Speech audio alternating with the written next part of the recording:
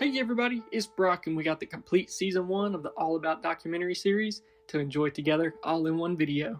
Over the past year we've explored 10 incredible species together, from the vibrant yellow tang and regal tangs, to the delicate seahorse and Mandarin Gobys, the invasive lionfish to the peaceful Copperband Butterflyfish, and from the stunning emperor angelfish and Tomini Tangs, to the colorful Nudibranchs, and our finale star, the royal Gramma. Each of these species tells a unique story of adaptation, survival, and the incredible biodiversity that makes our ocean reefs so vital to protect. Thank you for joining me on this journey. Your support means everything. And I'm excited to announce that Season 2 is already in the works with more amazing species to discover together. Now, let's celebrate these underwater jewels in the ecosystem they call home. The yellow tang is one of the most fascinating and widely recognized marine animals along the reefs. With its eye-catching bright yellow coloration, to its ability to speed through the caves and crevices along the reef structure like a rocket.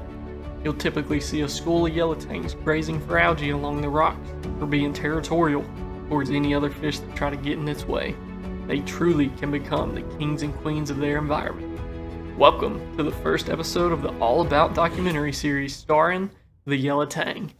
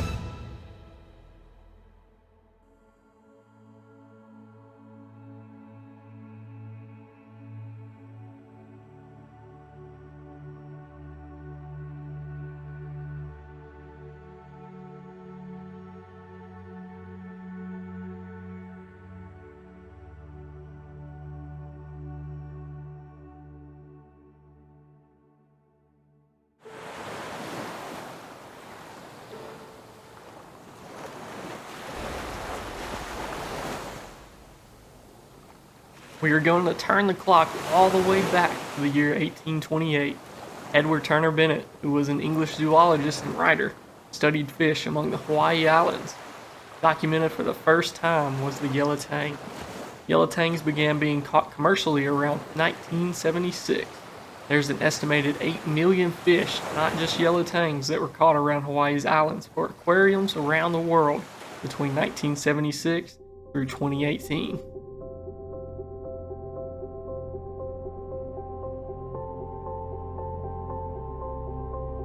To break down their scientific classification, it would begin with the domain as Eukaryota, kingdom Animalia, phylum Chordata, class Actinoturgi, order Acantharoformes, family Acantharidae, genus Zebrasoma, species Zebrasoma flavans. Zebrasoma is a genus of ray fin fish that includes tangs, surgeonfish, and unicorn fish. Flavans refers to the reef fish found in waters west of Hawaii and east of Japan in the Pacific Ocean. They mainly live off the coast of Hawaii, but are also found in more western ranges of their habitat, including the islands of Ryukyu, Mariana, Marshall, Marcus, and Wake.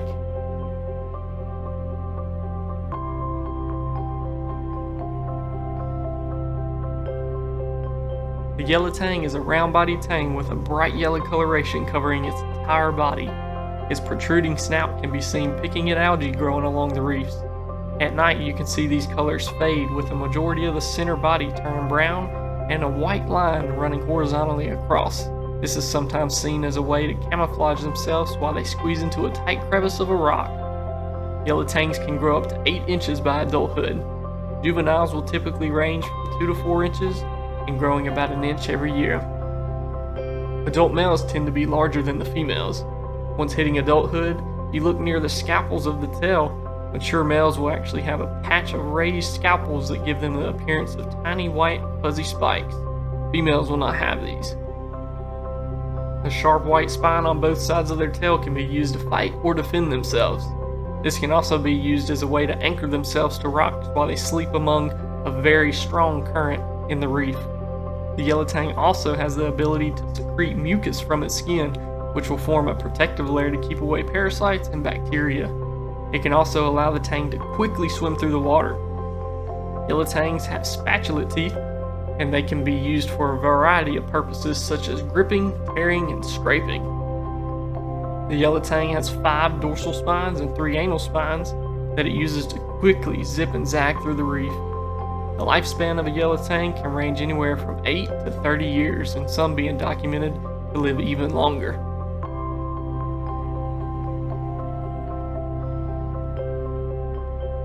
The yellow tang enjoys tropical waters with temperatures ranging from 72 to 85 degrees, very warm water. Yellow tangs spend their days among the reefs, some as shallow as 6 feet and going as deep as 150 feet. They like to roam alone or in groups in a very coral-rich area. Because of their plant-centric diet, the yellow tang plays an important role in keeping algae and seaweed from overgrowing and harming corals. You can even catch them picking off of this algae from a sea turtle shell. They are the lawnmowers of the reef. Algae that grows on or near corals can cover them up from getting sunlight and can cause infections leading to the coral perishing. So it is a vital role of the yellow tangs to be in there and cleaning this algae up from the reef.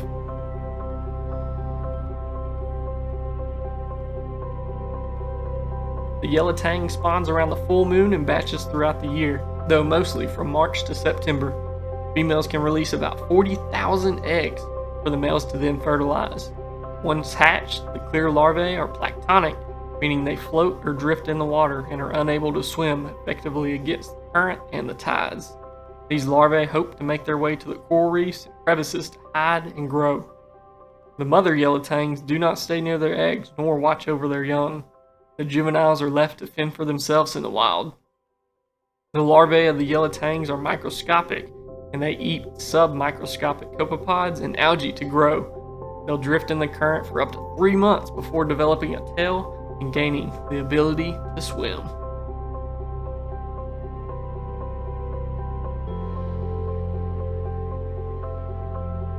As the saying goes, there's always a bigger fish. And what might a predator to a yellow tang look like? There are many species of sharks that go after yellow tangs throughout the day, especially reef sharks like the gray reef shark and the black-tipped shark. These sharks stay near the reef as the reef gives them a variety of tropical fish, shrimp, crab, and octopus for them to eat, plus shallow areas with few predators serve as nurseries for the sharks. You can even see some sharks hunt for yellow tangs by using an extrasensory gland to hear the low-frequency sounds and hunt panicking fish. Bigger reef fish like the Hawaiian grouper will also eat yellow tangs if they can catch them. And sometimes you can even see a yellow moray eel perform a sneak attack on an unaware yellow tang between the caves. There's also some large crabs that can be seen as predators to the yellow tang, including the Samoan crab and the Kona crab. The yellow tang has the necessary skills to avoid a predator's attack. As mentioned earlier, they can secrete that mucus layer onto their skin that will allow them to swim extremely fast through the waters, and they are very efficient swimmers through the caves and crevices in order to lose a predator that is on their tail. If a predator was to corner a yellow tang, the tang can then use that small white spine on each side of their tail. This spine is extremely sharp and can easily stab into anyone that gets hit by it. You'll see these tangs flip their bodies backwards and swing that spine towards a predator as if they are a knight in a sword fight. There are also other factors like pollution, harmful fishing practices, overfishing, coral harvesting, and snorkeling that can really act as a predator towards the yellow tang.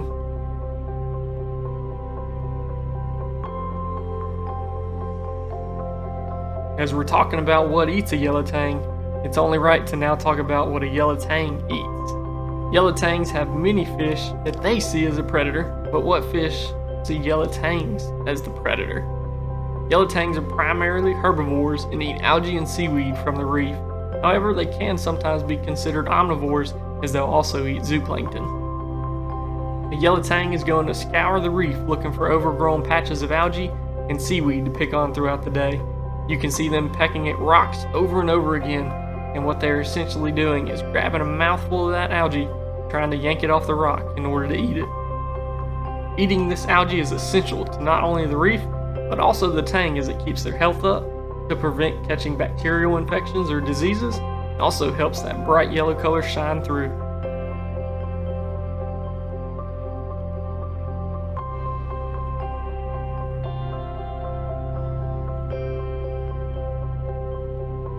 Not just the yellow tang, but tangs in general are more susceptible to ick and other parasites. This is due to their having a much thinner slime coat than other species of fish. There are many different diseases the yellow tang can face in its lifetime, one of the most common ones being ick. This is a parasitic disease that can cause white spots visible on the skin and fins of the fish, rapid breathing, and scratching of the skin against rocks and other objects. Fin rot and head and lateral line erosion attacks the fins and skin, causing erosion which can eventually leave the tang finless, unable to grow back, or worse, to perish. Other similar parasites include marine velvet and black spot disease. These diseases are seen a lot more often in the tank setting than the ocean, just because of the confined space. Parasite numbers can increase rapidly in a confined space versus the open ocean. While a hobbyist can treat their tang with medication treatments, quarantine tanks, a wild tang will look for a cleaning station that many different species of wrasse set up around the reef. These cleaner wrasse will search the body of the tang looking for any parasites to eat off of them. You can see the tang almost frozen near the cleaning station, holding out all its fins for the cleaner wrasse to make a close examination.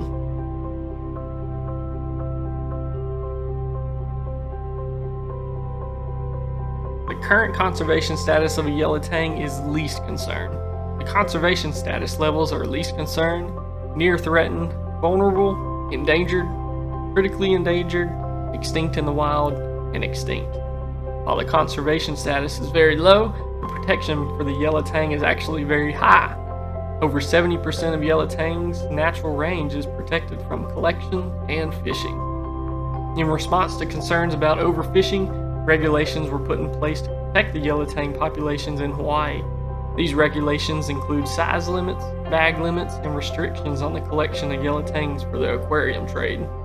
In 2021, the collection of saltwater fish in Hawaii was banned for the aquarium industry. This caused a surge in pricing of these fish that were available in store. It became the Bitcoin of the saltwater industry. You can find postings of saltwater tangs in the ranges of $10,000 or more. This included very popular fish, not just the yellow tang, but also flame angels, Achilles tangs, and potter's angels that came from Hawaii. After many legal sessions and court proceedings, the ban was lifted in 2023. Reef Builders states the argument for the ban is the environmental impact. The argument against the ban is that 30 years of scientific data has proved unequivocally that there is no environmental impact. None of the collective fish are on any threatened or endangered list. They are still there after 30 years of sustainable collection. And some experts opposing the latest call for a ban have told the state of Hawaii on record that there are more fish after 30 years of collection than there were before. As of this year, there are still no wild yellow tangs being sold or caught in the saltwater industry.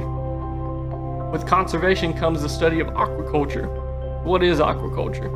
It's the practice of breeding, raising, and harvesting fish for commercial, recreational, and public purposes. Many local parks will receive fish that they stock in the open pond for everyone to come and fish at.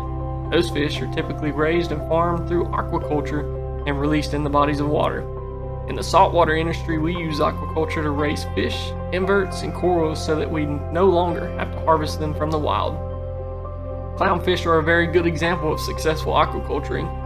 Wild clownfish are no longer caught and sold. Companies like Sea and Reef and Aura have farmed many different species of clownfish that are now sold in the saltwater industry.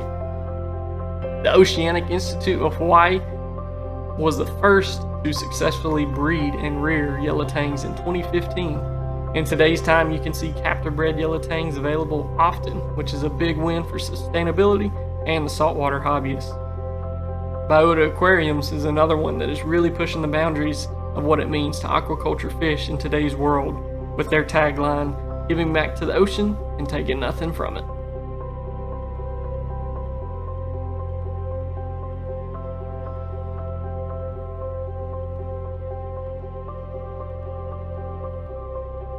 The yellow tang is typically priced around $200 to get one of these captive bred tangs.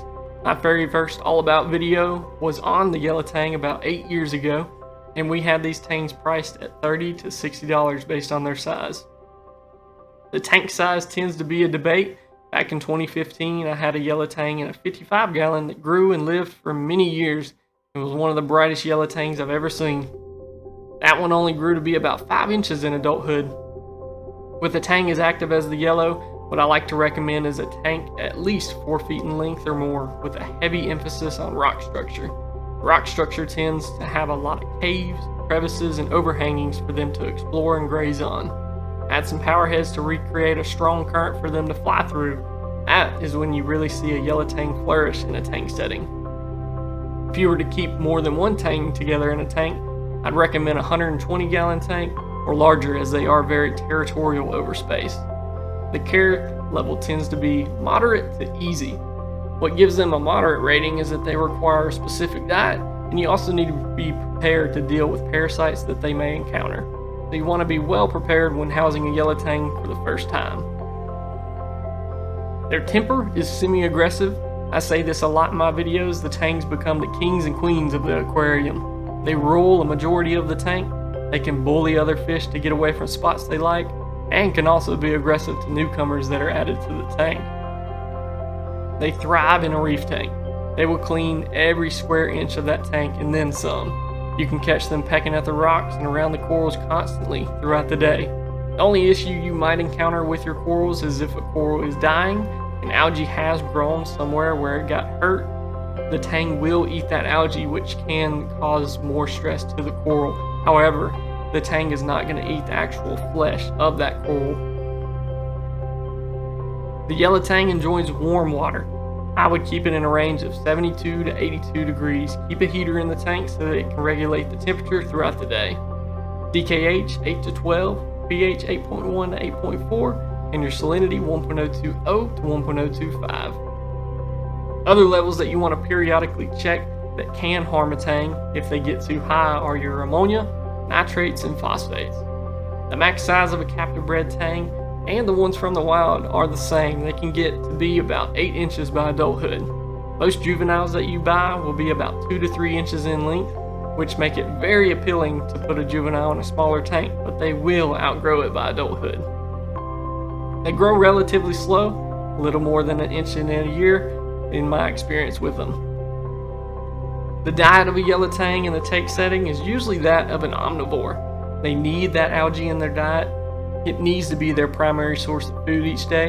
You can get some hair algae growing in the tank before introducing a yellow tang. They will love it, especially one that is shy to eat from you at first. They'll have something natural in the tank to eat. You can also grow macroalgae like sea lettuce and red ojo that the tangs can feed on throughout the day. Dry seaweed is also sold that you can cut up and stick on a clip for the tang to pick at.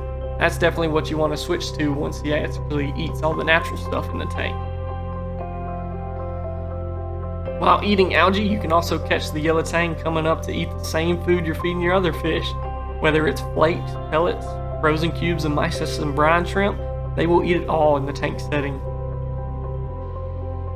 The compatibility is very broad for the yellow tang. They live among the reefs, so you can expect them to be housed with other reef fish. They do the best with fish that are peaceful to semi-aggressive. This would include clownfish, gobies, wrasse, angelfish, antheas, damsels, hawkfish, foxfaces, the list goes on and on. What I would not do is put them in a tank that is too predatory with aggressive fish. Larger triggers, puffers, and groupers can really bully a tang. If you're wanting to add multiple tangs in a tank together, it's the best case scenario if you can add them to the tank at the same time. This allows them to start grabbing territory at the same time. What ends up happening if you add the tang now and then add another 6 months later, the first tang has already claimed a majority of the territory, and another tang coming in, you're most likely going to see aggression and fights with that scalpel on their tail. Tricks to get around this though would be to turn out your lights when adding a new fish. Also, changing the rock structure a bit can give the impression of unclaimed territory. Also, feeding them more that day. I always say a full belly fish is a less aggressive fish. Having a tang in the tank setting you need to be prepared to deal with diseases and parasites that the yellow tang could eventually encounter. First, let's talk about prevention. One of the main reasons a tang will get a disease like ick is from bad water quality. That stresses a tang out and it's going to lower their immune system, making them more vulnerable to get caught with something. Keep up with your water changes, put new filter media in, and test your levels periodically. For myself, I tend to do a 20% water change once a month, depending on how much I fed the display tank, and also based on what my levels test out. The most common way a disease or parasite is brought into your display tank is from a new fish that you've added. When buying fish, ask your local fish store if they have dipped the fish or are keeping them in a tank with copper. Those two methods help clean the tang of carrying something bad into the tank upon arrival. If you're buying online, it can be best to dip them or house them in a quarantine tank for the first month to make sure they're in the best shape possible before going into your display aquarium. Now let's say you did everything right, but the tang still catches something in your tank. There are ways that you can help treat the tang. Most medications will affect inverts and corals, so a lot of times you have to catch the tang and place them in quarantine or dip them if you do not have a separate tank. Paragard was a really popular one we used in the shop, also had good results from others that used it. It helped with many issues for the tang, ick, bacterial infections, and other skin diseases. There's even some others that you can mix in their food like Metroplex and Canoplex. Do not forget about the scalpel-like spine near their tail fin when handling them. I've seen many tangs slash a bag open, get caught up in a net when too much stress was caused, or even worse, getting stabbed myself by that spine. Also, with a captive bred yellow tang and really any captive bred fish, they tend to adjust to the aquarium much faster. They're going to be hardier, they're going to eat quicker, and they're less likely to carry disease on them. The yellow tang stands as a vibrant symbol of the complex ecosystems of our oceans, particularly within the coral reefs of Hawaii. From its captivating bright yellow color and impressive swimming abilities to its vital role in maintaining reef health through algae control, this species embodies the delicate balance of marine life. Understanding its history, biology, habitat, and conservation status highlights the importance of preserving the ecosystem not only for the yellow tang, but for countless other marine life. As we continue to navigate the complexities of aquarium care and sustainable practices, it's crucial to advocate for responsible fishing regulations and the advancement of aquaculture. By prioritizing these efforts, we can ensure the yellow tang remains a thriving presence in our oceans and in our aquariums for generations to come. Thank you for joining us on this exploration of the yellow tang, a true king or queen of the reef.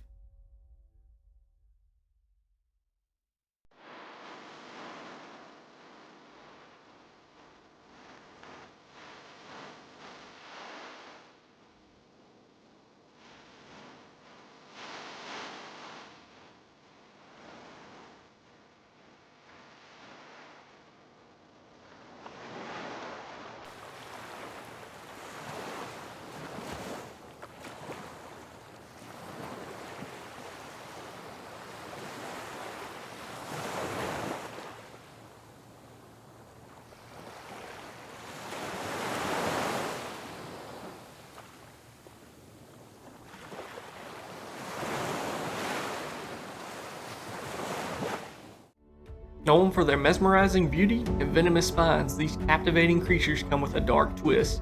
These fish have become notorious invasive species in the Caribbean and Atlantic, wreaking havoc on local ecosystems. Join us as we take a deep dive into the biology, behavior, aquarium care, and the pressing ecological challenge posed by them. From their striking appearance and strategic hunting techniques to the ongoing efforts to control their populations, we'll explore everything you need to know about these remarkable yet problematic fish. Welcome to the second episode of the All About documentary series starring the Lionfish.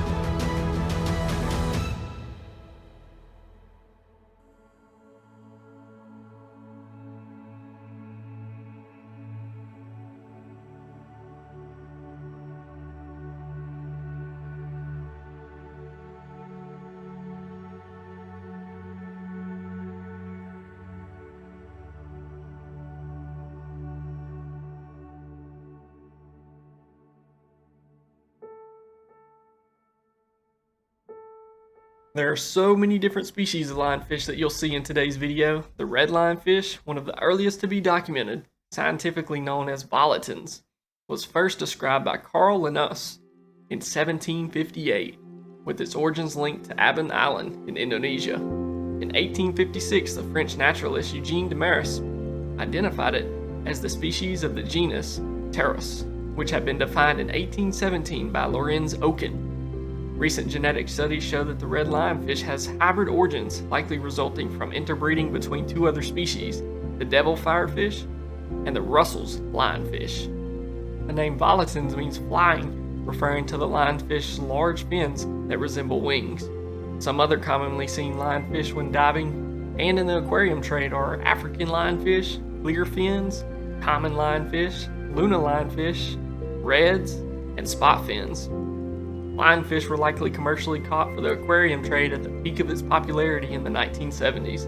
Native to the Indo-Pacific region, commercial fisheries were out to catch not just lionfish, but many other species of reef fish, corals, and inverts to be shipped worldwide in the aquarium trade. The NOAA states lionfish continue to expand at astonishing speeds and are harming native coral reef systems in the Atlantic, Gulf of Mexico, and Caribbean. Biologists suspect that the lionfish populations have not yet peaked in the Gulf of Mexico, which means that their demand of native prey will continue to increase.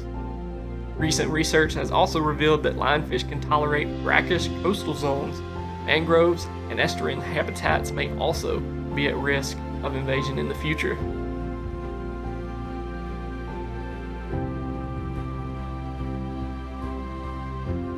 To break down their scientific classification, it will begin with the domain as Eukaryota, kingdom Animalia, phylum Chordata, class Actinotergi, order Scorpioniformes, family Scorpionidae, genus Pteros. Species breaks out into many like the Antenata, volitins, lunulatas, and many more. The genus name Pteros is based on George Cuvier's 1816 French name Les Pteros, meaning fins, which is an allusion to the high dorsal and long pectoral fins. Scorpionii refers to other scorpion fish, a family of mostly marine fish that include many of the world's most venomous species. Among this family, the reef stonefish is the most venomous fish in the world. Lionfish are easily recognizable due to their striking brown or maroon and white stripes that cover their head and body. They feature fleshy tentacles above their eyes and below their mouths, as well as fan-shaped pectoral fins. They have 13 long dorsal spines, 10 to 12 soft rays on their dorsal fin, 3 anal spines, and 6 to 7 soft rays on the anal fin. Put all this together and you have an absolutely eye-catching fish swimming around the reef and in your own aquarium. Adult lionfish can grow up to 18 inches long, while young lionfish can be as small as 1 inch or even less. By adulthood, they can weigh around 2.5 pounds. Their scales, known as cycloid scales, are oval or elliptical in shape and have smooth edges. The average lifespan of a lionfish is around 20 years old in the wild and 10 to 15 years in captivity. As most people would note, the lionfish can deliver a painfully venomous sting that can last for days, causing sweating, respiratory distress, and even paralysis. Lionfish venom glands are located within 2 grooves of its spine, which are located on the dorsal, pelvic, and anal fins. When looking closely at the lionfish, it's not going to be those large feather-like pectoral and tail fins that contain the venom. Look a little closer and you'll notice some razor-sharp spines in between. The origin of the lionfish is the Indo-Pacific region. This is a large part of the map. You can picture it as the west side of the United States all the way across to the right side of Africa, including Australia, India, China, and everyone else in between. You can spot lionfish roaming the edges of shallow coral reefs, lagoons, and rocky substrates, and even man-made reefs like a shipwreck. A lionfish does not seem to care about the depth nor the parameters of the water. You can see them at various levels of salinity and temperature. Lionfish are commonly swimming in waters as shallow as a couple of feet to depths past 300 feet. If you were to dive in the reefs within the Indo-Pacific region, you can expect to see a majority of the corals being hard coral colonies, like massive SPS corals. You'll also see massive sea fans, sponges growing along the rocks. This attracts a wide variety of reef fish species, which in turn gives the lionfish a great hunting ground to explore and plenty of crevices to hide in when needed.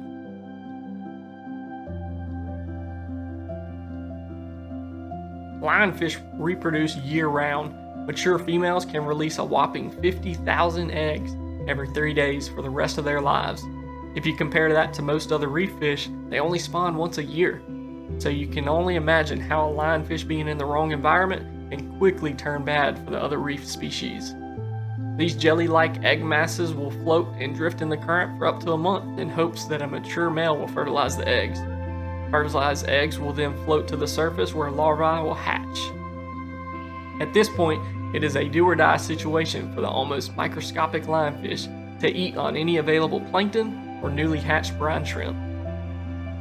For the ones that do survive, they are now drifting in the ocean's currents through the pelagic environment, hoping to find a new reef to live, hunt, reproduce, and continue the circle of life. One advantage to the lionfish larvae is they will grow much faster than other reef fish, allowing them to mature faster and spend less time vulnerable to predators. A juvenile lionfish as small as 1 inch can quickly grow to 5 times that within a year and reaching an adult size in about 2 years. It's incredible to see something go from almost microscopic to 12 inches or more within just 2 years. For a fish to have such great defensive mechanisms, what can outsmart the lionfish and take it down for its next meal? In its native range, predators can include a sneaky moray eel hiding in the crevices, waiting to attack, large groupers that could swallow them whole. A major predator to the juvenile lionfish are blue-spotted cornetfish.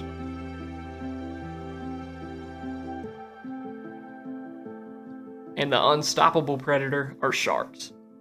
It's believed that sharks are immune to lionfish venom. What also comes in handy for a shark is their puncture-resistant skin. It's going to take a lot more from the lionfish to stab a shark with one of its venomous spines. And even if the shark was to get hit with one of those venomous spines, most sharks are cold-blooded, which doesn't affect them as much as it would a warm-blooded animal. For the lionfish, their striking coloration of red and white stripes tends to deter predators, and their slow movement also makes them less of a target to nearby predators. If hiding in the caves can't save them, it becomes a last resort in hopes that those venomous spines will stab into the predator, causing them to swim away. What does a lionfish like to eat? They are carnivores through and through, so they are looking for something meaty. A lionfish tends to eat their meal in one bite, similar to how an eel would, so they're going to try to find something that will fit. They were first known to be nocturnal hunters, using their long wingspan to corner fish near the rock structure and darting towards them in a flash. But with more research, it seems lionfish are prone to hunting during the day as long as they can avoid lurking predators. You can catch lionfish hunting in groups by flaring their fins. In a study on lionfish done at the Royal Swedish Academy of Sciences, researchers explored how the fish communicate to hunt together.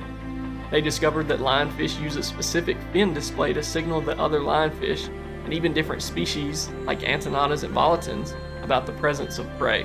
When hunting together, these fish had a higher success rate compared to when they hunted alone. The fish worked together by cornering the prey, with one often striking first, followed by altering attacks on the remaining prey. This coordinated effort suggested that the communication and hunting strategies are common among lionfish species. The study highlights the complexity of their cooperative behavior, indicating that they share resources rather than just competing for them, making them highly effective predators. Fish that lions would typically go for in the wild would be fish like clownfish, cardinals, damsels, parrotfish, and even inverts like crabs and shrimp. There are 2 things lionfish have ran into, one being an ulcerative skin disease and pathogen spillback. In their native range, lionfish really do not run into either of those, but the lionfish that have invaded the Gulf of Mexico are seeing a major spike in ulcers. In 2017, scientists saw the first signs of widespread disease on lionfish. Infected fish would have deep, open sores on their body that are basically eating away at the muscles of the lionfish. At the peak of this outbreak, scientists say up to 40% of the invasive lionfish had ulcers. As you might could guess by the lionfish ability to reproduce, Their conservation status is of least concern, which is the lowest level of the conservation status chart. Two species of lionfish, the red lionfish and the common lionfish, they have become significant invasive species along the east coast of the United States and the Caribbean, with volatiles making up 93% of that invasive population.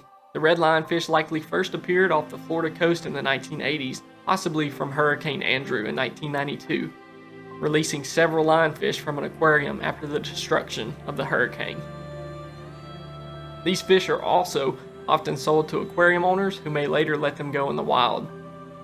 By 2001, lionfish sightings were reported along the U.S. East Coast and parts of the Caribbean, with their presence expanding rapidly since then. Lionfish thrive in a variety of environments, including estuaries, and their populations have surged dramatically, increasing by up to 700% in some areas between 2004 and 2008. They spread through ocean currents and possibly through ballast water from ships. The lionfish invasion poses a serious threat to coral reef ecosystems in the Caribbean and Florida. In response, the NOAA established a lionfish web portal in 2015 to provide information and resources for managing this issue. Lionfish have rapidly established themselves in the coastal waters of the Atlantic, posing a significant threat to the reefs. A study found that the abundance in Florida to North Carolina is comparable to some native grouper species, likely due to the overfishing of their natural predators. While lionfish populations haven't yet reached levels that are causing major ecological problems, their presence could lead to some serious issues in the future. They negatively impact prey populations, disrupt food web relationships, and may contribute to reef degradation. Lionfish are known to reduce native fish diversity by up to 80% and have been observed forcing a native species to relocate to less favorable habitats. The first sightings of lionfish in the Flower Garden Banks National Marine Sanctuary off of Louisiana occurred in July of 2011, and officials believe they will remain a permanent fixture. Lionfish thrive in nutrient-rich waters, and without natural predators, they continue to spread rapidly. A single lionfish can drastically reduce juvenile reef populations, highlighting their potential for harm to the reef health. Red lionfish are an invasive species, and while much of them remains unknown, NOAA is researching ways to control their population and understand how their larvae spread. Researchers are looking into what keeps lionfish populations in check in their native Indo-Pacific region, hoping to apply that knowledge to manage the invasive populations without introducing new invasive species. To help control lionfish, 2 new trap designs have been developed for deep water use. These traps are designed to attract lionfish, specifically reducing the chance of capturing non-invasive species. They're easy to transport and more effective than older traps that were made. Remotely operated vehicles are also being created to help hunt lionfish. The Reef Sweeper ROV uses a harpoon gun to catch lionfish, targeting areas that may be harder for divers to reach. Regular removal of lionfish from invader waters is essential, as they reproduce monthly. A study suggested that at least 27% of the adult population needs to be harvested monthly to control their spread, which poses a significant challenge. In 2010, the Florida Keys National Marine Sanctuary began allowing licensed divers to kill lionfish in an effort to manage their population. Conservation groups have organized hunting expeditions, like the annual Lionfish Derby in Florida. While culling has reduced lionfish numbers in shallow reefs, they are also found in deeper habitats, where culling has limited effectiveness. Therefore, trapping is recommended for these deeper areas. Long-term culling has challenged lionfish behavior, making them more cautious around divers and smarter in the attack. To sustain control efforts, market-based approaches are being explored, such as promoting lionfish as a food source and using the spines and fins for jewelry. In Cuba, efforts have been made to train sharks to prey on lionfish, and by 2016, fishing for lionfish has become a more effective strategy.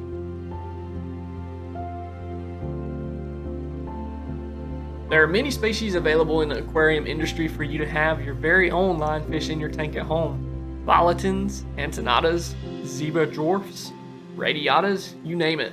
They are readily available online and at your local fish stores. Lionfish can be priced as low as $40 to around $150, depending on the size and the coloration you want. Now, if you are new to the saltwater hobby, these lionfish can be available as small as just a couple inches, and it can be really tempting to put them in your 30 to 40 gallon starter tank, but please avoid this. Within a year, they will likely be 6 inches long, and within 2 years, they'll be 12 inches or more. So if I was you, and you really wanted a tank with a lionfish in it, I'd recommend getting at least a 120 gallon fish tank. Those tanks typically are 6 feet long, which gives ample room for the lionfish to swim and explore.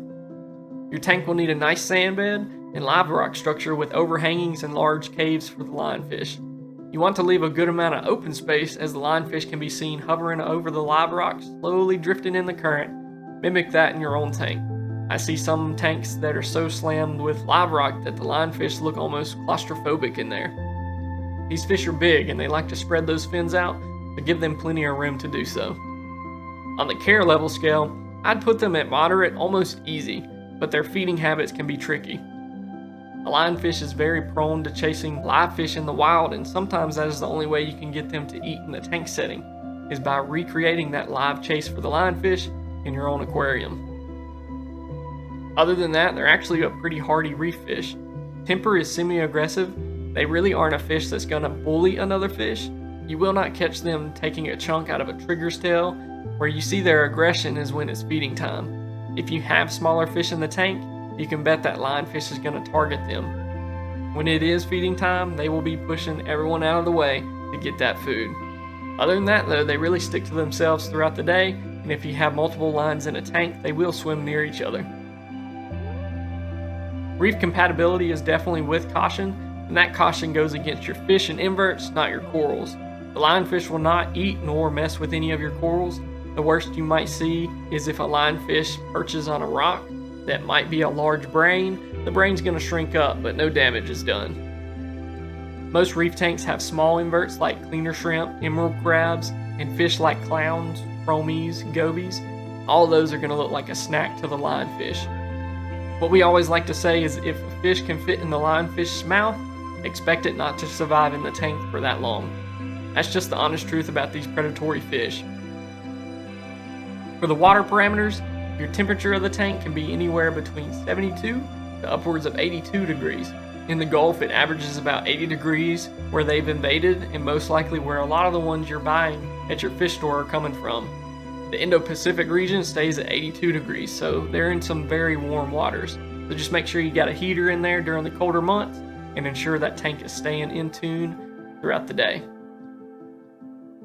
DKH 8 to 12, pH 8.1 to 8.4, and your salinity 1.020 to 1.025. The main levels you do want to watch as you house a lionfish are your ammonia, nitrates, and phosphates. Those spiking can cause the lionfish to perish. A lionfish is going to eat their food whole, so there isn't much of a mess. However, I have seen them spit food out when eating too much, so a floating piece of shrimp in the tank can cause some serious damage. So do your water changes, check your levels periodically, and you'll be just fine. Max size is a whopping 18 inches in the wild. With the most recent lionfish hunt in Florida, it looks like they even broke that record with one over 19 inches. In the tank setting, you can expect them to get up to about 15 inches long. With most species of lionfish, you're going to see some variations of reds and browns and black stripes, with white stripes like a zebra. Their tails are translucent with black polka dots all over them. It's rare that you see a bad looking lionfish. They are all eye-catching. Lionfish can be captive bred by saltwater hobbyists, but with them being an invasive species, there's a better practice of catching them in the wild in order to help sustainability. From research, it appears to be illegal to breed, import, or possess lionfish eggs in Florida, so they have it locked down over there. Even though a lionfish can be very predatory, there are still a ton of compatible fish you can add to the tank together. Ones like groupers, angelfish, foxface, rabbitfish, butterflyfish, tangs, pufferfish, eels, triggers, and other scorpion fish. And again, reefers, these lionfish are venomous. Be very careful when you're catching a lionfish. Those spines can get caught in the net very easily. Also, when you are cleaning the tank, find out where that lionfish is before just going elbow deep in the tank. It's not lionfish charging you that usually gets you stung, it's reaching around a rock that you didn't look ahead on and you hit their spines. Now, I am no medical professional, but I can tell you what lionfish.com recommends is if you do get stung, remove the remaining spines, clean and disinfect the wound, control the bleeding, soak it in hot water that you can handle, and take medicine and go seek medical treatment. So be safe out there when dealing with these lionfish. The other thing to touch on is their feeding habits. So whenever you do add them to the tank, expect to need some live fish food to get him to eat at the beginning. You can get those feeder shrimp from a local fish store. Those do really well in the tank. They're also bouncing around the tank very fast, so it entices them to go eat it. You can also use other things like damsels and chromies to get them to eat. But as you're doing that, in between, you want to try to feed them things like frozen shrimp. So you can thaw out pieces of shrimp from the grocery store, just raw, nothing spiced, nothing crazy like that, just some raw shrimp in a bag. You can thaw it out and tear it up where it has little stringy pieces of the shrimp on the back. Put that on a little skewer and you can bounce that around the tank, try to entice them to come eat it. That way, if you aren't able to get live food all the time, you can actually start feeding them things like that, silver sides, different kind of frozen fish food that you can entice them to eat, and they'll be good and happy throughout the day. Lionfish can eat 50% of their body weight, so they can eat a ton, but what I would typically recommend for the tank setting is feeding them less amounts, but more times throughout the week. So we would usually feed them pieces of shrimp every other day to keep them happy and full and active. Sometimes whenever we would feed them too much in one day, it'd cause them to just kind of stay in the corner till they digested it, and then they'd come back out. Or worse, they'd be spitting out food across the tank.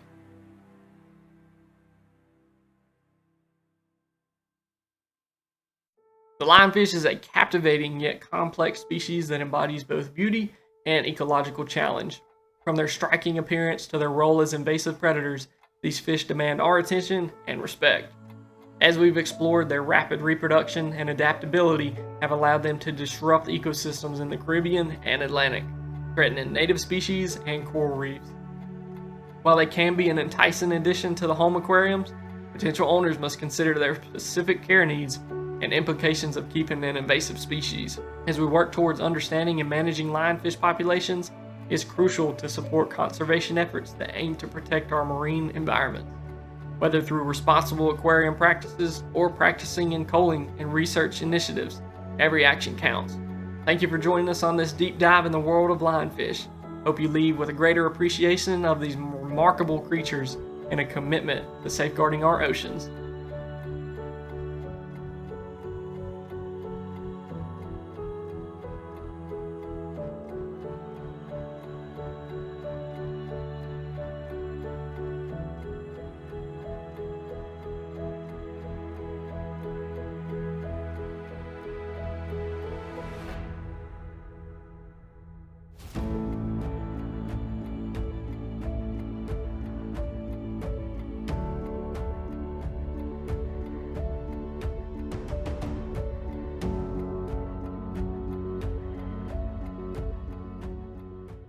In the hidden depths of the ocean, where the light fades and life takes on extraordinary forms, there exists a creature that is as beautiful as it is bizarre. Meet the Nudibranch, an alien-like sea slug that defies the laws of nature with its dazzling colors, bizarre shapes, and extraordinary survival tactics. Found in oceans from the frigid polar regions all the way to the warm tropical waters, these mesmerizing animals come in over 3,000 species. Many are no bigger than your pinky finger. But don't let their size fool you. Nudibranchs are powerhouses of the underwater world. With no protective shell like most snails, these creatures have developed otherworldly strategies to survive. Some are masters of camouflage, blending seamlessly into their environment. Others flaunt electric hues, warning predators of their deadly defenses. From their naked gills that flutter in the currents to their ability to reuse venom from their prey stingers, Nudibranchs are a testament to the wonders of evolution. Each one a living work of art and a fierce survivor in a world of predators. Welcome to the third episode of the All About documentary series, starring the Nudibranch.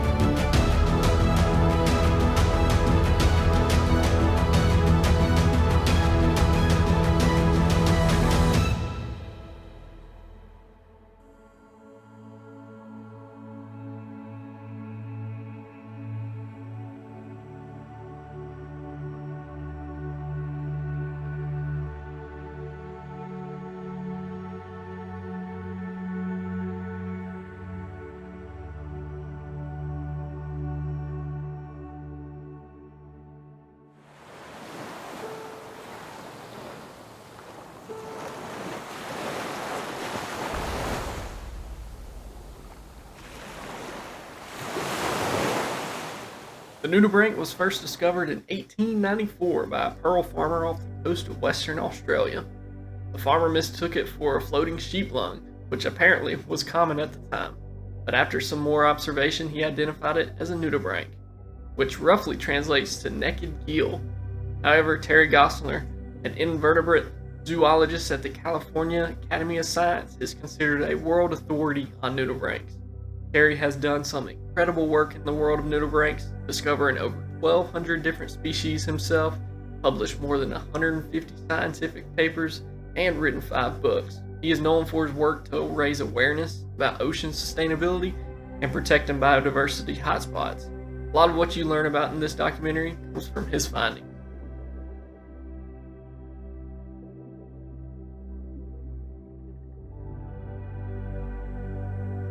To break down their scientific classification, it would begin with the domain as Eukaryota, kingdom Animalia, phylum Mollusks, class Gastropoda, order Nudibranchia. Family begins to break down into 2 main types, Dorid and Alid. From there it explodes into many different species of nudibranchs that you'll see today.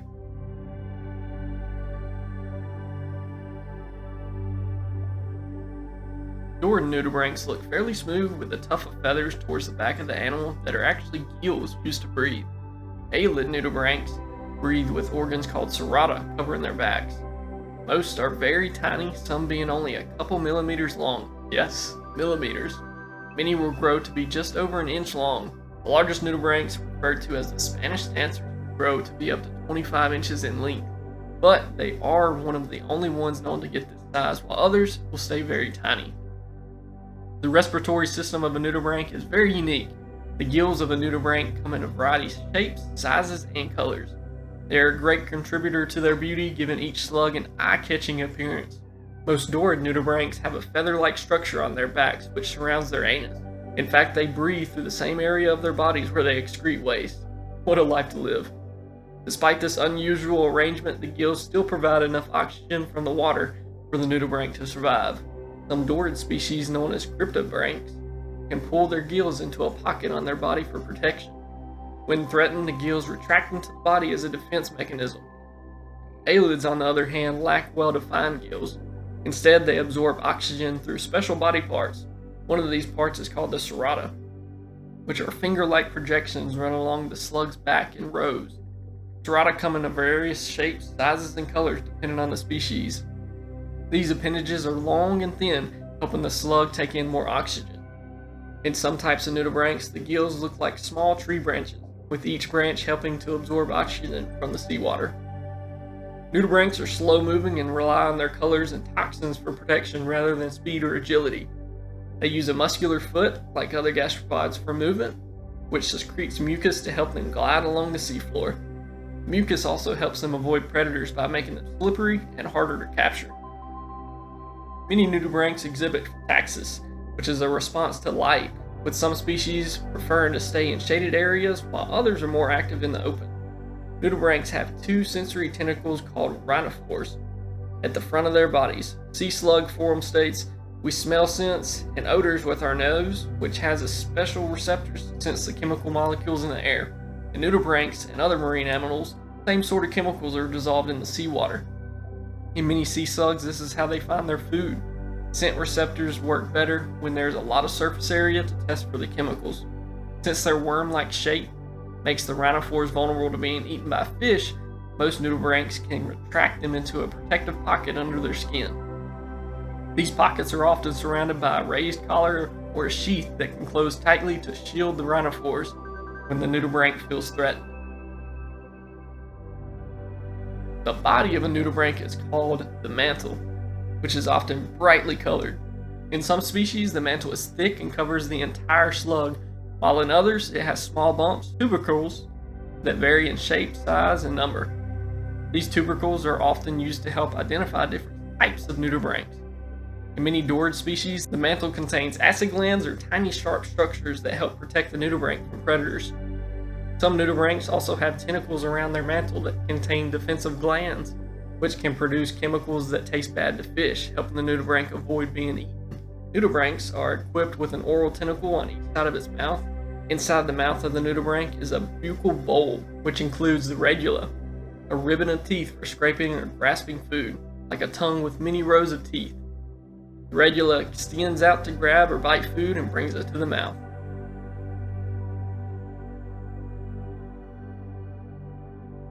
Nudibranchs are found in oceans all around the world, some even venturing into brackish waters.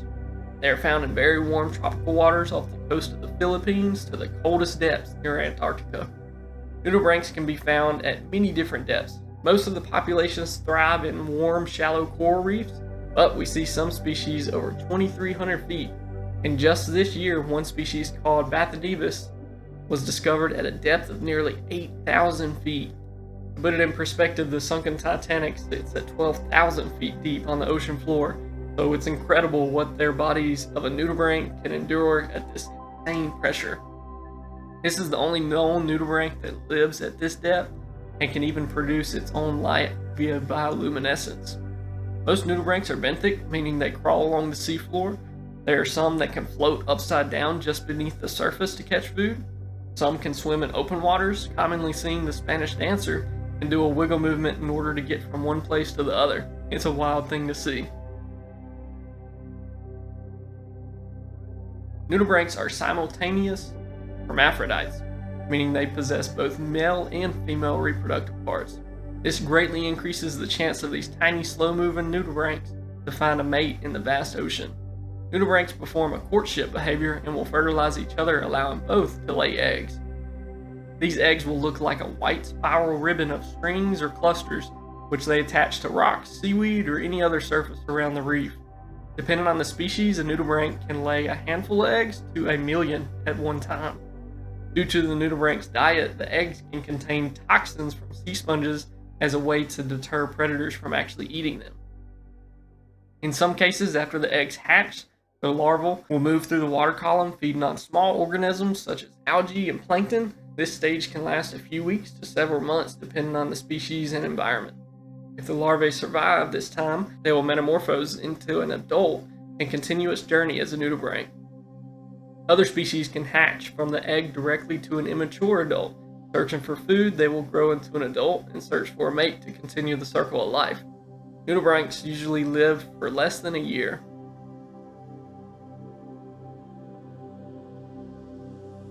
Now, what goes after these cute little creatures? There's many predators that see a nudibranch as their next meal. Fish obviously go after nudibranchs. Wrasse are a big scavenger along the reef, looking for inverts near coral to feed on. Butterflyfish typically have an elongated snout that makes it a perfect tool for the fish to snag a nudibranch that is in a hole or hiding between a rock, trying to hide. Larger surgeonfish like sohal tangs and powder blues will snack on them, and of course triggers with their razor-sharp teeth will be a terrifying predator to the nudibranch. Nudibranchs themselves can be cannibals towards each other, larger slugs going after juvenile slugs. Nudibranchs thrive in a lot of places where the tide causes the reef to become very shallow. This makes them vulnerable to seabirds like seagulls. You also have crabs and turtles that love to eat a nudibranch. And lastly, humans. Some cultures eat nudibranchs for food as part of a traditional cuisine.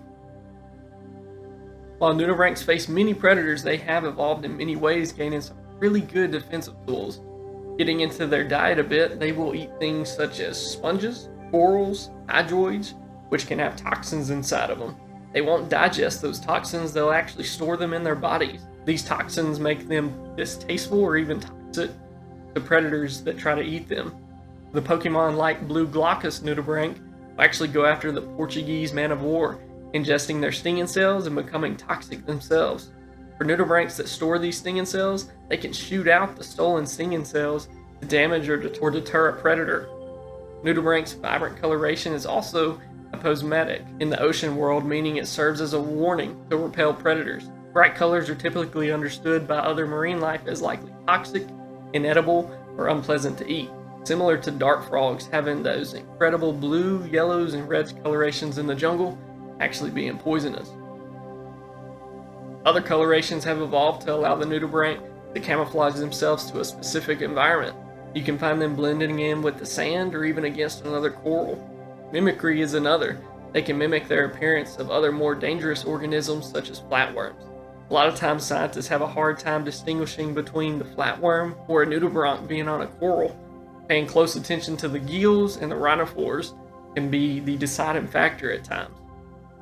The other defenses are somewhat more basic, like hiding in tight crevices with their jelly-like body that's able to get where a predator cannot, and also secreting that mucus that would act as an acid, eating the animal from the inside out.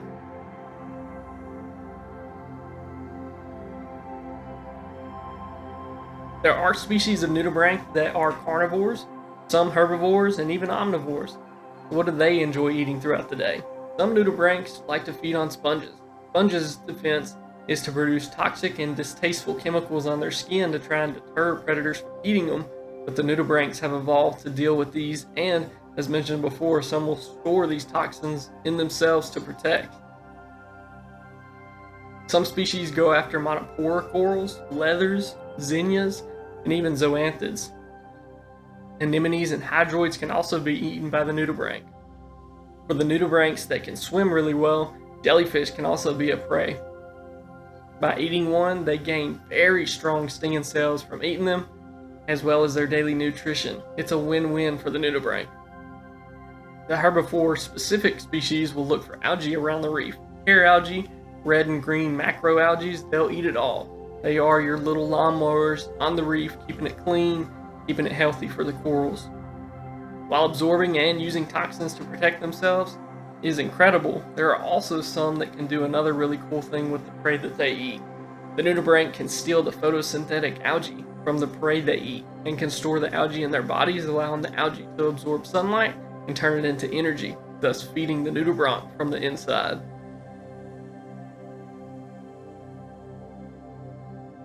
With most fish, they will run into diseases like ick, fin rot, parasites on the body, and others that are very specific to their skin. Nudibranch having a very slimy body, they do not run into anything similar to the diseases of the fish. Plus, with an organism that can store toxins and avoid being hurt by nematosis, this also gives them a leg up on not catching anything. In the research that I've done, I could not find any reports of common diseases or infections that a nudibranch would face in their lifetime. Their lifespan being so short, only up to a year could also be a factor as to why they do not face these dangers. Where we see nudibranchs face issues and their numbers dwindling comes from water pollution, causes changes in the water levels, as well as temperature changes. Nudibranchs are very sensitive to water parameters, so changes can cause some species to die off. Destruction of coral reefs and coral bleaching is also a big issue for the nudibranchs looking for their next meal. Conservation status can be tricky when you have over 1,000 different species in the family. How many blue glaucus are there? Are the sea bunny numbers dwindling? From what we know, they are not a threatened species as a whole. They are of least concern, but they are extremely dependent on coral reefs. As we see more bleaching and more destructions, we know that their numbers will be affected greatly. From most studies you read, it tends to be the same story no matter where you are in the world, where a certain species is becoming more and more rare to find along the reef. They are an indicator species, meaning they offer clues about the health of their environment. Similar to seeing a sea turtle near the reef resembles a healthy reef. Spotting and studying such tiny creatures can be difficult to keep track of things like their conservation level, but if we keep our reefs healthy, then it's a given that the nudibranchs will be healthy. Now the big question of, can you house a nudibranch in your aquarium at home? The short answer is yes. Not all nudibranchs are suitable for home aquariums because they do not do well in the tank setting, lifespan is very short, or are just very difficult to supplement their diet. However, there are a handful of ones you can find readily available for your tank.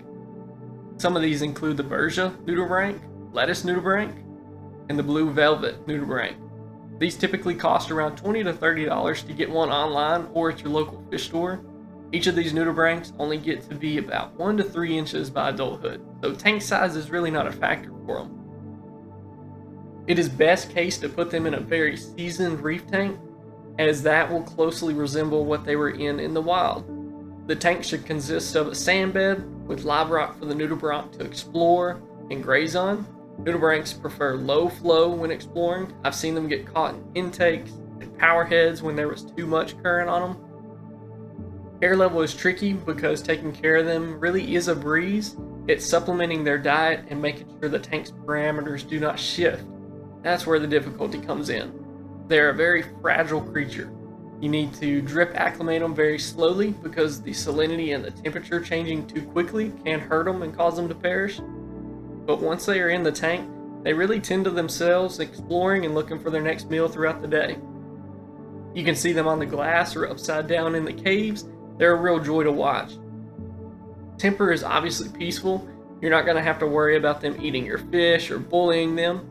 Reef compatibility is a yes. The lettuce nudibranch eats algae in their diet, so they eat hair algae, any micro or macro algae. They'll clean your glass and your sand bed. If you notice you are low on algae though, you would want to supplement. The blue velvet nudibranch primarily eats flatworms in the tank setting. So if you're having issues with these worms in your reef tank, many will trust the blue velvet nudibranch to go in and eat these pests off your corals.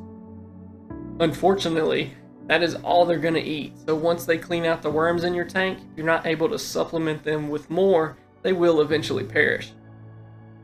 For the Bergia nudibranch, they specifically eat aptasias. So kind of the same as the blue velvets, if you have a bad aptasia issue, these nudibranchs will be your own personal lawnmowers for getting rid of them. Once they have wiped out the aptasia population for you, without supplementing them with more, they will also eventually perish. Temperature can range from 72 to 82 degrees. Each of these come from tropical warm waters. DKH 8 to 12, pH 8.1 to 8.4, and your salinity 1.023 to 1.025. Keep a close eye on your levels, especially ammonia and nitrates. Those spiking can really hurt the nudibranch. Colors are also really nice. The blue velvet has a black body with neon blue lines running around it, and the head almost looks like a hammerhead shark when they move around the tank. The lettuce has a white and green body, and on the mantle looks like just a pile of lettuce on top. It's super cool to see that moving around the tank. The Bergia are all white with what looks like a porcupine on their mantle. The blue velvets come from all over the Indo-Pacific region. The lettuce is native to the Caribbeans, and the Bergia are found in the Florida Keys. Compatibility has a wide range of reef fish. The main thing to remember is their predator. Some inverts like crabs can go after them. Wrasse can see them as a snack. Any kind of predator fish like triggers and puffers are going to go after them. So be careful and aware of what you already have in your tank and making sure they'll be okay going in. Housing a nudibranch in your home aquarium is definitely possible, but it requires attention to their specific needs. While some species like the Bergia, lettuce, and blue velvet nudibranchs are suitable for tank life, they each have their dietary restrictions and will only thrive if their needs are met, such as proper algae, flatworms, or aptasia to eat. It's essential to maintain stable water parameters and provide a peaceful, low-flow environment for them. With the right care, these fascinating creatures can add beauty and functionality to your reef tank, but their fragility, short lifespan, and specialized diet does make them a challenge for less experienced aquarium owners. The nudibranch is a captivating and complex creature whose vibrant colors and unique biology make it one of the ocean's most fascinating residents. From their diverse habitats across the globe to their extraordinary survival tactics, nudibranchs are a testament to the wonders of evolution. While they are not currently considered threatened, their reliance on healthy coral reefs means their future is closely tied to the preservation of these vital ecosystems. Whether in the wild or in home aquariums, nudibranchs continue to intrigue and inspire, reminding us of the fragile beauty and interconnectedness of our planet's marine life. Through conservation efforts and a greater understanding of these remarkable creatures, we can ensure that their dazzling diversity will thrive for generations to come.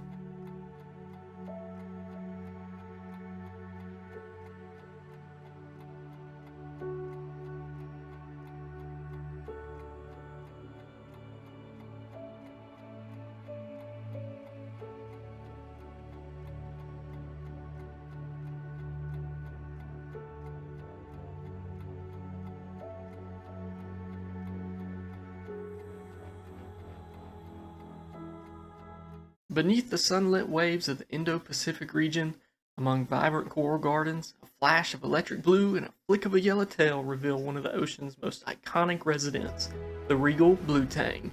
You may know this fish as the beloved yet forgetful Dory from Finding Nemo, but in the wild, Paracanthurus hepatus is a creature of stunning complexity, vital to the health of its reef ecosystem. From its unique defenses and crucial role in coral preservation to the challenges it faces from overfishing and habitat destruction, this documentary dives deep into the real story behind the blue tang. Beyond its animated fame lies a fascinating untold narrative, one of survival, science, and the delicate balance of marine life. Join us as we explore the hidden world of the blue tang, uncovering the mysteries of its biology, behavior, and the urgent conservation efforts that could determine its future. Welcome to the 4th episode of the All About documentary series starring the Regal Tang, aka Dory.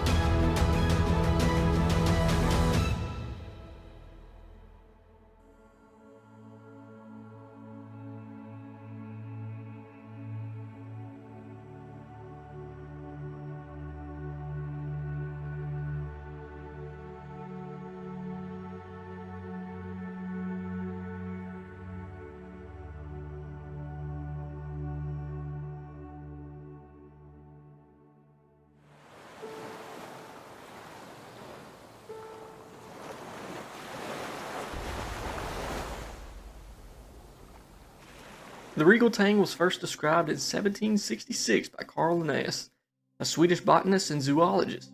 While the specific location is not well documented, we can infer that it has to be around their native Indo-Pacific region, including the Philippines, Indonesia, Japan, and the Great Barrier Reef. Collection of the Regal Tangs for the aquarium trade likely began in the 70s and 80s. With the trade growing overall, a species with this eye-popping color was highly sought after. Records from 1997 to 2002 indicate that at least 75,000 individuals were traded in sales, and by 2011, approximately 95,000 blue tangs were imported for aquarium hobbyists that year. Regal Tangs are not only popular for tank hobbyists, but also fishermen looking for a big catch out at sea. Regal Tangs are known to be used as bait fish in certain coastal areas. Regal Tang's fame spread globally due to Pixar's Finding Nemo in 2003, with the sequel Finding Dory in 2016. In these films, the character Dory, friendly but forgetful blue tang, joins the clownfish on their journey to find Marlin's son. In turn, both fish became two of the most beloved animated fish in history. This led to a common phrase called the Dory effect and the Nemo effect. After Finding Nemo, there was a rise in demand for clownfish, which led to increased concerns about wild collection and overfishing. When Finding Dory released, there was a similar concern that would drive the demand for Regal Blue Tangs. However, while online searches spiked, there was no findings of a major increase in imports. The major difference between the two effects are clownfish being captive bred so well, while the Regal Tangs were not captive bred until recent years in 2016 with its first success.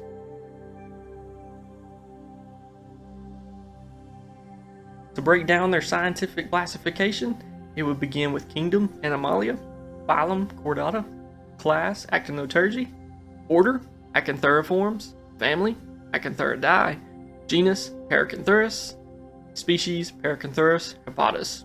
Regal Tang is the only surgeonfish that is in the genus Paracanthurus. Over time, evolutionary pressures may have caused other species in the genus to go extinct, leaving the Regal Tang as the last surviving member. As we do more deep ocean exploring, we still have not found any that might relate to a family in Paracanthurus.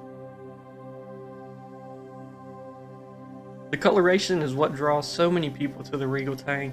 Very bright royal blue body with a strong black design that runs down the top portion of their body with a distinct blue oval in the middle. Their back tail is a striking yellow, and their fins also have this highlight of yellow as well. There are not many fish on the reef that have this bold of blue color on them. Adults can reach approximately 12 inches, one of the largest documented just shy of 15 inches in the wild. A juvenile will grow to half their max size relatively quickly within a year or two. After that, growth slows and they may grow 1 to 2 inches each year.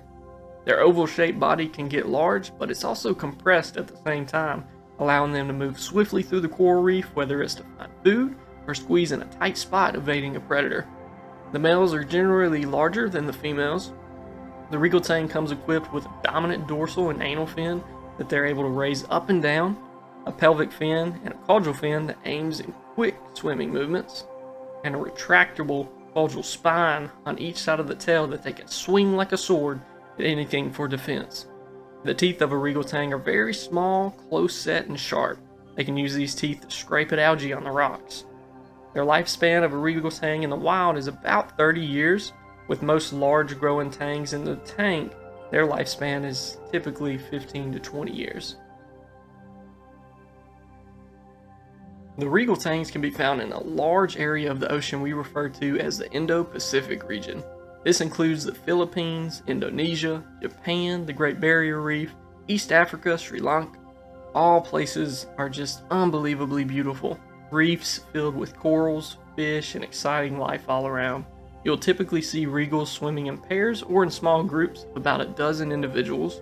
They stick close to the reef or in channels with a good amount of current. These reefs give a regal a great food source of algae and plankton to thrive on. These are also very warm water areas, around 75 to 82 degrees. They've even been seen swimming near areas of seagrass beds and large mangroves growing. A reef also gives the tanks plenty of crevices and caves for safety and a place to sleep at night. A lot of the reefs they swim on are not that deep, swimming as shallow as about 6 feet. On the other hand, some rocky reefs that lie a bit deeper, you can catch the regal being upwards of 130 feet deep in the ocean. A more beautiful sight, though, you can catch is where the juvenile Regal Tangs swim. They will find large acropora corals, and with their slender bodies, they can swim right in between the sticks of the SPS coral and hide from predators, and then they'll pop out to explore and then dive right back in. You can really see the curiosity of a new fish coming into the world. The Regal Tang can and will spawn year-round with peak activity between April and September. As you might guess, these are some of the warmer parts of the year. Spawning typically happens in the evening and can be influenced by lunar cycles. The males will court females on the outer edge of the reef, performing a dance-like motion, together releasing eggs and fertilizing them simultaneously. About 40,000 eggs can be released at a time. Current is usually stronger in these areas, which helps minimize predators from catching all the fertilized eggs. The parents, however, do not stick around to care for their offspring. It's now a game of survival. These fertilized eggs will hatch in just 24 hours into the larvae. These newly hatched larvae will drift in the open ocean for several weeks, feeding on plankton and hoping not to be eaten as they grow. If they've survived long enough to make it to the juvenile stage, they're now settled into a coral reef, feeding on algae and plankton. It takes a Regal Tang about 9 to 12 months before they're considered mature, and at this point, they continue the circle of life as we know it. Imagine gliding through a vibrant coral reef surrounded by flashes of blue and yellow, the unmistakable colors of the Regal Blue Tang. But despite their beauty, these fish live in a world where danger lurks around every corner. With their small size and striking appearance, they often attract the attention of some of the ocean's most skilled hunters. Among their most formidable threats are large reef fish like groupers, trevallies, and snappers, all expert ambush predators waiting for the perfect moment to strike. Then, as night falls, a new threat emerges from the shadows: moray eels, slithering through the crevices ready to snatch any unsuspecting or sleeping tang seeking shelter. Even the ever-patrolling reef sharks pose a danger, particularly to young and injured tangs. And let's not forget the lionfish, a slow but deadly predator armed with venomous spines, waiting for the right moment to lunge at a juvenile Regal Tang that just made its way to the reef. But the Regal Tang isn't defenseless. Nature has given them a few tricks to outmaneuver these threats. Their sharp caudal spines act as a last line of defense against attackers. With their rapid darting movements, they can help them escape in the nick of time. Schooling behavior also works in their favor. Sticking together makes it harder for a predator to single them out. A Regal Tang's body shape also helps them squeeze into tight spaces that a larger fish would not be able to go to. The hunted must always stay one step ahead of the hunter. Other studies have shown the Regal Tang can lay on its side and play dead, and can also change their colors to become darker and more transparent with the colors of the reef they're in, camouflaging themselves from any threat. There are also other factors like pollution, harmful fishing practices, overfishing, coral harvesting, and snorkeling that can act as a predator towards the Regal Tangs. From the moment they hatch, Regal Tangs start a life as tiny plankton-eating larvae. As juveniles, they continue to feast on zooplankton, tiny drifting organisms that are going to fuel their rapid growth. But as they mature, their diet shifts and they take on a new role in the ecosystem. Adult Regal Tangs become herbivores, feeding primarily on algae that grows on coral surfaces, live rock, and basically anywhere that it's growing on the reef. Their constant grazing prevents algae from smothering the coral, keeping the reef alive and thriving. Think of them as underwater landscapers, working tirelessly to maintain balance. However, they're not strict vegetarians. When algae is scarce, they'll snack on small inverts and plankton, adapting to whatever food is available. Their flexible diet ensures their survival in the ever-changing reef environment. The Regals come equipped with those tiny, sharp, close-set teeth, and you'll see them doing a pecking motion over and over and over again on the rocks. What they're essentially doing is scraping that algae off with their teeth and eating it up. Surgeonfish in general are more prone to catching diseases and parasites because they do not produce much of a protective slime coat as other species will do. Other issues that cause them to be more susceptible to these issues are stress from predators, habitat changes, and simply old age. Common threats include marine ick and velvet disease. Both of these are parasitic infections that can cause white spots or a dusty coating, leading to respiratory distress and lethargy. They're also vulnerable to bacterial and fungal infections, often resulting in fin rot, open sores, as well as a common phrase, lateral line disease, which is going to erode the skin due to stress or poor nutrition. Now, a tang in the wild has no medicine to help cure these parasites or infections, but there are cleaning stations around the reef that a tang can stop at, and a trusty cleaner wrasse or cleaner shrimp will take care of them just like a doctor would, eating and scraping away any bad cases off the tang's gills, fins, and scales. The Regal Blue Tang is currently classified as least concern by the IUCN, which meant it is not in immediate danger of extinction, but that does not mean we shouldn't keep a close eye on them. While the species is widespread across the Indo-Pacific, it still faces serious threats that require attention in order to keep it at least concern. The Regal Tangs were exclusively wild caught until 2016. A quick dive into the success of rising tide conservation, RTC and the University of Florida Tropical Aquaculture Laboratory celebrated a major milestone with the successful captive breeding of blue tangs, a process 6 years in the making. The breakthrough came after Dr. Chad Callan's 2015 success in breeding yellow tangs in Hawaii, which inspired Kevin Barden from UF to replicate the methods in Florida. After facing challenges in keeping blue tang larvae alive beyond a few days, the team refined their approach, focusing on perfecting the food, water quality, and environmental conditions. On day 52, they successfully raised a blue tang with 26 siblings, making a historic achievement in ornamental fish aquaculture. The accomplishment is a result of the team's dedication, long hours, and collaboration. Today, you can find captive-bred blue tangs readily available from companies like the Biota Group. The yellow tangs are currently in a better position as they are not able to catch them in the wild, only captive-bred ones are available. Regals can still be caught in the wild, but with the success of captive breeding, we can see a shift in hobbyists choosing the more sustainable approach. Marine protected areas also have been a huge help in protecting the tangs from overfishing and habitat destruction, especially on the Great Barrier Reef and parts of Indonesia. Now for the part that so many people watch these videos for, aquarium care. So let's dive in and see if a Regal Tang is the right fit for your saltwater tank. The Regal Tang is a highly sought after fish. Their colors and their popularity of having a fish from Finding Nemo in your tank is a big hit. For captive bred species, they are typically sold for $120 as juveniles. For wild caught tangs, they are somewhat cheaper for around $80. When considering the tank size to house a Regal Tang, I'd recommend a 180 gallon tank by adulthood. This is a fish that is very active and needs a large space for swimming. A tank of this size is typically 6 feet long, so a tang that can reach the length of 8 to 12 inches in the tank setting, that gives them a lot of room to flourish. The tank setup would include a sand bed with a lot of live rock built like their very own obstacle course, with caves, crevices, overhangings, and spots to hide and graze on throughout the day. Power heads giving strong currents to replicate their natural environment. Now, juvenile tangs are small, some only being a couple inches when you purchase them, and as you'll see online, people will have Regal Tangs in their 60-gallon reef tanks, and they're flourishing. You just have to keep in mind, if you do decide to do the same thing, they will eventually grow out of it and would need more room. Just like in the wild, they will grow to about 4 inches in their first year of life, and then about an inch a year afterwards. I would say care level is moderate, mainly from their sensitivity to shipping, water quality, and diet. They are a tang, so they are prone to things like ick and erosion. It's best to quarantine them before adding them into your display tank.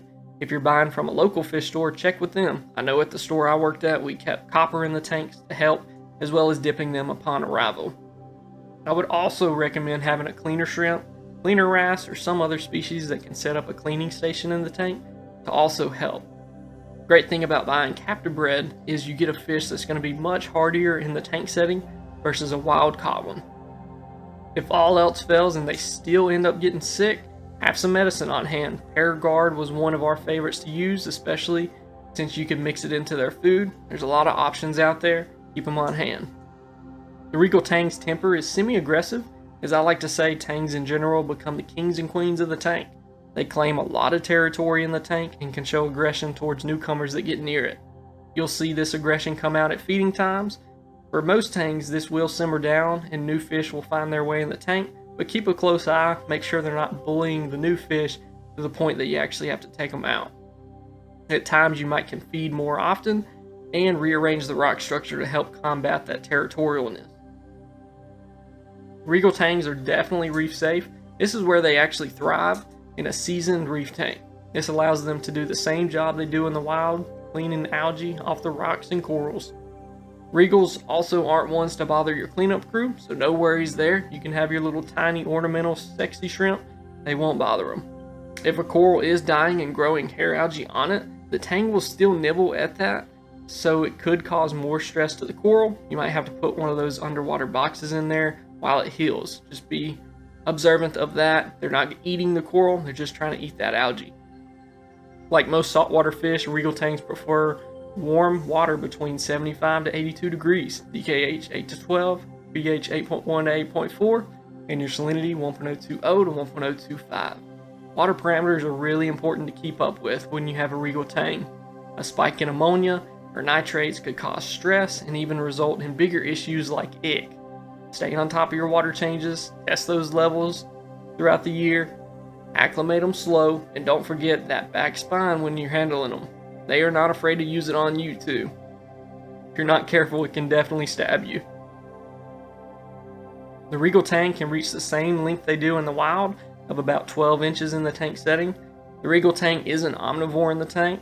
I usually recommend feeding plenty of dry seaweed daily in the tank. Sometimes it's even better to have some natural hair algae growing in the tank for them to chew on as they get used to the new tank. Other forms of macroalgae can also be introduced as something for them to chew on. Having that algae in their system is going to bring out their colors, and it's going to bring up their overall health throughout their life. They're also going to go after your meaty food you feed to your other fish, like mysis and brine shrimp, flakes, pellets. You'll see them eat it all. Regal Blue Tangs are best kept with other peaceful to semi-aggressive fish. They're going to be compatible with clownfish, wrasse, gobies, firefish, just other reef-safe fish. You can bet they'll do fine together.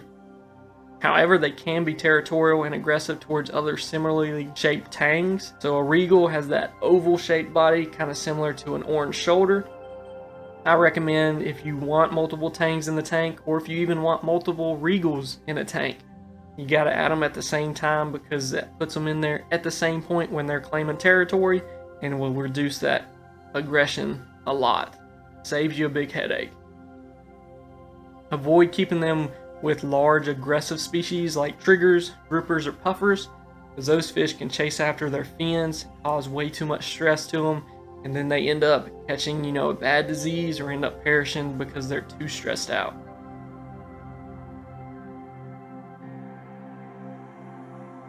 The Regal Blue Tang is more than just an animated icon, it is a fascinating marine species with a complex role in its ecosystem. From its vibrant blue and yellow coloration to its sharp caudal spines for defense, this fish has evolved to thrive in the warm coral reefs of the Indo-Pacific region. It plays a critical role in maintaining reef health by grazing on algae, but it also faces natural predators and human-induced threats such as habitat destruction and overfishing. The impact of the aquarium trade on this species has led to both concerns and breakthroughs, with the successful captive breeding of Regal Tangs marking a step towards sustainability. While the wild-caught specimens still exist in the trade, aquarists now have the option to choose sustainably sourced tank-raised tangs. These fish require careful attention, large tanks, and a proper diet to thrive in captivity. As we continue to admire the beauty and ecological importance of the Regal Tang, it's crucial to support conservation efforts, sustainable aquarium practices, and marine protected areas to ensure their survival for generations to come. Whether in the wild or in home aquariums, these remarkable fish deserve our respect and care.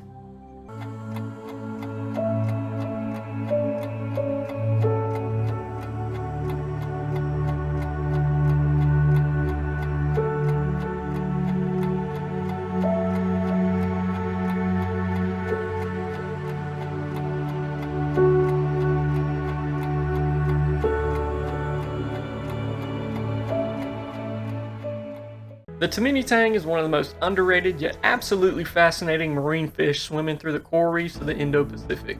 With its distinctive bronze-colored body, brilliant white tail that glows underwater, and those bright orange-tipped fins that look like they've been dipped in fire, this little tang packs a serious punch in the personality department. You'll typically see these guys methodically grazing along the reef structure, their specialized bristle-like teeth working overtime to scrape every bit of algae and detritus from the rocks. Unlike some of their larger tang cousins, the Tomini Tang brings all the attitude and algae-eating prowess in a more compact, reef-friendly package. They truly are the unsung heroes of reef maintenance, working tirelessly to keep their underwater neighborhoods clean and balanced. Welcome to the 5th episode of the All About documentary series, starring the Tomini Tang.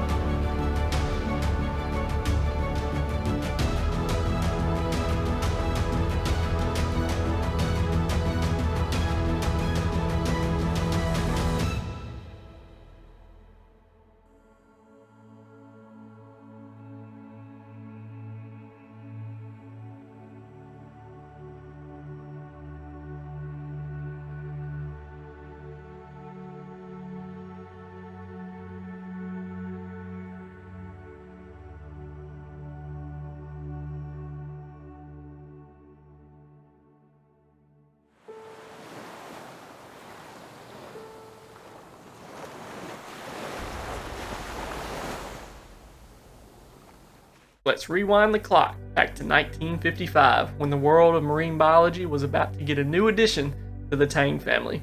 Dr. John Ernest Randall, an American ichthyologist who would go on to become a legend in the field of marine fish taxonomy, was conducting research in the waters around Indonesia. While studying the diverse fish populations in the Gulf of Tamini, near Sulawesi, Indonesia, he discovered what would become known as the Tomini Tang. Dr. Randall formally described this species with the type locality being Stay Island in the Gulf of Tamini, which is exactly where this fish gets its common name from. What's really fascinating is that Dr. Randall went on to describe over 800 new species of fish during his career, making him one of the most prolific ichthyologists in history. The Tomini Tang represents just one of his many contributions to our understanding of marine biodiversity. Unlike the yellow tang, which became commercially important for the aquarium trade much earlier, the Tomini Tang remained relatively unknown to the aquarium hobby until the 1990s, when marine aquarium keeping really started to take off. It wasn't until the early 2000s that these fish began appearing regularly in the aquarium trade, initially commanding premium prices due to their rarity and the difficulty in collecting them from their remote Indo-Pacific location. Breaking down the scientific classification of the Tomini Tang takes us on a journey through the tree of life. Starting at the top, we have the domain Eukaryota, meaning these organisms with cells contain a nucleus and other membrane-bound organelles. Moving down the kingdom Animalia, which groups all multicellular organisms that obtain energy by consuming other organisms. The phylum Chordata includes all animals with a spinal cord, which gives us everything from fish to mammals. The class Actinoturgi represent the ray fin fish, which makes up about 96% of all fish species and are characterized by their fins being supported by bony rays. The order Acanthuriformes is relatively recent classification that includes tangs, surgeonfish, and their close relatives, and the family Acanthuridae encompasses all the tangs, surgeonfish, and unicornfish, which are characterized by their laterally compressed bodies and the presence of sharp spines near the tail fin. The genus Tinacetus is particularly interesting because it represents the bristle-toothed tangs, which are distinguished from other tangs by their specialized feeding apparatus. Finally, we have the species Tominiensis, which literally means from Tomini, referencing the Gulf of Tomini where this species was first discovered. What makes the Tinacetus genus special is that these fish have evolved specialized bristle-like teeth that are perfect for scraping algae and detritus from the surfaces, making them incredibly efficient cleaners in the reef ecosystem. The Tomini Tang is a masterpiece of evolutionary engineering, perfectly adapted for life on the coral reef. These fish typically reach a maximum size of about 6 inches, making them one of the smaller members of the Tang family, which is part of what makes them so appealing to the aquarium keepers. Their body shape is a classic Tang profile, laterally compressed, almost disc-like, which allows them to navigate effortlessly through the complex three-dimensional maze of coral formations. Coloration is where things get really interesting. Juvenile Tomini Tangs start out with a tan or light brown base color with a beautiful yellow, blue, and white highlights scattered across their body, and as they mature, their coloration deepens to a rich bronze or dark brown color, and their tail fins become increasingly bluish white, and those distinctive orange-tipped dorsal fins really start to pop. Like all members of the Acanthuridae family, Tomini Tangs possess the characteristic scalpel-like spines on either side of their tail, which they can erect when threatened or during aggressive encounters. These spines are razor sharp and can inflict serious wounds, which is why they're called surgeonfish. The most remarkable feature of the Tomini Tang, however, is their specialized feeding apparatus. Their teeth are modified into hundreds of tiny bristles that work like a scrub brush, allowing them to efficiently scrape algae, detritus, and microorganisms from the rock surfaces. This bristle-tooth adaptation is so efficient that these fish can extract nutrients from surfaces that appear completely bare to our eyes. They also have a highly developed pharyngeal meal, essentially a second set of teeth in their throat, so that's going to help them process the material they've scraped up. Their digestive system is specially adapted for processing all this plant matter, with an extremely long intestinal tract that allows them to extract maximum nutrition from their algae-based diet. Lifespan of a Tomini Tang in the wild is estimated to be anywhere from 10 to 15 years, with some potentially living even longer in optimal conditions.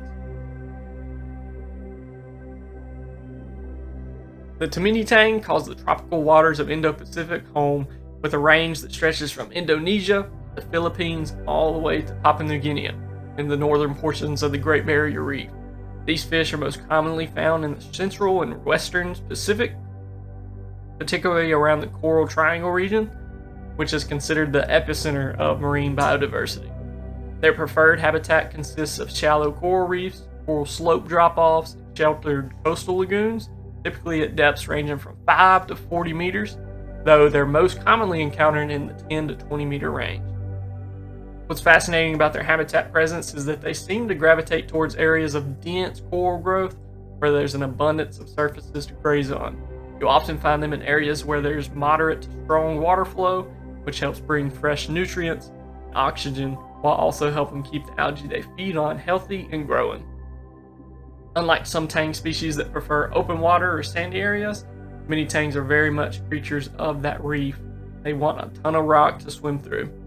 They spend most of their time in and around those coral formations, caves, overhangs, where they can find both food and shelter. The temperature range in their natural habitat typically falls between 24 and 28 degrees Celsius, so 75 to 82 degrees Fahrenheit, which is pretty standard for tropical reef fish.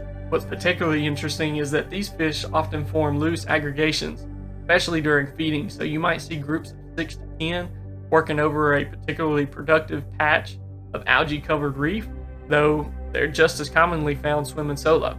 Their habitat is also characterized by excellent water quality, crystal clear water with stable pH levels and virtually no pollution or contaminants. This pristine environment is part of what makes them so sensitive to water quality changes in captivity.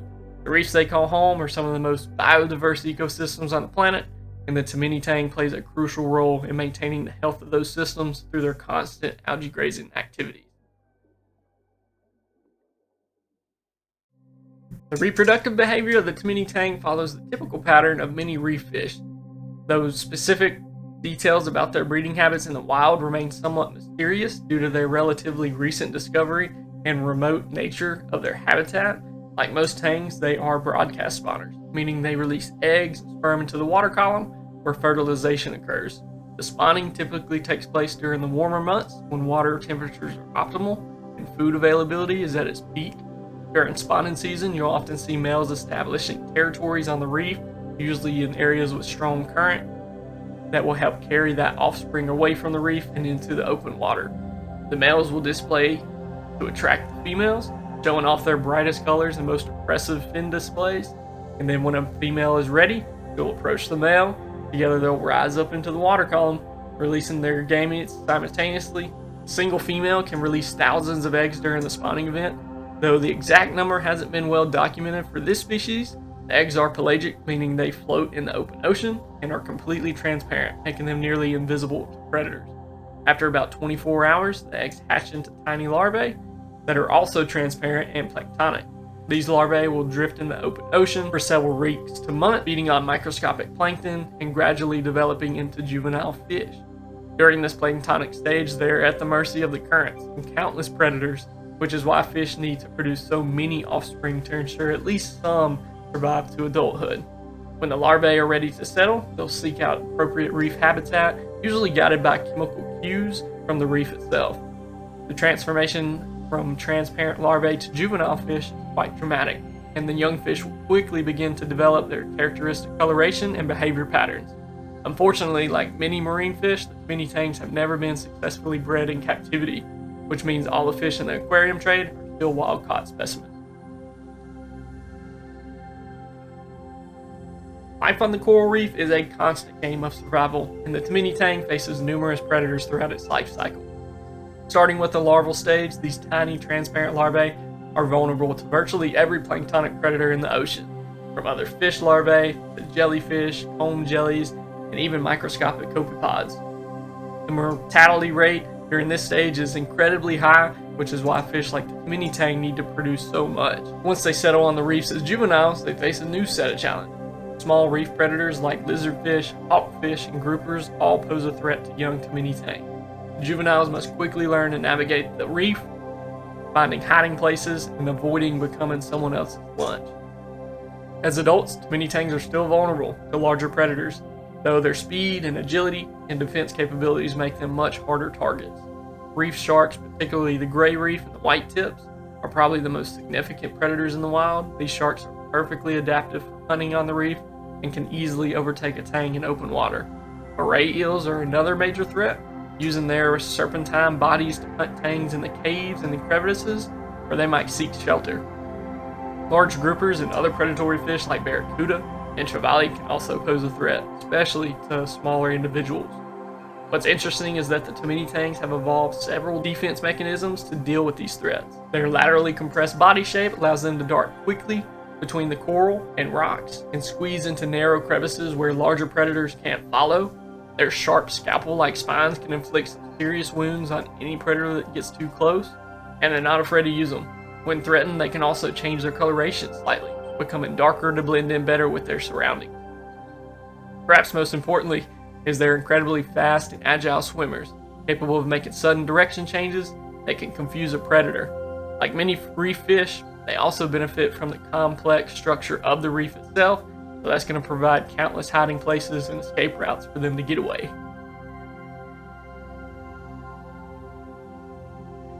The diet of the Tomini Tang is what really sets them apart from many other reef fish, and it's the reason they're so valuable in both the wild and in aquariums. These fish are primarily herbivores, with their diet consisting of almost entirely algae, detritus, and microscopic organisms that live within these materials. Their specialized bristle-tooth feeding apparatus allows them to be incredibly efficient grazers, capable of scraping algae from surfaces that appear to be completely clean to our eyes. In the wild, they'll spend most of their days methodically working over rock surfaces, coral skeletons, and other hard substrates, scraping off thin films of algae and biofilm that constantly grow in these nutrient-rich environments. What's particularly fascinating is that they're not just eating algae, they're also consuming an entire microbial community that lives within that algae, including bacteria, protozoa, and other microorganisms. This makes their diet incredibly rich in nutrients and protein, despite appearing to be purely vegetarian. The detritus they consume also contains partially decomposed organic matter, which provides additional nutrition. Their long digestive tract allows them to extract maximum nutrition from the plant-based diet, and the pharyngeal meal helps them process tough cellular walls of algae and other plant material. In addition to algae, they also consume small amounts of zooplankton when the opportunity arises, particularly during spawning season when planktonic organisms are more abundant. The feeding behavior is incredibly systematic. They'll work over a section of reef methodically, moving from one area to another in a pattern that ensures they don't overgraze any particular spot. This behavior is crucial for maintaining the health of the reef ecosystem, as it prevents any single species of algae becoming dominant and potentially smothering those coral polyps. The role of the Tomini Tang as an algae grazer can't be overstated. They're literally one of the reef's janitors, constantly cleaning surfaces and preventing the buildup of algae that could harm corals and other reef organisms. Their constant grazing also helps stimulate new algae growth, which provides food for other herbivorous fish and maintains the complex food web that supports the entire reef ecosystem. Like all marine fish, the Tomini Tang is susceptible to various diseases and parasites, though they're generally considered to be relatively hardy fish when kept in proper conditions. Most common health issue affecting tangs, including the Tomini Tang, is marine ick, also known as white spot disease. This parasitic infection is caused by cryptocarine irritants and manifests as white spots on the fish's body and fins, along with increased breathing rate and scraping behavior against the rocks and other surfaces. The parasite goes through a complex life cycle that includes both free swimming and attached stages, making it particularly challenging to treat. What makes tangs particularly susceptible to ick is their naturally thinner slime coat compared to other fish, which provides less protection against parasitic invasion. Marine velvet, caused from dinoflagellate, is another common parasitic infection that can affect Tomini Tangs. The parasite appears as a golden or rust-colored dust covering the fish's body and gills, and it can be even more deadly than ick if not treated properly. Head and lateral line erosion is a condition that primarily affects tangs and other herbivorous fish, causing pitting and erosion of the head and lateral line areas. While the exact cause of this is still debated, it's believed to be related to poor water quality, inadequate nutrition, and stress. Bacterial infections can also occur, particularly secondary infections that develop after the fish has been weakened by a parasite or poor water conditions. Fin rot caused by various bacteria can cause fins to become frayed and deteriorated. Internal parasites, which are less visible, can also be a problem, particularly in wild-caught fish. These might include various types of worms, protozoans that can affect the fish's digestive system and their overall health. In the wild, Tomini Tangs rely on cleaning stations staffed by cleaner wrasse and other fish to help remove parasites and dead tissue. These cleaning stations are crucial for maintaining the health of the reef fish community. The fish will often wait in line for their turn to be cleaned. The cleaner fish provide a valuable service by removing parasites, dead scales, and other debris, helping to keep the tangs healthy and parasite-free. Prevention is always better than treatment when it comes to fish diseases, and maintaining excellent water quality is the first line of defense against most health problems. The conservation status of the Tomini Tang is currently listed as least concern by most marine conservation organizations. though this doesn't mean they're without threat. Unlike some of their more famous cousins like the yellow tang, the Tomini Tang has been somewhat protected by their remote habitat and the difficulty in collecting them from their natural environment. The majority of their range falls within that coral triangle region of the Indo-Pacific, which includes some of the most biodiverse marine areas of the planet. Many of these places are protected by marine reserves, national parks, which also helps preserve both the fish and their critical habitat. However, the species does face several significant threats that could impact their long-term survival. Climate change and ocean acidification are perhaps the most serious long-term threats, as these factors directly impact the coral reefs that the Tomini Tang depends on for both food and shelter. Rising water temperatures can cause coral bleaching events, which kill the corals and destroy that complex reef structure that these fish need to survive. And then the ocean acidification caused by increased CO2 levels in the atmosphere make it harder for the corals to build that calcium skeleton, weakening their entire reef ecosystem. Pollution, particularly from agricultural runoff and coastal development, can also impact reef health by causing algae blooms and reducing that water quality. Overfishing of these fish in some areas can also have indirect effects of the Tomini Tang by disrupting the balance of that ecosystem. The aquarium trade does put some pressure on wild populations, though the difficulty in collecting these fish from their remote habitats means that collection numbers are relatively low compared to more easily accessible species. Unlike the yellow tang, which experienced significant collection pressure from Hawaii, the Tomini Tang's remote habitat provides some natural protection from overcollection. Conservation efforts in Indo-Pacific region have focused on establishing marine protected areas and regulating fishing activities to ensure long-term health of coral reef ecosystems. Many countries in the region have established no-take zones around critical reef areas, which helps protect not just the Tomini Tang, but the entire reef communities. Research into breeding biology of the Tomini Tang continues, with the hope that successful captive breeding programs might eventually reduce the pressure on wild populations. However, like most marine fish, breeding tangs in captivity remains to be an extremely challenging proposition that requires specialized facilities and expertise. You can check out organizations like ORA and the Biota Group that specialize in captive breeding marine fish. The Tomini Tang has become increasingly popular in the reef aquarium hobby, and for good reason. They're one of the most efficient algae eaters you can add to a marine tank, and their smaller size makes them suitable for tanks that couldn't accommodate larger tang species. Currently, you can expect to pay anywhere from about $80 to $150 for a healthy Tomini Tang, depending on the size and the availability. That pricing comes from the fish being harder to collect, shipping from very far away, so sometimes you will pay a little bit more. The minimum tank size for a Tomini Tang, up for debate. For me, I would say a 75 gallon. I've had one in there for many years. He seems to enjoy it. And then some that get a little bit bigger, you could go up to, a 90 and 120 gallons, being even better to keep a tang in. Key isn't just the volume, it's also the tank dimensions. So I would expect you to have about 4 feet long. So you get that out of a 75. Once you get up into those 120 and more, you end up being almost 6 feet long. So plenty of swimming room for them to go back and forth and use all that energy that they have throughout the day. The rock work in the tank should be extensive, complex, gives them plenty of spots for algae to grow and them to graze upon, also giving them hiding spots for the fish and just places to explore throughout the day. Think of it as creating like a miniature coral reef to explore those caves, the overhangs, and those swim-throughs for them.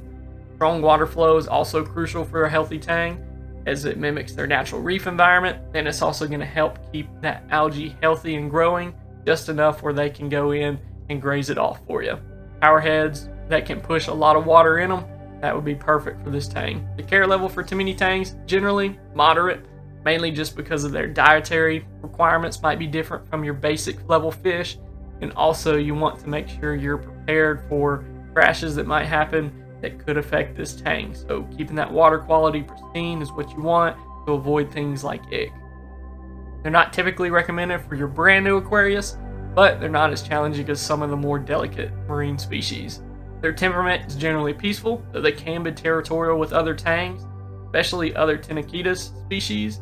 So if you put in multiple Tominis in a tank, that was going to be pretty tough. But if you find some with some different body shapes, add them at the same time, you're usually better off. At the end of the day, Tang is going to be a king and queen of the tank.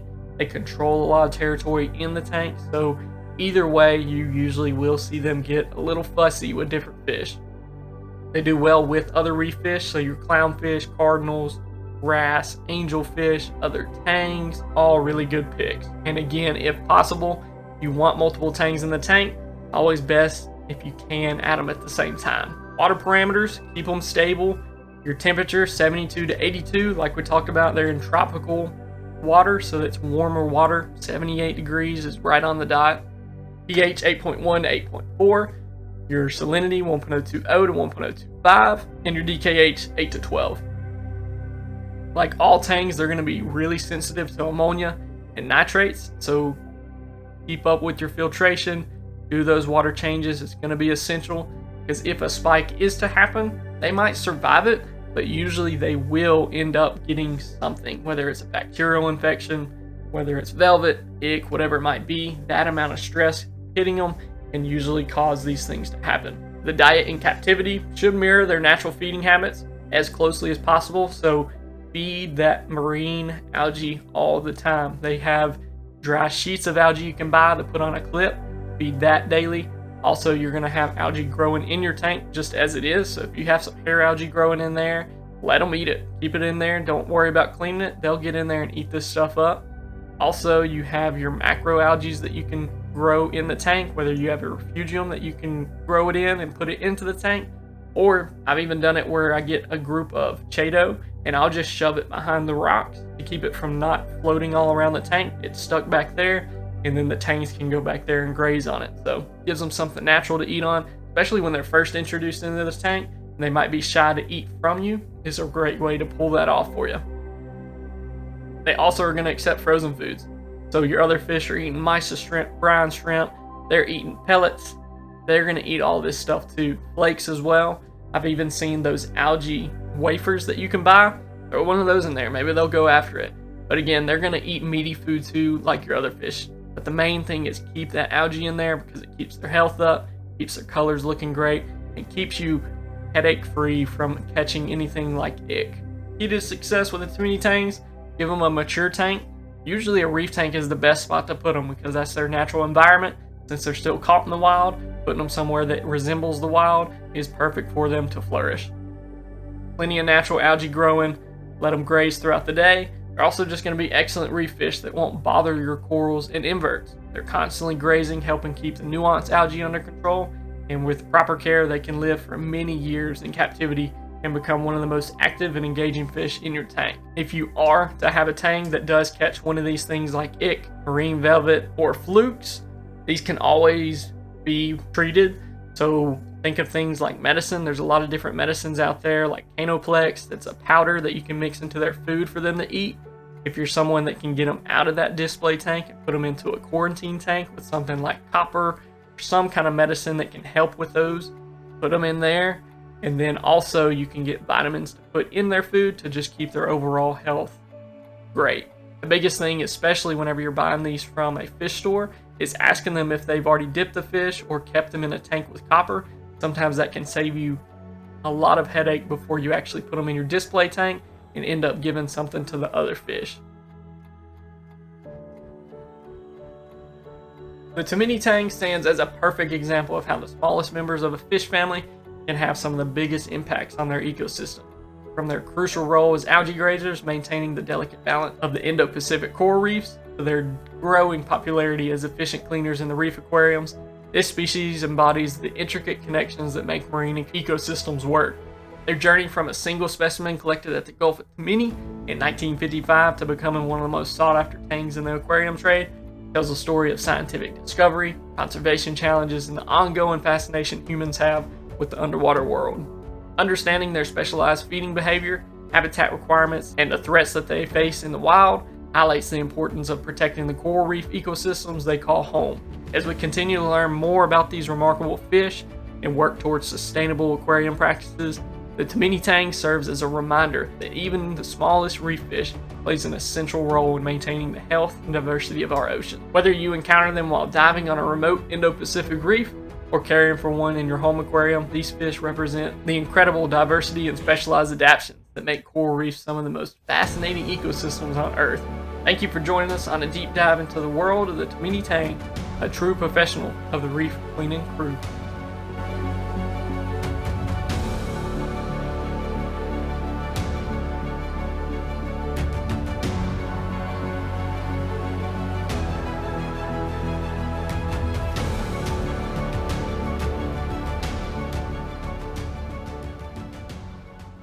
The emperor angelfish is absolutely, without a question, one of the most regal and commanding fish gracing the coral reefs of the Indo-Pacific. This isn't just another pretty face in the reef aquarium trade. This is marine royalty at its finest. With adults displaying horizontal stripes of blue and golden yellows, a black mask that frames their eyes like a superhero, and that bright yellow tail that flows behind them, the emperor angelfish truly lives up to its imperial name. These fish undergo one of the most dramatic transformations in the marine world. Juveniles look absolutely nothing like their parents, sporting deep blue bodies covered in electric blues and white circles, creating this really cool geometric pattern. You'll find these majestic creatures patrolling their reef territories with an attitude that says they own the place, grazing on sponges and algae while maintaining their status as one of the reef's most photogenic residents. Unlike smaller angelfish that might blend into the background, the emperor angelfish demands attention and respect wherever they swim. Welcome to the 6th episode of the All About documentary series, starring the emperor angelfish.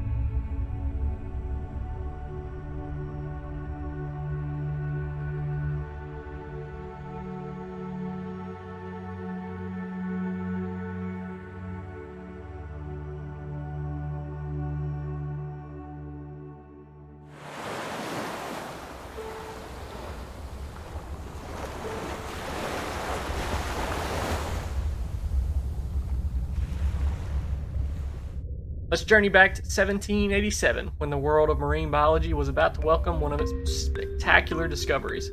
Dr. Marcus Bloch, a German physician and naturalist who would become one of the founding fathers of modern ichthyology, was documenting the incredible diversity of marine life from specimens collected across the world's tropical oceans.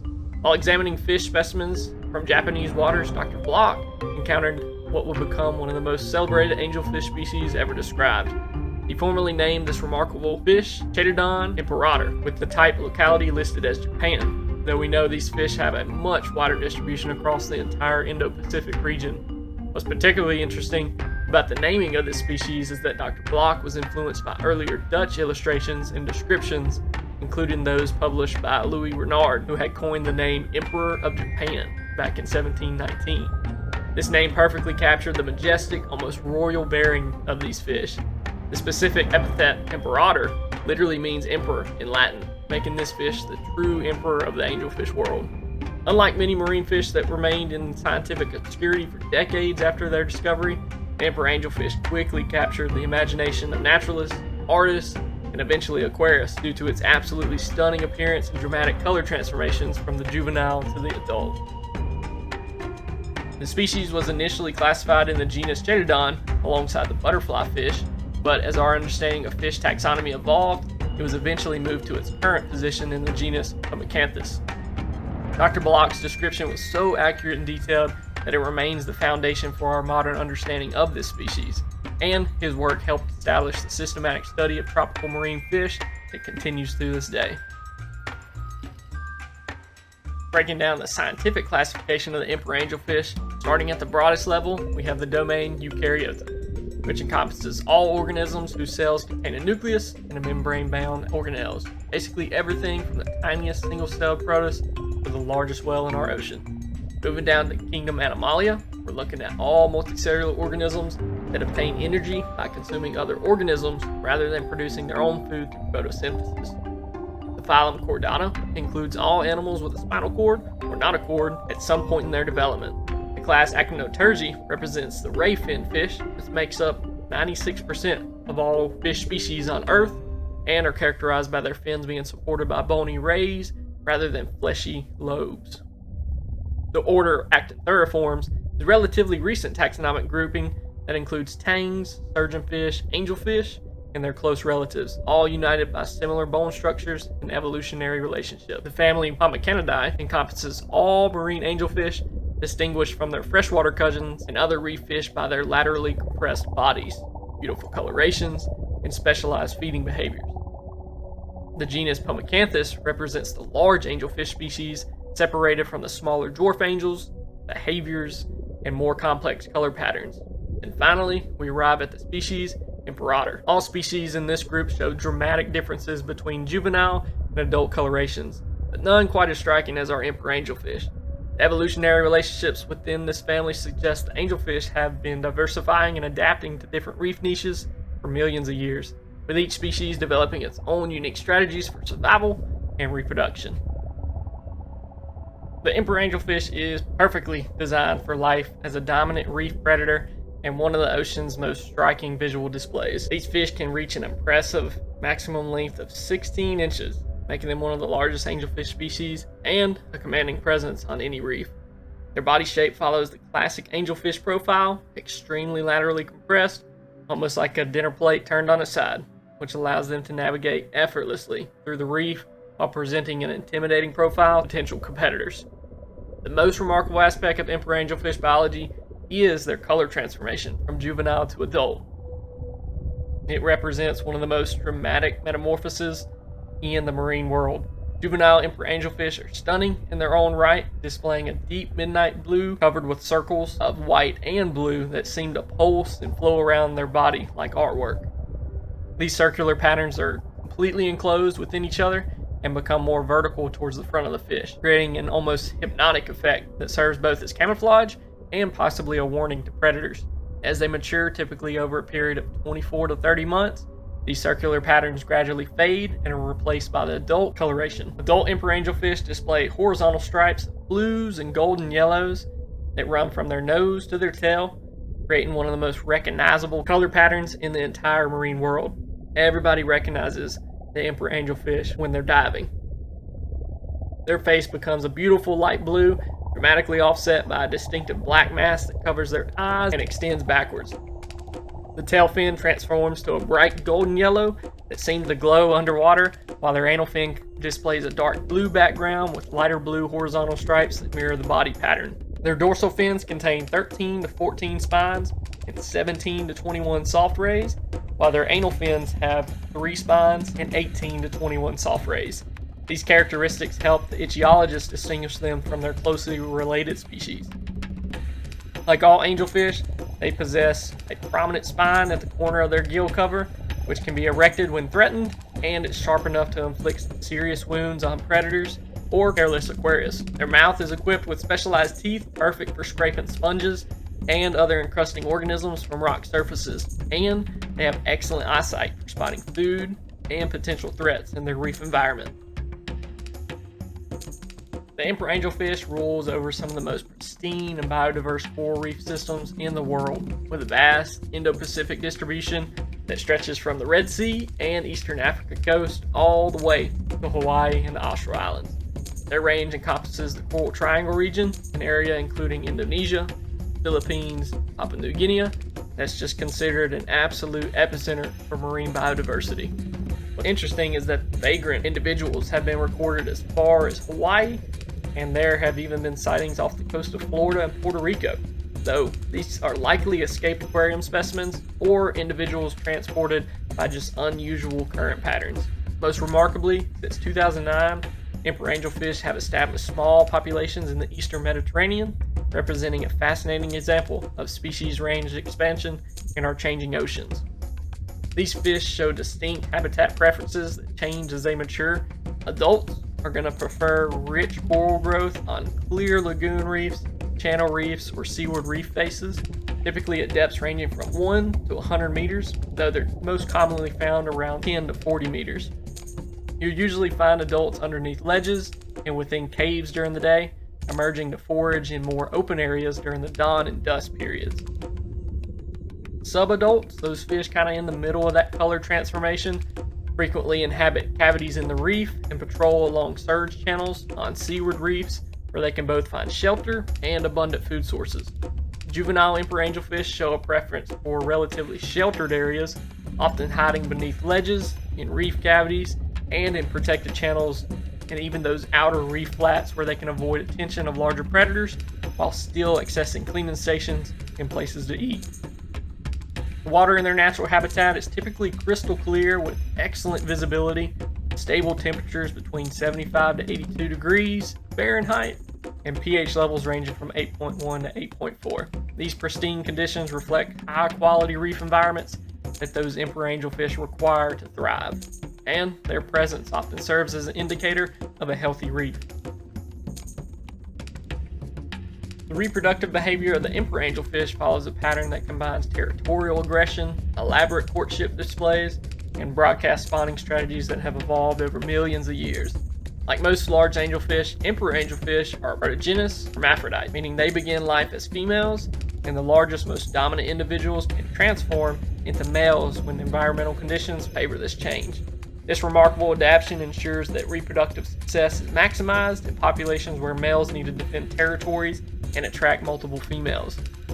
Adult emperor angelfish typically form pairs during the breeding season, with males establishing and aggressively defending territories on the reef that provide optimal spawning conditions. These territories are usually located in areas with strong current flow that will help carry the fertilized eggs away from the reef and into the open ocean where the larvae can develop safely and away from predators.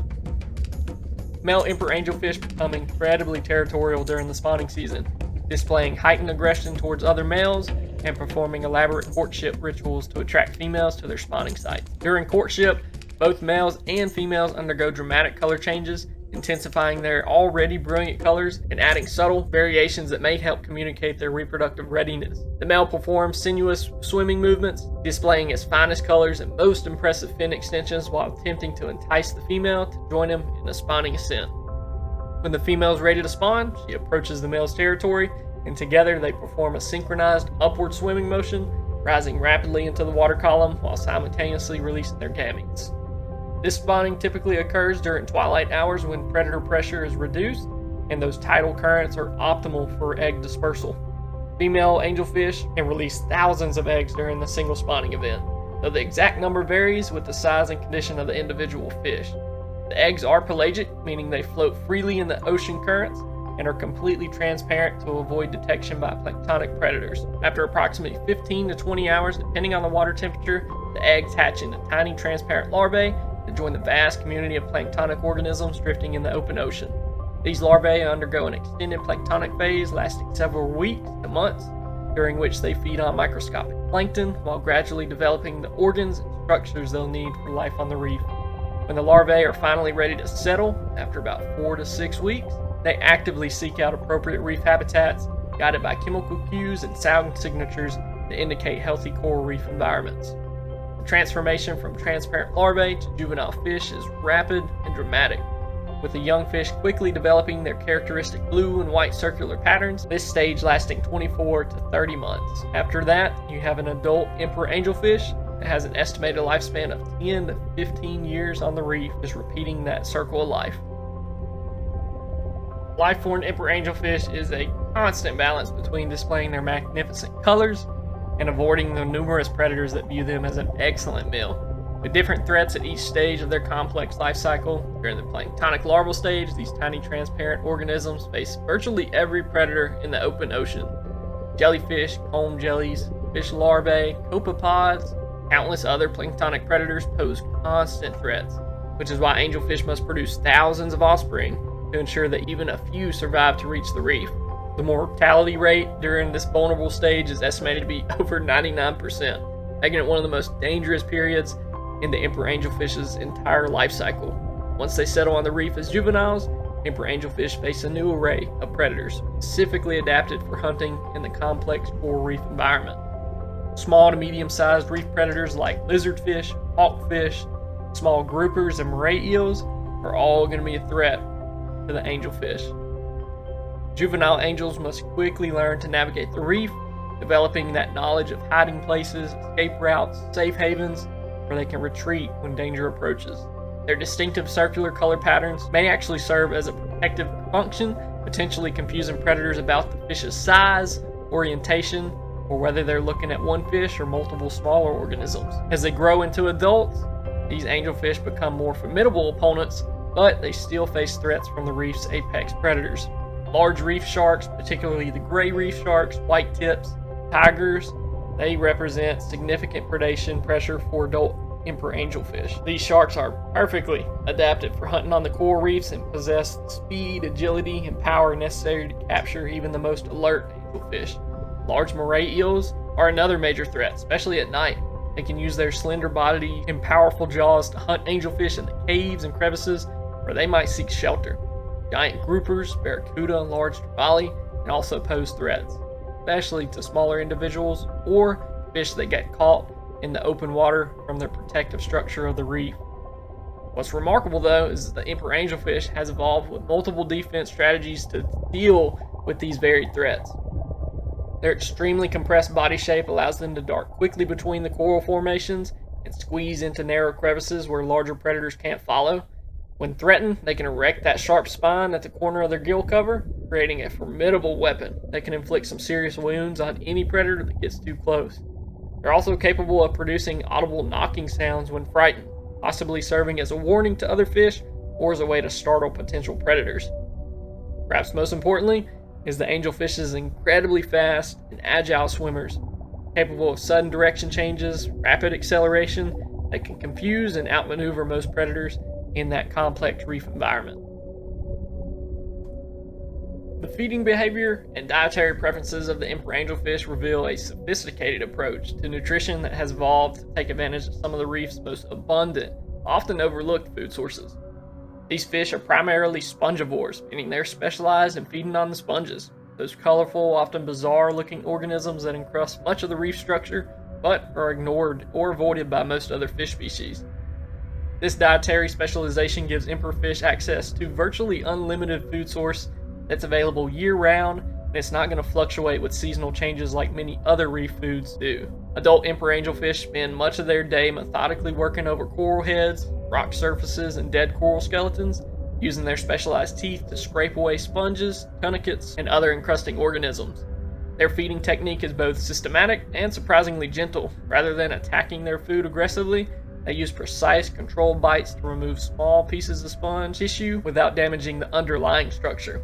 This careful feeding behavior allows sponges to regenerate, ensuring a sustainable food source for the future. Sponges are notoriously difficult to digest and contain numerous chemical compounds that would actually be toxic to most other marine animals. Emperor angelfish have evolved specialized digestive systems that can break down these complex compounds and extract the nutrients from what would otherwise be an inedible food source. In addition to sponges, they also consume significant quantities of tunicates, those strange sac-like organisms that are actually more closely related to the vertebrates than the invertebrates. Tunicates are rich in protein, provide essential amino acids that complement the nutrition provided by the sponges. Juvenile emperor angelfish have somewhat different dietary preferences, often acting as cleaner fish and feeding on parasites and dead tissue removed from larger fish at cleaning stations. This behavior provides them with high-quality protein while they're still developing their adult feeding apparatus and learning to process that tough sponge tissue that will dominate their adult diet. Both juveniles and adults may supplement their diet with small amounts of algae, zooplankton, and even fish eggs when these resources are available, demonstrating the flexibility that has allowed them to thrive across such a wide range of reef environments. Their feeding behavior also plays an important ecological role on the reef, helping to control sponge populations and preventing any single species from dominating the available space on coral heads and rock surfaces. Like all marine fish, emperor angelfish are susceptible to various diseases and parasitic infections, though their natural resistance makes them relatively hardy compared to many other reef fish species. The most common health challenge facing emperor angelfish, particularly those in captivity, is marine ick, or white spot disease, caused by a parasitic ciliate Cryptocaryn irritans. This parasite appears as small white spots scattered across the fish's body and fins, accompanied by increased breathing rate, loss of appetite, and characteristic scratching behavior against the rocks and other surfaces. What makes angelfish particularly vulnerable to ick is their naturally active lifestyle and territorial behavior. This can create stress that weakens their immune system and makes them more susceptible to parasitic invasion. The parasite has a complex life cycle involving both free swimming and attaching stages, making it particularly challenging to eliminate once established in an aquarium system. Marine velvet, caused by dinoflagate parasite, Amyludinium ocellatum, represents an even more serious threat to the emperor angelfish's health. This parasite appears as a golden or rust-colored dusty coating covering the fish's body and gills, and can rapidly become fatal if not treated properly and aggressively. There's other ones like HLLE. You also have fin rot and can even be faced with internal parasite. In their natural reef environment, emperor angelfish rely heavily on cleaning stations staffed by cleaner wrasse, cleaner shrimp, and other symbiotic organisms. These cleaning stations provide crucial health maintenance services, removing parasites, dead scales, and diseased tissue, while also allowing the angelfish to maintain their health and appearance. The relationship between emperor angelfish and their cleaners represent one of the most important symbiotic relationships on the coral reef, and the absence of these services in captivity can contribute to those health problems. The conservation status of the emperor angelfish presents a complex picture that represents both the species' natural resilience and the growing pressures facing coral reef ecosystems worldwide.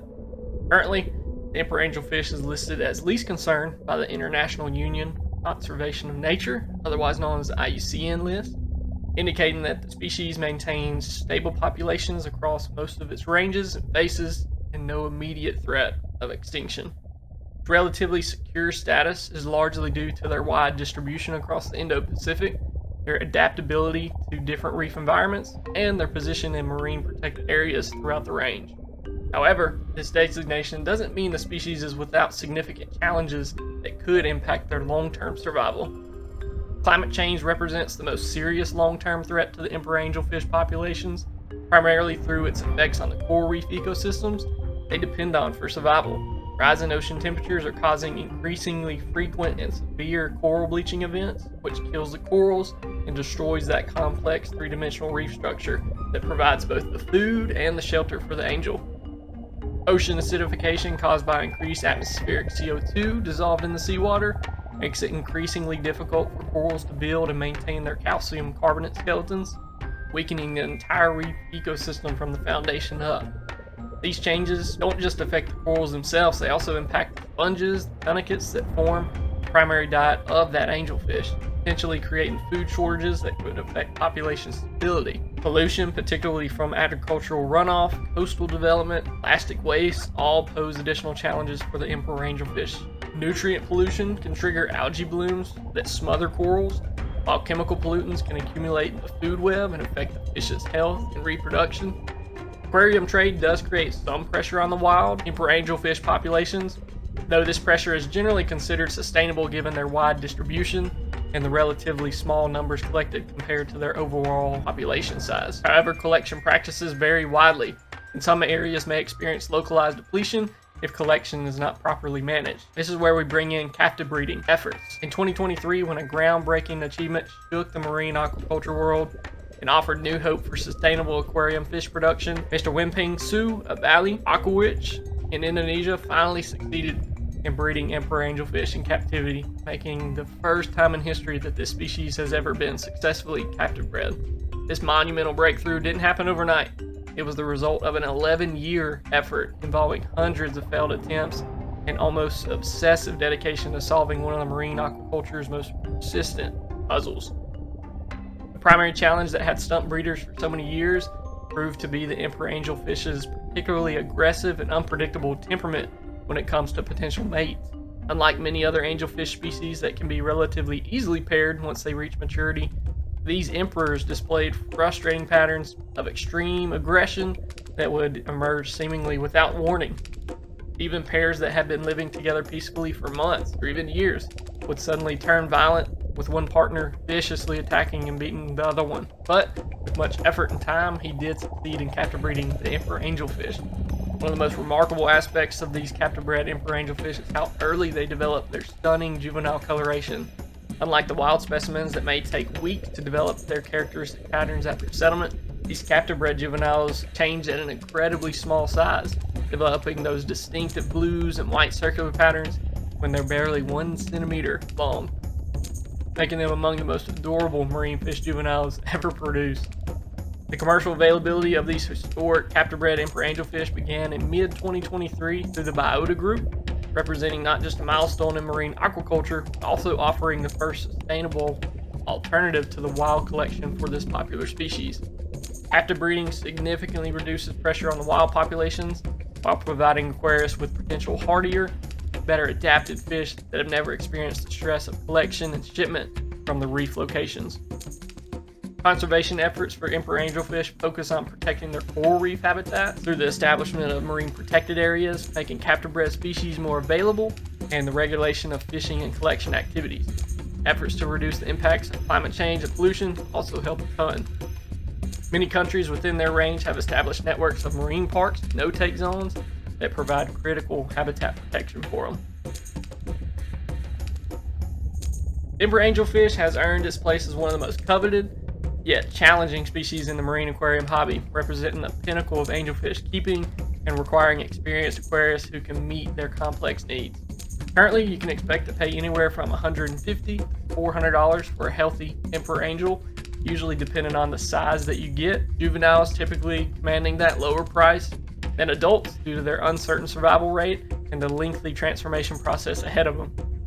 This significant investment reflects not just their beauty, but also the expertise required to collect them from that remote reef location and ship them successfully to the aquarium trade. For captive bred species, the juveniles cost right under $300 when available. The minimum tank size for an emperor angelfish is at least 180 gallons for an adult specimen, with some suggestions wanting, upwards of a 300-gallon tank for long-term health and well-being. They're a very, very active fish, and they need that space. That's really the key. So a tank that's at least 6 feet long, 2 feet wide, absolutely essential to accommodate that active swimming behavior and their territorial nature. The aquascape should recreate the complex coral reef environment they're accustomed to in the wild, with extensive rock work providing plenty of caves, overhangs, those swim-throughs they could go through. They will love it. It's not only going to provide hiding places and boundaries for them to be territorial over, but also supports the growth of sponges and other organisms that can supplement their diet. Water flow should be strong, turbulent, mimicking the surge and current patterns from a natural reef, which helps maintain the water quality, and it's going to provide that natural simulation of them being on the reef. Care level for emperor angelfish, I would say, is moderate. I would definitely recommend you to be a more experienced aquarist who understands the needs of a large territorial angelfish. I wouldn't recommend it as your first fish in the hobby, as their sensitivity to water quality changes, aggressive territorial behavior, and that diet requirement make them more challenging species in the marine aquarium hobby. Their temperament is generally peaceful towards non-angelfish tank mates, but they can be highly aggressive towards other large angelfish. They typically do well with other large fish that can hold their own, like tangs, large wrasse, groupers.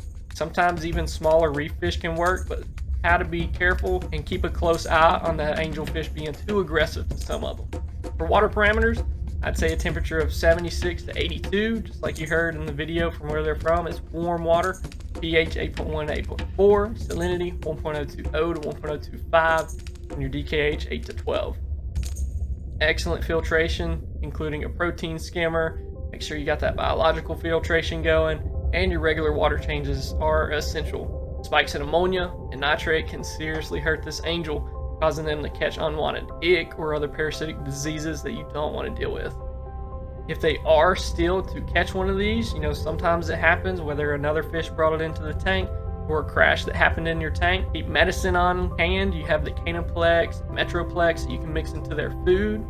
Also, if you're able to have a quarantine tank that they could go in and sit in some copper or some kind of dip that you could have for them to sit in a bucket in some medicine.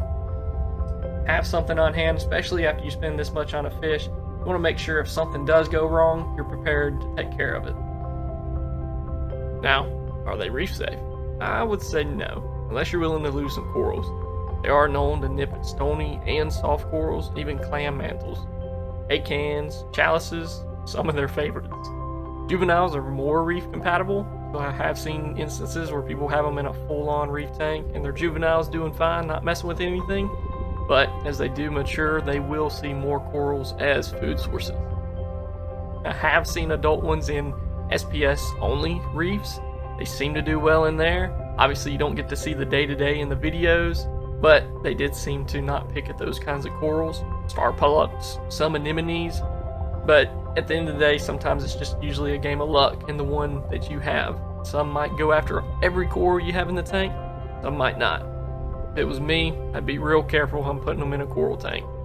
The diet in the captivity represents probably the greatest challenge in keeping the emperor angelfish successfully for a long period of time. They require a varied diet that includes that high-quality sponge-based foods, frozen preparations you can get that contain sponge and tunicates, and supplemental feeding with marine algae, and high-quality pellets designed for angelfish. You might even catch them eating meaty foods your other fish eat. They eat a ton during the day. A lot of times I've seen people that will grow sponges in one tank and then they will keep them rotating those rocks with sponges on them into the tank with the angelfish so that he constantly has something to graze on that's natural and he's not going to eat all of it. Gives it time to grow in the other tank, move it over to him, gets to eat some more of it. Feeding should be frequent. Sometimes it's best to feed small amounts, 2 to 3 times a day, 4 times if you can, rather than just having one large meal in the afternoon. Key to long-term success with this angelfish is providing them with a mature, stable system that closely mimics their natural reef environment. Excellent water quality, appropriate tank mates, and a commitment to meeting their complex diet. If you can, if you're getting one from your local fish store, check in on what they're feeding them. A lot of times we've been able to get them on pellets and algae, and they've done really well with it, but also have some of that natural algae growing. You have some sponges growing in your tank, definitely let him go to town on those because he will love it. Keeping that algae and keeping those sponges in his diet, that's going to keep his health up, keep his colors looking beautiful, and overall it'll make your life much easier on taking care of this angelfish in the tank. The emperor angelfish truly lives up to its royal name as one of the most stunning fish on the coral reef, with its dramatic color change from juvenile to adult, representing one of nature's most incredible transformations. From their specialized diet of sponges and tunicates to their complex territorial behavior and recent captive breeding breakthroughs, these fish showcase the amazing adaptations that make coral reefs so fascinating. As we continue to face challenges like climate change and habitat destruction, the emperor angelfish reminds us why protecting coral reef ecosystems is so important for preserving these incredible creatures, whether you see one while diving on a remote reef or admire a captive breeding specimen in an aquarium. The emperor angelfish represents the beauty and complexity of the marine world that we must work to protect. Thank you for joining us on this exploration of one of the ocean's most magnificent residents, truly royal emperor angelfish.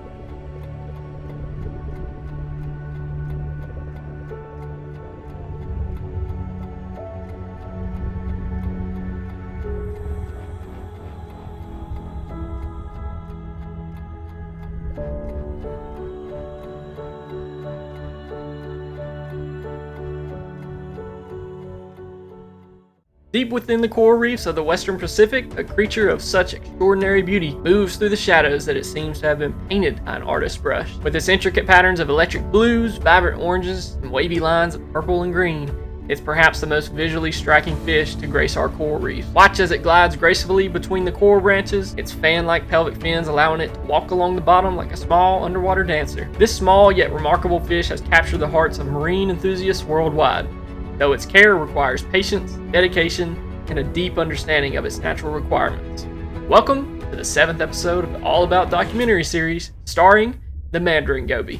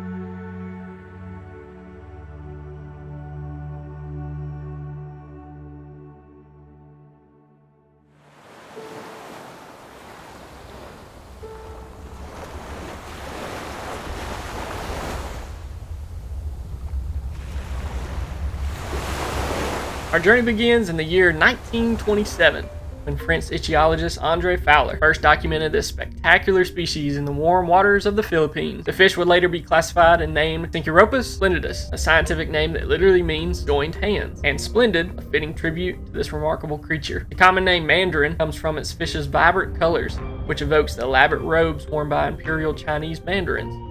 These fish began appearing in the aquarium trade during the 1960s, though early attempts at keeping them in captivity were largely unsuccessful due to our limited understanding of their specialized dietary need. It wasn't until decades of research and development of specialized feeding techniques that these fish became viable for the home aquarium. To understand the goby's place in the marine world, we must examine its scientific classification, beginning with the domain Eukaryota, kingdom Animalia, phylum Chordata, class Actinoturgi, order Callionymiformes, family Callionymidae, genus Synchropus, and finally species Synchropus splendidus. Despite its common name suggesting it's a goby, the mandarin is actually a dragonet belonging to the family Callionymidae, rather than the true goby family Gobidae. The distinction becomes clear when observing their behavior and anatomy. The genus Synchropus includes several related species, including the spotted mandarin and the target mandarins, but none possess the same stunning coloration as our splendid mandarin. These fish are native to the western Pacific Ocean, with their range extending to Australia, Philippines, Indonesia, Hong Kong, and New Guinea. The Mandarin Goby is a study in miniature perfection. Growing to a maximum length of just 2.5 inches, these fish possess one of the most complex color patterns found in any marine species. Their bodies are primarily blue, with intricate waves of orange, red, yellow, and purple, creating a psychedelic masterpiece across the skin. Males can be distinguished from females by their notably larger size and the elongated first dorsal spine that may extend all the way to the base of their tail. This spine serves as both a display feature during courtship and a means of asserting dominance over the territory. Perhaps most fascinating is what covers their body, or rather what doesn't. The Mandarin gobies lack traditional scales. Instead, they secrete a thick layer of protective mucus that gives them their distinctive smell and bitter taste. This mucus contains toxins produced by specialized cells in their skin, making them unpalatable to most predators. The significance of their brilliant coloration likely serves as aposematic warning, a visual signal to potential predators that they are toxic and best avoided.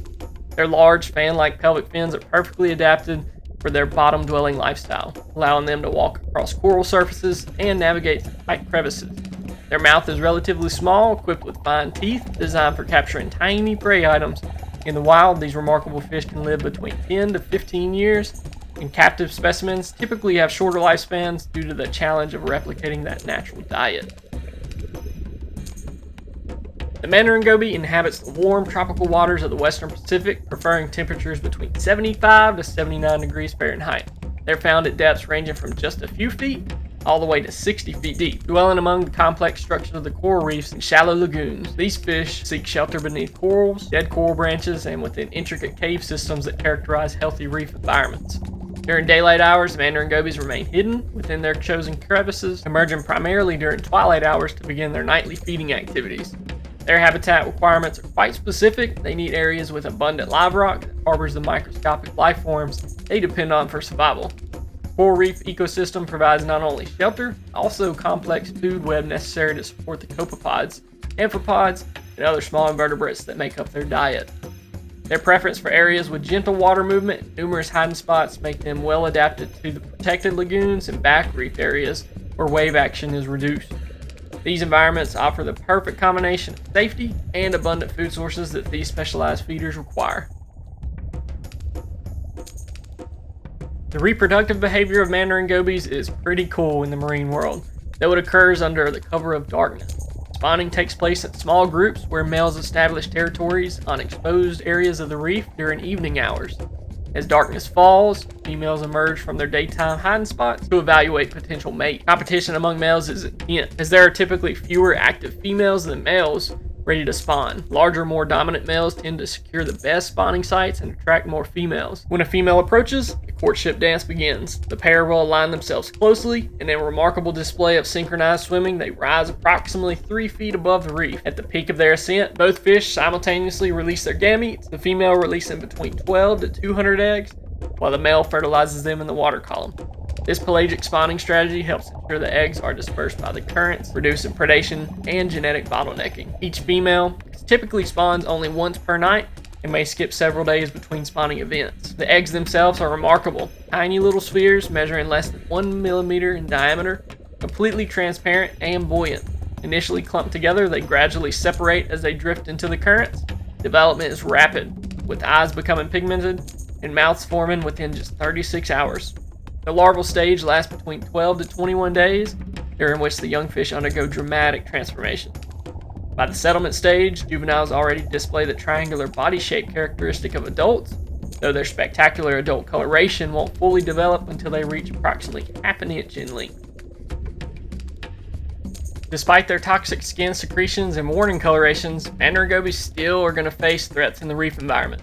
Their small size makes them vulnerable to a range of predators, particularly during the juvenile stages before their defensive toxins have fully developed. Large fish, such as groupers, moray eels, and certain species of wrasse may attempt to prey on the juveniles. However, most predators quickly learn to avoid adult Mandarin Gobies after experiencing the unpleasant taste and the smell of their toxic mucus coating. This chemical defense system is their primary protection against predation. Crustaceans such as mantis shrimp and large crabs pose a threat, particularly to juveniles hiding in crevices. Some species of octopus may also prey upon unwary mandarins, though their nocturnal activity patterns often help them avoid these predators. Human activities can also pose a threat to the Mandarin Gobies. Coral bleachings, water pollution, and the collection for the aquarium trade have impacted wild populations. Climate change can also affect the delicate coral ecosystem that they're going to depend on for that shelter and for food. The feeding behavior of Mandarin Gobies represents a very specialized diet in the marine aquarium hobby and in the wild. These fish are micropredators, spending their active hours hunting for tiny invertebrates among coral branches and live rock surfaces. Their diet consists of primarily copepods, small crustaceans that are abundant on healthy reefs. In addition to copepods, they consume amphipods, small worms, protozoans, isopods, and occasionally small snails. Their feeding strategy is methodical and continuous. They move slowly across the surfaces, carefully examining every crevice and coral branch for potential prey. Their small mouths are perfectly sized for capturing these microscopic creatures. The mandarin's mouth also plays a really cool function if you can imagine yourself vacuuming and you hook that new nozzle onto it to get the crumbs between your couch cushions. The mandarin essentially uses his mouth to do that same effect to capture copepods that are hiding in those tight places. That rapid suction cup movement that they're doing with their mouth is vacuuming up those copepods along the rock. Really cool. And they may spend 10 to 12 hours each day actively feeding. This specialized diet is what makes Mandarin Gobies challenging to maintain in captivity. Unlike many marine fish that are readily accept prepared foods, wild-caught mandarins typically refuse flake food, pellets, and even most frozen preparations. They require a constant supply of live microscopic prey, which must be cultivated within the aquarium system through the establishment of healthy populations of copepods and other small inverts. The abundance of their preferred food sources is directly tied to the health of their ecosystem. In areas where coral reefs have been damaged or where water quality has declined, the populations of these smaller inverts decrease, making survival difficult for the Mandarin Gobies. This just highlights their role as an indicator species for knowing a reef is really healthy. Mandarin Gobies possess several natural defenses against diseases and parasites, primarily through their toxic mucus coating and lack of traditional skills. Their mucus layer provides some protection against external parasites, making them less susceptible to common marine fish elements like marine ick compared to scaled fish species. However, they're not immune to health issues. In captivity, the most common problems arise from malnutrition due to inadequate food supplies. Mandarin Gobies that cannot find sufficient copepods and other live prey will gradually weaken, becoming susceptible to secondary infections and eventually starving. When diseases do affect mandarins, bacterial infections are the most common concern, often manifesting as fin rot or skin lesions. These typically occur when the water quality is poor or when the fish is stressed from inadequate nutrition or inappropriate tank mates. Marine velvet and other protozoan parasites can occasionally affect these fish, though their mucus coating provides some protection. Treatment of diseases in Mandarin gobies requires careful considerations, as many common aquarium medications can be harmful to their delicate skin and their unique physiology. Prevention remains the best approach, maintaining excellent water quality, ensuring adequate food supplies, and providing appropriate habitat with plenty of hiding places and gentle water flow. Quarantine procedures for new additions to systems containing mandarins should be thorough, as introducing diseased fish can quickly compromise the health of this Mandarin Goby. The conservation status of the Mandarin Goby is currently listed as least concern by the IUCN, though this designation doesn't tell the complete story of the pressures facing the wild populations.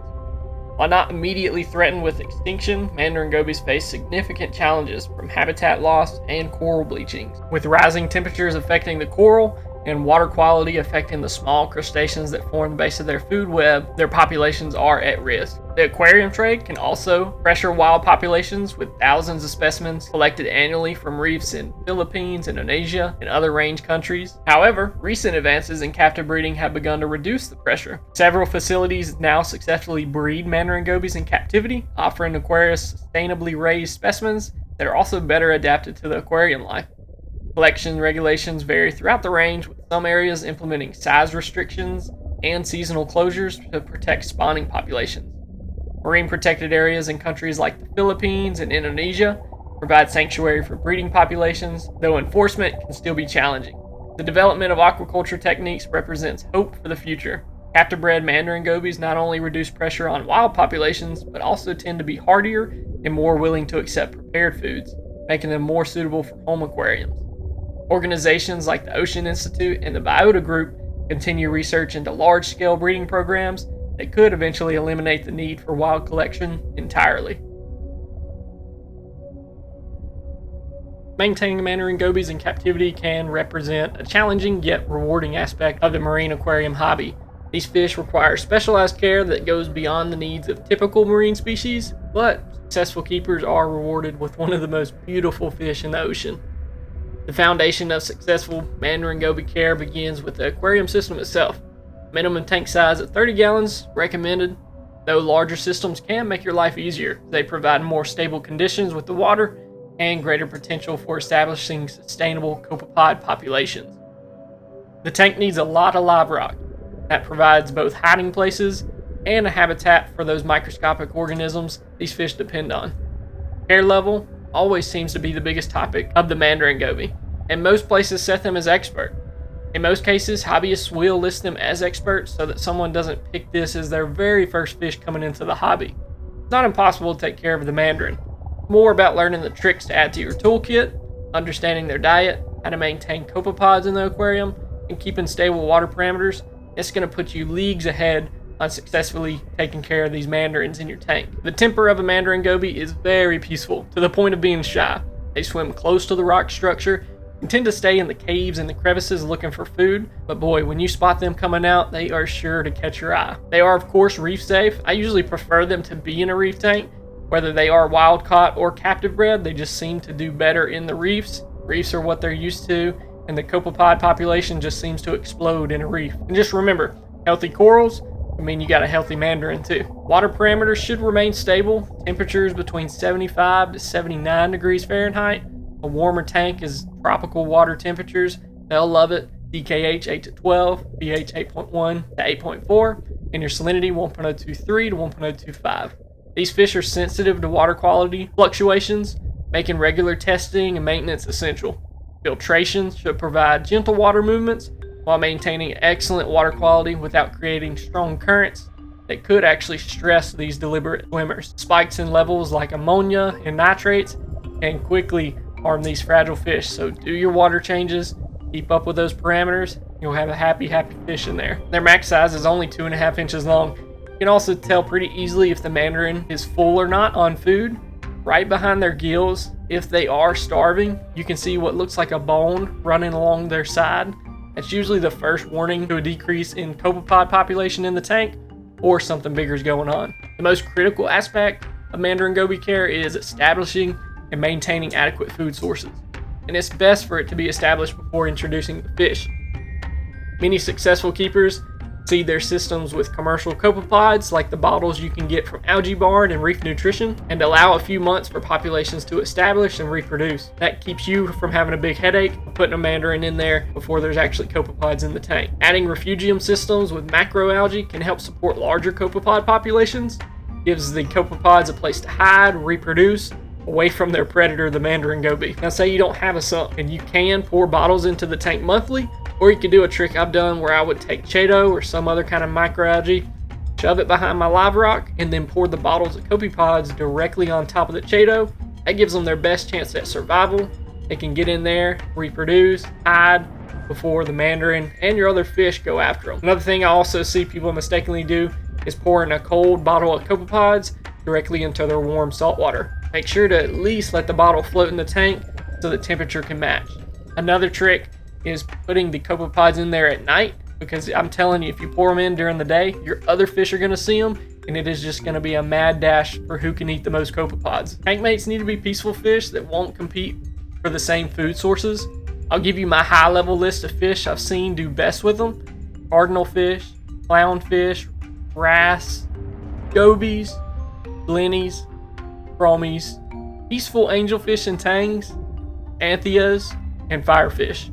Aggressive fish, or those that actively hunt copepods, can cause issues as they will deplete the food sources these specialists require and can bully the goby over territory. The Mandarin Goby is not gonna defend itself against a mean trigger or pufferfish that's coming after it. You can have mated pairs and can also mix and match different dragonettes into the same tank, but what I always try to tell people is that the more dragonettes you have, the more copepods that you'll need in the tank to keep them full. So as you're adding more dragonettes to the tank, you need to make sure the copepod population is staying up to par so that they're not hungry.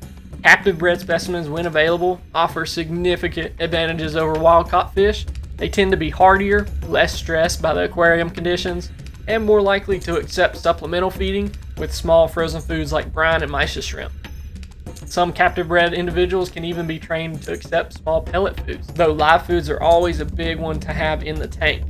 You can see from the Biota group, I think they include it in their descriptions, they actually have them fed on those frozen foods and the pellets as soon as you get them. Current market prices for Mandarin Gobies that are wild caught can be as cheap as $30, while captive bred specimens can cost upwards of $150 to get one, and they're only about an inch long. For those willing to put in the extra work and preparation, Mandarin Gobies are one of the most rewarding fish you can keep.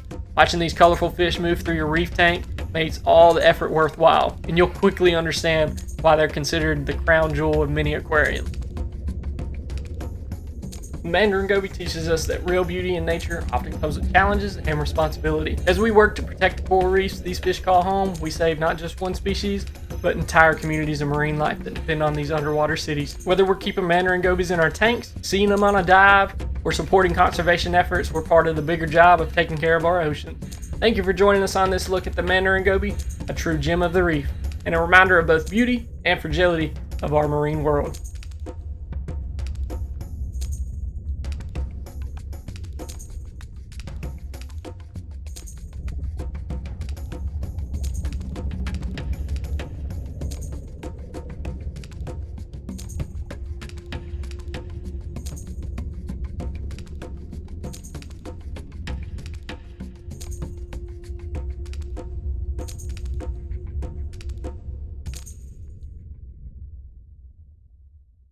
In the warm tropical waters of the Indo-Pacific, where coral gardens stretch towards the horizon and countless species fight for survival, one fish stands apart, with its copper-orange band stretching across a pearl-white body, moving through the reef with precision. That elongated snout, perfectly designed for probing the deepest crevices on the coral structure, tells the story of millions of years of evolution, perfecting a feeding strategy that few other fish can match. These remarkable fish don't simply inhabit the reef, they patrol it with a territorial authority that speaks to their confidence and adaptability. Unlike many butterflyfish species that remain strict coral-bound, Copperband displays a versatility that has allowed them to thrive in environments from pristine outer reef slopes to murky estuarine waters. Their distinctive false eye spot near the dorsal fin creates a visual deception that confuses predators, while their real eye remains hidden in a band of copper that flows seamlessly into their striking pattern. Watch as the Copperband methodically works a coral head, that specialized beak probing every crack and crevice with surgical precision. This isn't random foraging.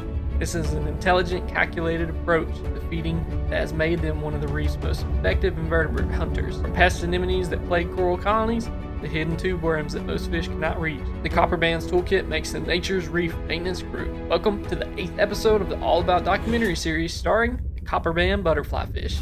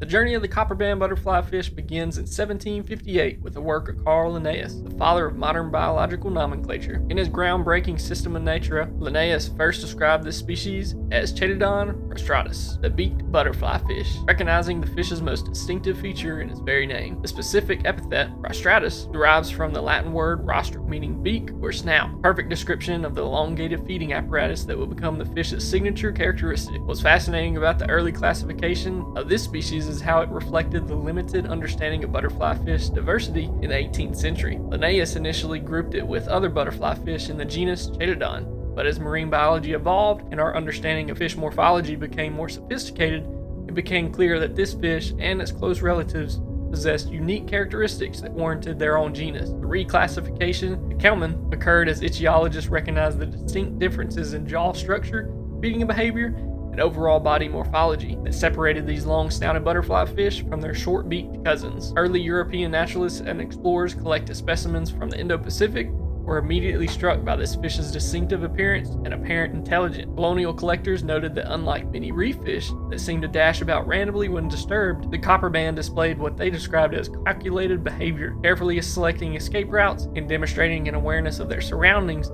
that impressed early observers. The species gained popularity in European scientific circles not just for its beauty, but for its representation of the incredible diversity that tropical reefs contained, a diversity that was only beginning to be understood as global exploration expanded our knowledge of the marine ecosystems. The scientific classification of the Copperband butterflyfish reveals its position in the complex web of marine biodiversity, beginning with the domain Eukaryota, encompassing all organisms with a membrane-bound nuclei. We move through kingdom Animalia, for all multicellular organisms that obtain energy by consuming other organisms rather than producing their own food. The phylum Chordata includes all animals possessing a spinal cord or notochord at some point during development, while class Actinoturgi represents the ray fin fish, the most diverse group of vertebrates on Earth, characterized by fins supported by bony rays rather than fleshy lobes. The order Chaetodoniformes groups together the butterflyfish and their close relatives, all sharing similar body plans and feeding strategies adapted for reef environments. Family Chaetodonidae encompasses all true butterflyfish, distinguished by their laterally compressed bodies, small mouths, and typically bright coloration patterns that serve various functions from species recognition to predator deterrence. Within this family, the genus Kelman stands apart from other butterflyfish genera. While most butterflyfish possess relatively short, rounded snouts suitable for picking at coral polyps and small organisms, Kelman species have evolved dramatically elongated rostra that allow them to probe deep into the crevices and reach prey items that other fish cannot access. The genus contains only 3 species: Kelman rostratus, which is our Copperband, Kelman marginalis, the margin butterflyfish, and Kelman whalleri, which is the blackfin butterflyfish. All 3 share characteristic elongated snouts and similar body plans. but each has evolved specific adaptations to different ecological niches. Finally, we arrive at species rostratus, distinguished by its specific color pattern of copper bands on a white background, placement and size of its false eye spot, and subtle differences in dorsal fin ray counts that help ichthyologists distinguish between closely related species. This taxonomic position reflects millions of years of evolution, with the Kalman lineage representing a specialized branch of butterflyfish evolution that prioritized feeding precision over the more generalized feeding strategies of their relatives. The Copperband Butterflyfish represents a masterpiece of evolutionary engineering, with every aspect of its biology perfectly tuned for life as reef-dwelling specialists, reaching a maximum length of 8 inches in the wild, though typically staying closer to 6 inches in most environments. These fish possess a body plan that immediately distinguishes them from all other reef inhabitants. The most striking feature is undoubtedly that elongated rostrum. It's a snout that can comprise up to 25% of the fish's total body length. This isn't simply a stretched out version of a normal fish's snout. It's highly specialized feeding apparatus with remarkable precision. The tip of the rostrum contains concentrated nerve endings that allow the fish to detect minute vibrations and chemical signatures from hidden prey. The mouth, positioned at the very end of this probe, can be protruded slightly to create suction that draws and inverts from deep crevices, almost like a vacuum. Their body shape follows the classic butterflyfish profile, extremely laterally compressed, creating an almost disc-like appearance when viewed from the front. This compression serves multiple purposes. It allows them to slip sideways through narrow coral formations, reduces their profile to potential predators when viewed head-on, and creates a distinctive silhouette that immediately recognizable to other copper bands. The coloration pattern is both beautiful and functional. The distinctive copper-orange bands that give the fish its common name are actually more complex than they first appear. These bands vary in intensity and width between individuals and can be influenced by the fish's emotional state, lighting conditions, and social circumstances. The white background color provides contrast that makes the bands here even more vibrant, while also helping the fish blend in with the filtered sunlight that penetrates the reef's depths. Perhaps most ingenious is the false eye spot, located on the posterior portion of the dorsal fin. This large dark spot is often more prominent than the fish's actual eye, which is partially concealed within the copper band. This creates a classic case of misdirection. Predators attacking when they perceive to be the head will find themselves snapping at the tail end of the fish that's already swimming rapidly in the opposite direction. The dorsal and anal fins are equipped with strong spines that can be erected when the fish is threatened, making them appear larger and more formidable. The soft portions of these fins are elegantly shaped, contributing to the fish's graceful swimming style and precise maneuverability around complex coral formation. Internally, copper bands possess a sophisticated digestive system necessary to process a diet rich in small inverts. Their stomach is relatively small but highly efficient, and their intestinal tract is proportioned perfectly for extracting maximum nutrition from their protein-rich prey items.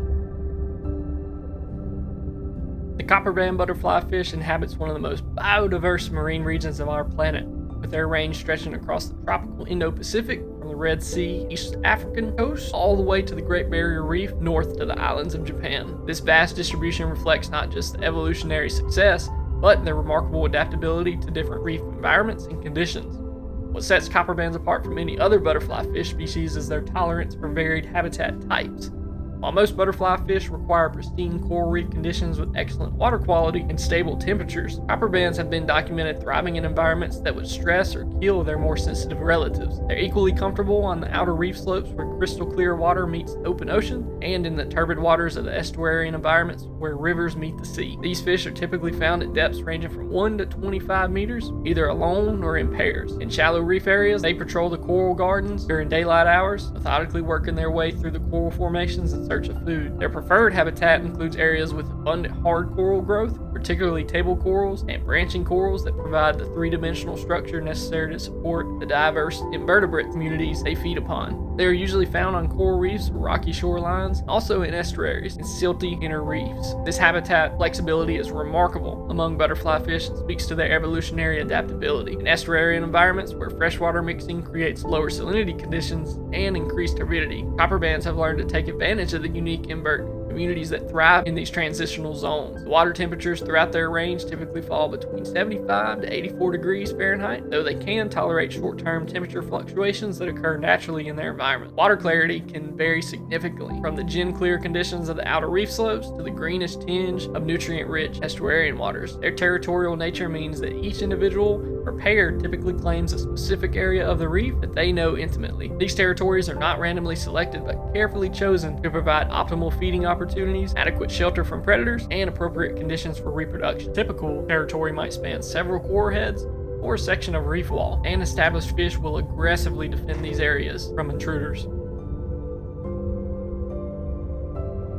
The reproduction behavior of copperband butterflyfish represents one of the most recently understood aspects of their biology. With breakthrough research finally revealing the secret of their spawning behavior after decades of mystery, these fish form monogamous pairs during breeding, establishing strong pair bonds that can last for years and represent one of the more stable partnerships found among reef fish. The process of pair formation is complex and not fully understood, but appears to involve both visual displays and behavioral compatibility testing. Male and females that are considering partnership will swim together for an extended period, apparently evaluating each other's suitability as long-term mate. This evaluation process can take weeks or even months, and not all attempted pairings result in a successful partnership.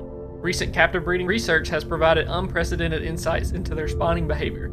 Spawning appears to occur at pre-dawn or first light, similar to millet seed butterflyfish, with eggs having a standard 18 to 24 hour embryo development period.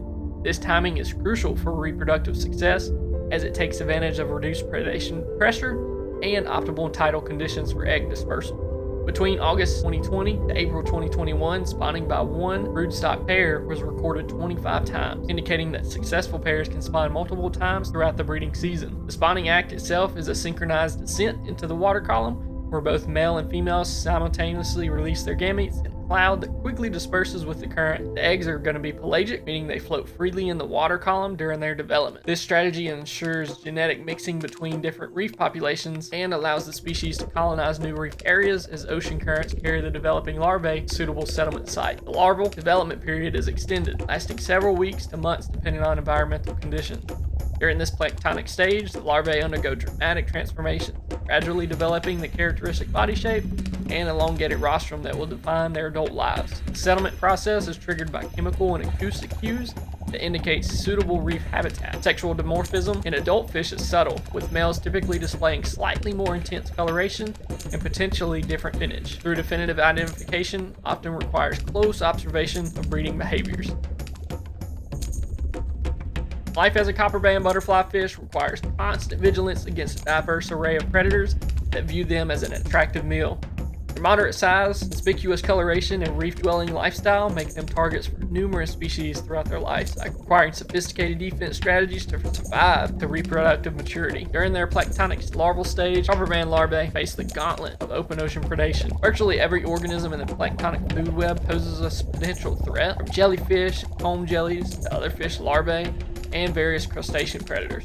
The mortality rate during this vulnerable phase approaches 99%, which explains why successful spawning pairs must produce large numbers of offspring to ensure species survival. Once they settle onto reefs as juveniles, a new set of predators become relevant. Small to medium-sized reef predators, including hawkfish, dottybacks, small groupers, moray eels, all pose significant threats to young copperbands. These predators are specifically adapted for hunting in the complex coral reef environment and possess the speed and agility necessary to capture prey along the coral formation. As they grow into subadults and adults, copperbands become less vulnerable to small predators, but must contend with reef's apex species.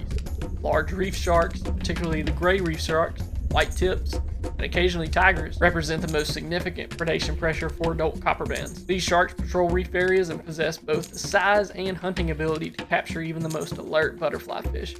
Moray eels represent another major threat category. These snake-like predators use their slender bodies to hunt in the same crevices and coral formations where copperbands feed, creating unavoidable encounters. Large morays possess powerful jaws and lightning-fast strikes that can capture unwary fish before they can escape. Giant trevally, barracuda, and large groupers also pose threats, particularly to fish caught in open water areas away from the protective structure of the reef. These predators rely on speed and power to overwhelm their prey, making the open water crossing dangerous for copperbands. These fish have evolved several defense strategies to deal with these varied threats. Their compressed body shape allows rapid movement through the narrow coral passages where larger predators can't follow. The false eye spot creates momentary confusion during predator attacks, potentially providing it the split second necessary for escape. Their territorial behavior means they maintain intimate knowledge of their home reef area, including the location of every bolt hole and escape route. Perhaps most importantly, copperbands are exceptionally alert and possess excellent eyesight that allows them to detect approaching threats from considerable distances. Their habit of remaining close to coral shelter means they're rarely more than a few quick swimming strokes for safety. The feeding behavior of the copperband butterflyfish represents one of nature's most specialized and efficient hunting strategies, evolved over millions of years to exploit food sources that remain inaccessible to most other reef fish. Their elongated rostrum isn't just an unusual feature, it's a precision instrument that opens up an entire world of prey items that other fish simply cannot reach. This species will eat many inverts, including parasitic forms such as tube worms, Caliactis parasitica, and common glass anemones. However, this barely scratches the surface of their dietary complexity. In their natural habitat, copperbands are methodical hunters that spend a majority of their waking hours searching for and capturing small inverts hidden within the coral matrix. Their primary prey consists of various polychaete worms, those segmented worms that live in tubes within coral crevices and rocky substrates. Their elongated snout allow them to probe deep within these tubes and extract worms that have evolved specifically to avoid predation by hiding in inaccessible locations. The precision of their feeding is remarkable. They can detect the minute vibrations created by these worms and pinpoint their location with surgical accuracy. Small crustaceans form another major component of their diet. Amphipods, isopods, small crabs, and various microscopic crustaceans that live within the coral structures all become prey for the copperband's specialized feeding apparatus. Their ability to create precise suction at the tip of their rostrum allows them to extract these creatures from hiding places where other fish cannot reach. Butterflyfish preys on all tube and substrate worm, clams, and mollusks. Small bivalves and gastropods that attach themselves to or hide within coral formations also fall victim to the copperband's persistence. They will work a single coral head for extended periods, systematically checking every crevice and cavity for hidden prey items. One of their most famous dietary preferences is for pest anemones, particularly the Aptasia. Given a choice, Aptasia is actually the least favorite food, but their ability to consume these problematic anemones has made them popular in the aquarium trade as biological pest control. However, the focus on Aptasia control often overshadows their true dietary complexity and nutritional requirements. Their feeding technique is methodical and energy efficient. Rather than a frantic feeding behavior exhibited by many reef fish, copperbands move deliberately across coral surfaces, using their sensitive rostrum to probe each potential feeding site. This patient approach allows them to locate and capture prey that more aggressive feeders would miss entirely. The relationship between copperbands and their prey items also serves an important ecological function to the reef. By controlling populations of certain inverts, they help maintain the balance between different species and prevent any single group from overwhelming the available space and resources. The health challenges facing copperband butterflyfish in both wild and captive environments reflect their specialized nature and sensitivity to environmental changes. Unlike hardier reef fish that can tolerate a wide range of conditions, copperbands require stable, high-quality environments to maintain their health and resist disease pressure. In wild populations, external parasites represent the most common health challenge. Marine ick caused by the ciliate parasite, cryptocarine irritants, can affect copperbands particularly during times of environmental stress or when water quality declines due to pollution or coral bleaching events. The parasite appears as white spots scattered across the fish's body and fins. While copperbands possess some natural resistance, severe infections can be debilitating or fatal. Marine velvet caused by dinoflagate, Hemiludidium ocellatum, poses an even more serious threat. The parasite creates a golden or rust-colored coating across the fish's skin and gills, interfering with respiration and rapidly becoming life-threatening if environmental conditions favor its reproduction. Copperband's preference for varied habitat types include areas with fluctuating water quality, sometimes expose them to conditions that promote velvet outbreaks. Bacterial infections often occur as secondary problems when fish are stressed by poor water quality, inadequate nutrition, or parasite loads. These typically manifest as fin rots, skin lesions, or internal infections that affect organ function. Specialized diet of copperbands means that nutritional deficiencies can occur if their preferred prey items become scarce due to environmental changes. Fungal infections, while less common in marine environments, can affect fish that have suffered injuries or are immunocompromised due to other stressors. Complex coral reef environment provides numerous opportunities for injury from sharp coral formations or territorial disputes with other fish. In captive situations, the health challenges become even more pronounced due to the difficulty of replicating their natural diet and environmental conditions. Malnutrition remains the leading cause of health problems in aquarium-kept copperbands, as their specialized feeding requirements are difficult to meet with available commercial foods. Stress of captivity itself can compromise immune function, making captive specimens more susceptible to diseases that might be easily resisted in wild populations. This is why proper quarantine procedures, excellent water quality maintenance, and appropriate nutrition are absolutely critical for success with the species. Wild copperbands benefit from natural cleaning stations staffed by cleaner wrasse and cleaner shrimp, which provide ongoing health maintenance by removing parasites and dead tissue. The absence of these natural cleaning services in captivity can contribute to health problems over time.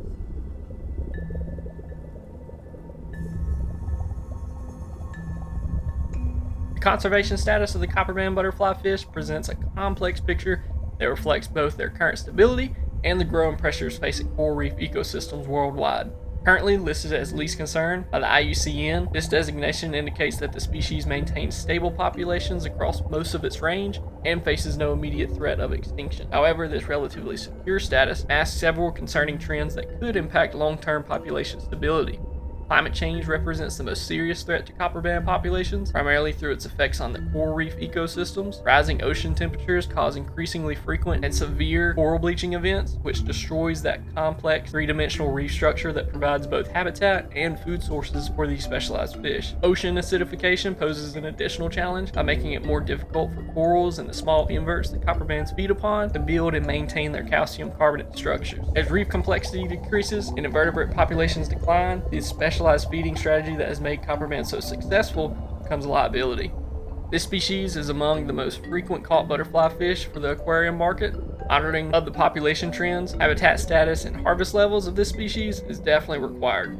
The substantial collection pressure for aquarium trade, while not currently threatening overall population stability, does create a localized impact in heavily collected areas. The breakthrough in captive breeding represents hope for reducing this collection pressure.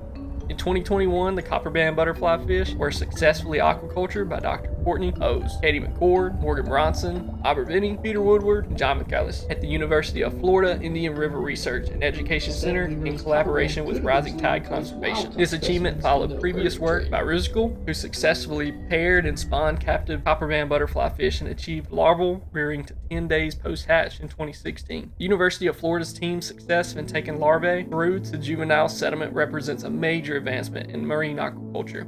The captive breeding process revealed the complexity of copperband reproduction and the precise environmental conditions required for successful spawning and larval development. Copperband eggs have a standard 18 to 24 embryo development, but the larval rearing phase requires specialized techniques and carefully controlled conditions. These captive breeding efforts not only provide hope for reducing collection pressures on wild populations, but also offers opportunities for research into the species' biology and behavior that would be impossible to conduct in the wild. As captive breeding techniques improve and production scales up, sustainably raised copperbands could eventually replace wild-caught specimens in the aquarium trade. Conservation efforts for wild populations focus on protecting coral reef habitats through marine protected areas, regulating collection activities, and addressing the broader challenges of climate change and pollution that threaten the reef ecosystems globally. The copperband butterflyfish represents one of the most challenging yet rewarding species in the marine aquarium hobby, requiring experienced aquarists who understand the complex needs of this specialized reef fish. Their care demands go far beyond your typical marine aquarium inhabitants, but successful keepers are rewarded with one of the most elegant and purposeful fish in the ocean.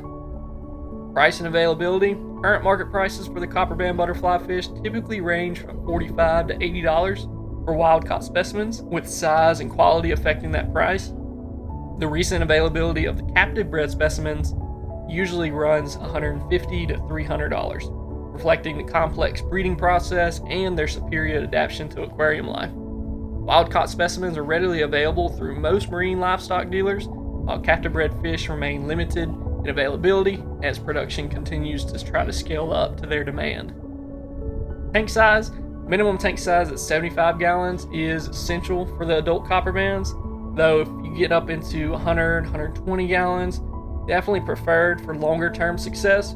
Key isn't just volume, these fish require swimming space and territory, so a tank that's at least 4 feet long, sometimes those 6-foot tanks work even better to accommodate a very active swimming fish and allow them to establish plenty of natural territories in the tank. Care level, copperbands are definitely an intermediate to advanced care category. While not impossible for dedicated beginners, they do require stable water conditions, excellent filtration, and most critically, success in meeting their specialized dietary requirements. This isn't a fish for new marine aquarists, or those looking for an easy addition to their tank. Temperament, this species is territorial but generally peaceful toward non-competing species.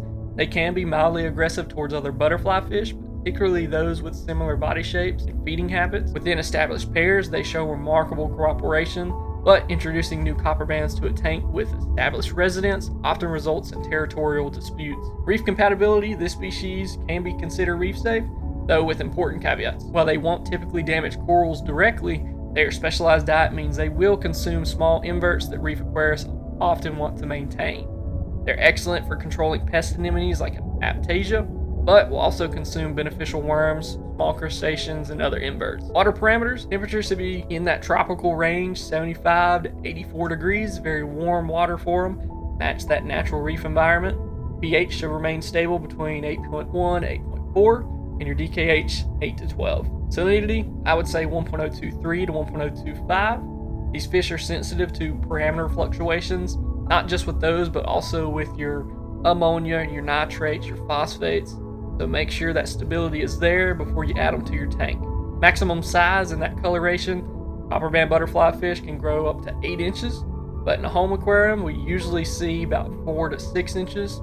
Their distinctive coloration features are bright copper orange bands on that pearl white background with that prominent false eye spot near the dorsal fin. Just very beautiful fish, gonna catch everyone's eye.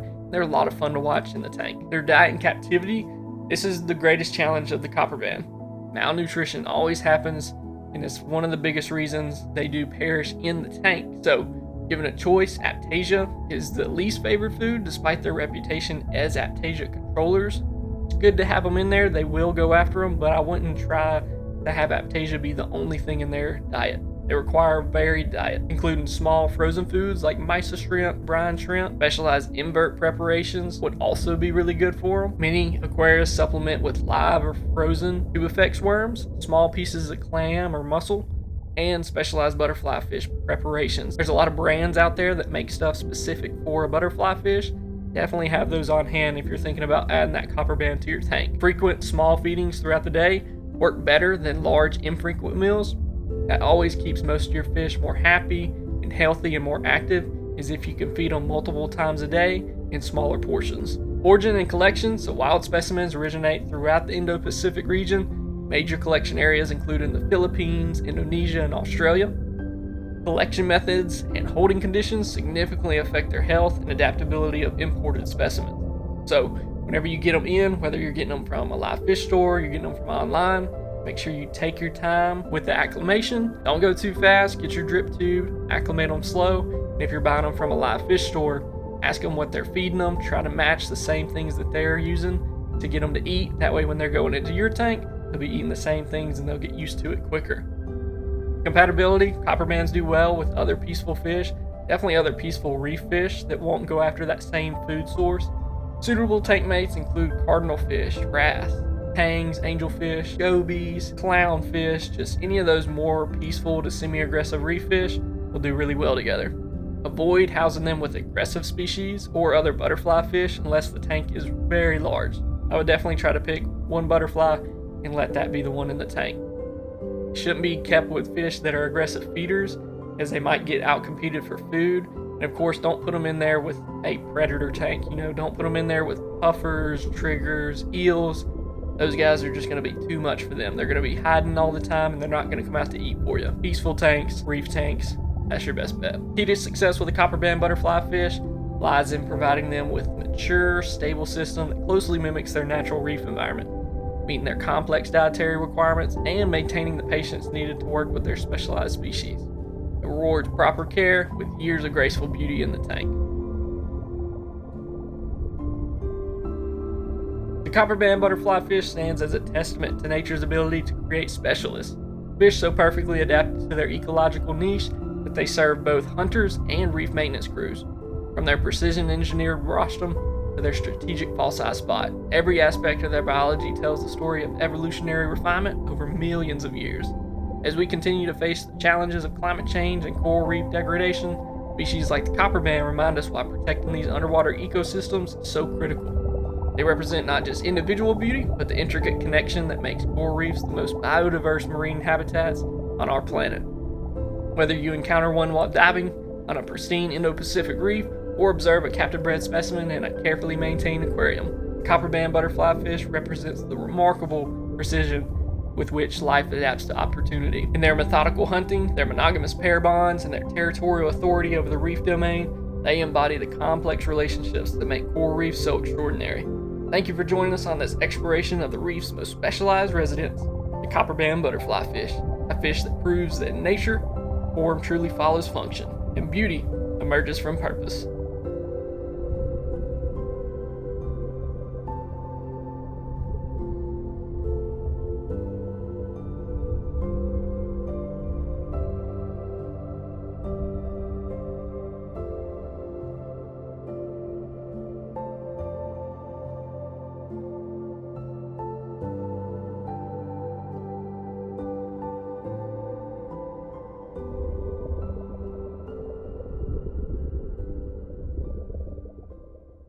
In the quiet corners of seagrass beds and coral gardens where gentle currents dance through swaying fronds lives one of nature's most extraordinary creatures, a fish so unlike any other that it seems borrowed from the realm of fantasy and placed into our oceans. With their horse-like heads held high, eyes that move independently like tiny periscopes, and tails that curl with precision of master craftsmen, these remarkable animals challenge everything we think we know about fish. Watch as the male, heavy with pregnancy, grips a strand of seagrass with his muscular tail while his eyes scan the water for danger. This isn't just any fish. This is a creature that has rewritten the rules of reproduction, turned the concept of pregnancy on its head, and mastered the art of camouflage to a degree that would make chameleon envious. From the tiniest dwarfs, no larger than your thumbnail, to some reaching over a foot in length, these living jewels patrol their underwater territories with a grace that belies their unusual anatomy. This genus Hippocampus, with approximately 46 to 50 recognized species scattered across the world's coastal waters, each one perfectly adapted to its unique environment, whether swaying among kelp forests and temperate seas or hiding within tropical coral formations,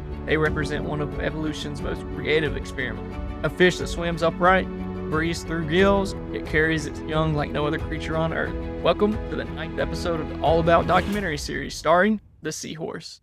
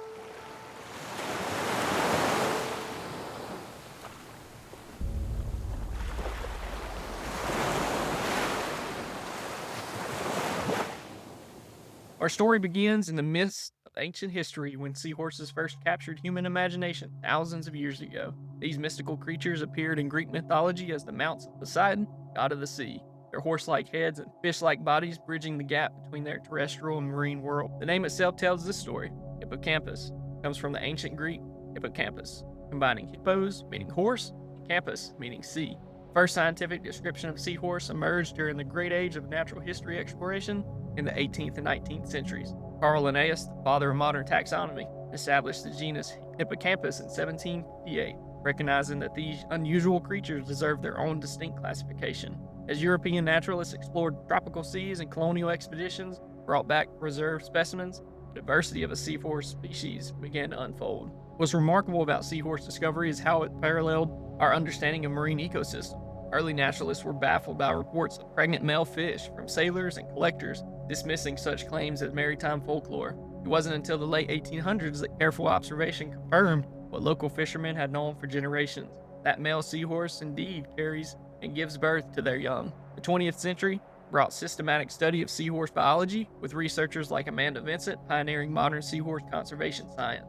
Project Seahorse, established in the 1990s, currently recognizes 46 seahorse species, though new species continue to be discovered in remote coral reefs and seagrass beds around the world. From ancient mythology to modern marine biology, seahorses have maintained their status as creatures of wonder, bridging the gap between scientific curiosity and the natural magic in ways few other animals can match.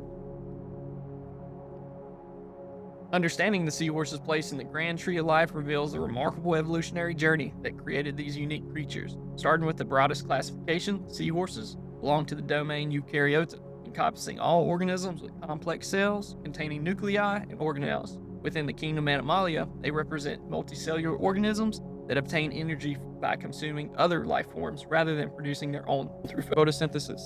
The phylum Chordata includes all animals possessing a spinal cord or notochord at some point in their development, placing seahorses among the vertebrates. Within the class Actinotergi, the ray fin fish, seahorses belong to the order Gasterostiformes, which includes their close relatives, the pipefish. The family Syngithidae is where seahorses found their closest kin. Syngithidae derives from Greek syn, meaning with, and together, along with gnathos, meaning jaw, referring to their fused jaw structure that creates the distinctive tubular snouts. This family includes not only seahorses, but also pipefish and the spectacular sea dragons, all sharing the remarkable trait of male pregnancy. The genus Hippocampus currently encompasses 46 species of true seahorses, from the dwarf seahorse, measuring less than an inch in length, to the impressive Pacific seahorse, reaching over 12 inches. Each species has evolved specific adaptations to its environment, creating a diverse array of colors, sizes, and ecological specialization. Notable species include the long-snouted seahorse of the European waters, the lined seahorse, common along North American coast, and recently described Coleman seahorse, remarkable for its minute size and unique gill structure. This taxonomic diversity reflects millions of years of evolution, with seahorses adapting to environments ranging from temperate kelp forests to tropical seagrass meadows. Seahorse represents one of nature's most extraordinary anatomical innovations, combining features that seem impossible in a single organism. These creatures have reinvented what it means to be a fish, developing a body plan so unique that they occupy their own distinct niche in marine ecosystems. The most immediately recognizable feature is their equine head, complete with elongated snout, independently moving eyes that function like biological periscopes. Each eye can focus on different objects simultaneously, allowing seahorses to watch for predators while hunting for prey. Their tubular snout functions like a precision instrument, creating powerful suction that can capture tiny crustaceans faster than the human eye can follow. Their body is encased in a series of bony plates, arranged in rings, providing armor-like protection while maintaining flexibility. Unlike typical fish scales, these plates create a rigid yet articulated structure that gives seahorses their distinctive segmented appearance. The absence of a traditional fishtail is perhaps their most remarkable adaptation. Instead, they possess a prehensile tail that functions as a fifth limb, capable of supporting their entire body weight as they anchor themselves to seagrass and corals. Seahorses and their close relatives, sea dragons, are the only species in which the male becomes pregnant and gives birth. Males possess a specialized brood pouch on their ventral surface, complete with its own blood supply system that nourishes developing embryos. This pouch functions remarkably similar to a mammalian uterus, providing oxygen, nutrients, and waste removal for hundreds of developing young. Their swimming mechanisms defies conventional fish locomotion. Rather than using their tails for propulsion, seahorses rely primarily on a rapid oscillation of their dorsal fin, up to 35 beats per second for a forward movement. Their pectoral fins provide steering and stability, while their lack of traditional tail fin makes them relatively weak swimmers. This limitation has led to their mastery of camouflage and their preference for areas with gentle water flow. Size variation among the species are dramatic, ranging from the pygmy seahorse at just 0.6 inches to giants reaching 14 inches in length. Most species live between 5 to 10 years in the wild, while their lifespan closely tied to their environment's stability and the availability of appropriate food sources.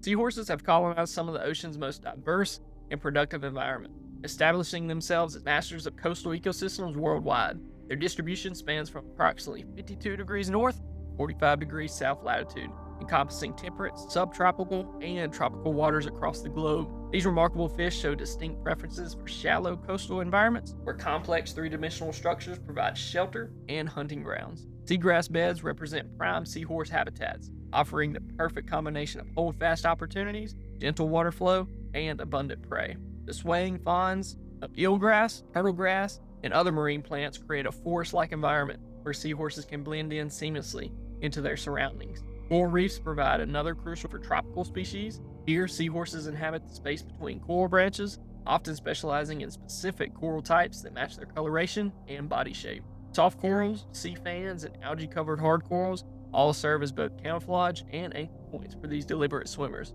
Mangrove systems offer unique habitat opportunities with their complex root structures, creating nursery areas for juvenile seahorses. The brackish water conditions and abundant organic matter support rich populations of small crustaceans, providing ideal feeding grounds for these specialized predators. Temperature requirements vary by species, but most seahorses prefer water between 72 and 78 degrees Fahrenheit, though some temperate species tolerate cooler conditions. They typically inhabit depths from just below the surface to about 200 feet, most species preferring the upper 60 feet where light levels support healthy plant growth. Water quality is crucial for the seahorse's survival, as these fish are particularly sensitive to pollution and environmental changes. They require stable salinity levels, good water circulation for oxygen exchange, and minimal chemical contamination. Their presence in an ecosystem often serves as an indicator of environmental health, as degraded habitats quickly become unsuitable for these sensitive creatures. Seasonal movements are common among seahorse populations, with individuals often migrating to deeper waters during storms or temperature extremes. Some species show remarkable site fidelity, maintaining territories of just a few square meters throughout their adult lives, while others may range more widely in search of suitable habitats and mates. The reproductive behavior of seahorses represents one of nature's most remarkable role reversals, challenging our fundamental understanding of pregnancy and parental care. Among many remarkable attributes of seahorses, their male pregnancy has to be the most spectacular, as seahorses and their first cousins, sea dragons, are the only species in which the male gets pregnant and gives birth. Their journey to reproduction begins with an intricate courtship ritual that can last for days or even weeks. Potential partners engage in elaborate dancing displays, swimming together in synchronized spirals, changing colors rapidly, and performing graceful movements that strengthen their pair bond. These courtship displays serve multiple purposes. They ensure species compatibility, assess partner fitness, and synchronize reproductive timing. Once a pair has formed, the actual mating process is brief and extraordinary. The female seahorse impregnates the male by inserting her eggs into a pouch on the front of his tail, into which he releases sperm to fertilize the eggs. This process typically occurs during dawn hours and lasts only a few seconds, despite the extended courtship period that precedes it. The male's brood pouch is a marvel of biological engineering. The male incubates the babies for approximately 24 days, providing them with oxygen and nutrients during this time.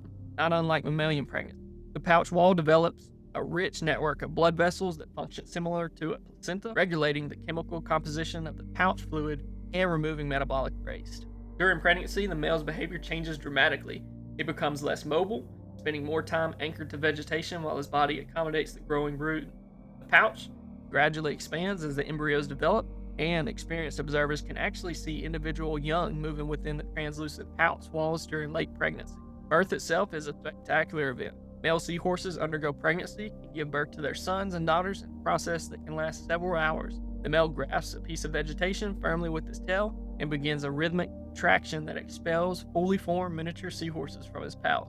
A single brood can contain anywhere from a dozen to over 1,000 babies, depending on the species and the size of the male. Less than 0.5% of infants survive to adulthood, explaining why litters are so large. These survival rates are actually fairly high compared to other marine fish, highlighting the efficiency of the parental care system that seahorses have evolved. Immediately after birth, the tiny seahorses, called fry, are completely independent and must fend for themselves. They possess all the adult characteristics in miniature form and begin hunting for microscopic prey within hours of birth. The male, exhausted from the birthing process, may rest for several days before beginning the courtship cycle anew with the same or a different female. Life as a seahorse requires constant vigilance against an array of predators that view these unusual fish as excellent meals. Their relatively slow swimming speed and specialized anatomy make them vulnerable to attack, though they have evolved sophisticated defense strategies to survive in dangerous water. During the planktonic larval stage, immediately after birth, seahorse fry face the greatest predation pressure of their lives. Virtually every planktivorous creature in the ocean poses a threat. Jellyfish, comb jellies, small fish, countless invertebrate predators consume vast numbers of these transparent, helpless juveniles. This explains why seahorse birds are so large, as overwhelming numbers help ensure at least some of the offspring survive to settlement. As juveniles find shelter in seagrass and coral reefs, They encounter specialized reef predators adapted for hunting in complex habitats. Small grippers, wrasse, and angelfish actively hunt juvenile seahorses, while moray eels probe crevices where young seahorses might hide. Crustacean predators like mantis shrimp and large crabs pose particular threats, using their powerful appendages to crush seahorses despite their bony armor. Adult seahorses face fewer, but more dangerous predators. Large fish like barracuda, jack species, and bigger groupers can overcome adult seahorses' defenses through speed and power. Rays and skates hunting in seagrass beds occasionally capture seahorses, though these bottom dwellers are not specialized seahorse predators. Perhaps most dangerous are the cephalopod predators, octopus, and cuttlefish. These intelligent hunters can change colors to match their surroundings while stalking seahorses, and their flexible bodies allow them to extract seahorses from tight hiding places where other predators can't reach. Seahorses have evolved multiple strategies to avoid predation. Their exceptional camouflage abilities allow them to blend seamlessly with their surroundings, often becoming virtually invisible among seagrasses and coral branches. When threatened, they can rapidly change color to match their background or even mimic the movement of swaying vegetation. Their prehensile tail serves as both an anchor and a defensive tool, allowing them to maintain position in strong current while keeping their heads oriented towards potential threats. Some species can produce audible clicking sounds when alarmed, possibly serving to startle predators or warn other seahorses of danger. Their bony armor provides protection against smaller predators and can make it difficult to swallow for fish that aren't specialized for handling their hard-bodied prey. Additionally, their unique body shape and swimming style may confuse predators accustomed to pursuing more conventional fish prey. Behavioral adaptations are equally important. Seahorses are primarily active during dawn and dusk hours, when many visual predators are less active, and they often remain motionless for extended periods, relying on their camouflage rather than speed to avoid detection. Seahorses are highly specialized predators that have evolved to exploit a specific ecological niche, the capture of tiny, mobile prey items that other fish often overlook.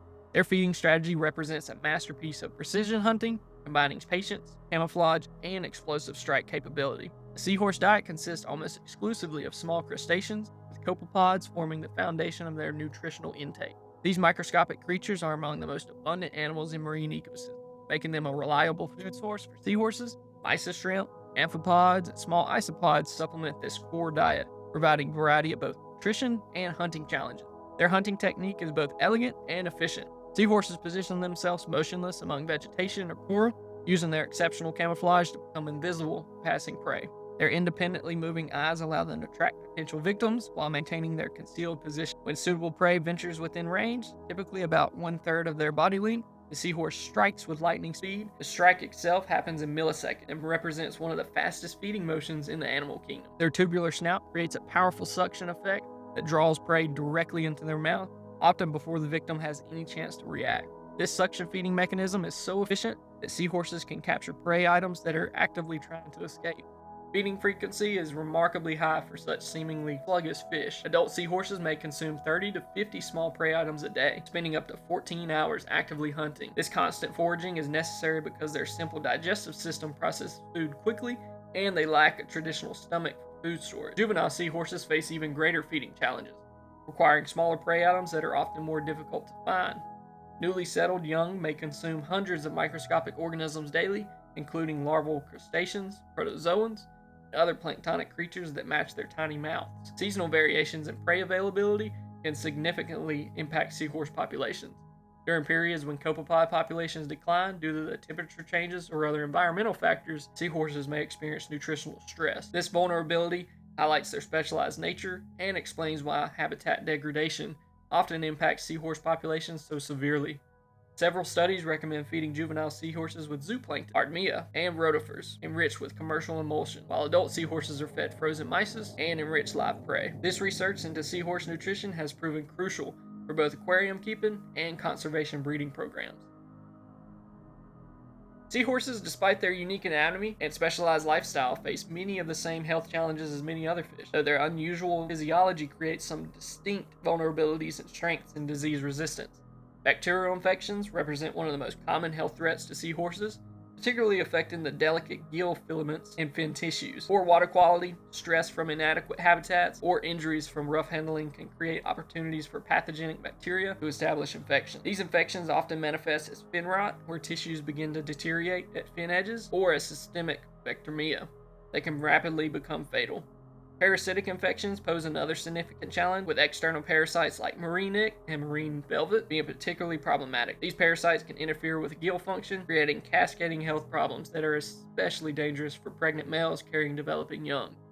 Fungal infections, while less common in marine environments, can affect seahorses recovering from injuries or experiencing chronic stress. These infections typically appear as cotton-like growths on damaged tissues and require prompt treatment to prevent systemic spread. Gas bubble disease represents a unique threat to seahorses, particularly those in captivity. This condition occurs when dissolved gases in the water come out of the solution within the seahorse's body, creating potentially fatal gas emboli. Seahorses seem particularly susceptible to this condition due to their unique body structure and relatively low circulation. Nutritional disorders are common in both wild and captive seahorses. In the wild, habitat degradation can reduce prey availability, leading to malnutrition that weakens immune systems and makes seahorses vulnerable to opportunistic infections. In captivity, inappropriate diets lacking in essential nutrients can cause similar problems, often manifesting as poor reproductive success or increased disease susceptibility. Seahorses possess some unique advantages in disease resistance. Their bony external plates provide protection against some parasites and bacterial infections that easily affect scalefish. Additionally, their mucus production and specialized skin chemistry may offer some protection against certain pathogens. Treatment of diseased seahorses requires careful consideration of their unique physiology. Many standard aquarium medications can be toxic to seahorses, and their specialized anatomy making some treatment methods impractical. Prevention through excellent water quality, appropriate nutrition, and stress reduction remains the most effective approach to seahorse health management. Environmental diseases caused by pollution, temperature fluctuations, or habitat degradation are increasingly common threats to wild seahorse populations. These conditions often don't cause immediate mortality, but can weaken seahorses' immune systems, making them vulnerable to secondary infections that ultimately prove fatal. The conservation status of seahorses presents a complex picture of beauty, vulnerability, and hope. These remarkable creatures face mounting pressures from habitat destruction, climate change, and human exploitation. Yet, innovative breeding programs and protective legislation offer pathways to securing their future. Globally, seahorse populations are declining at an alarming rate. The primary threat comes from habitat destruction. As coastal development, pollution, climate change degrade the seagrass beds and coral reefs that seahorses depend upon, rising ocean temperatures and acidification particularly impact these sensitive ecosystems, creating cascading effects throughout the food web. Traditional medicine practices in Asia create enormous demand for dried seahorses, with an estimated 37 million specimens harvested annually for this purpose. The belief that seahorses possess medicinal properties, despite no scientific evidence supporting these claims, drives a lucrative trade that has decimated populations throughout Southeast Asia and beyond. The aquarium trade, while smaller in scale than traditional medicine harvesting, also impacts wild populations. Most aquarium seahorses are still wild-caught, creating ongoing pressures on breeding populations. However, this same demand has spurred innovative captive breeding programs that now offer hope for sustainable seahorse keeping. Captive breeding represents one of conservation's great success stories for seahorses.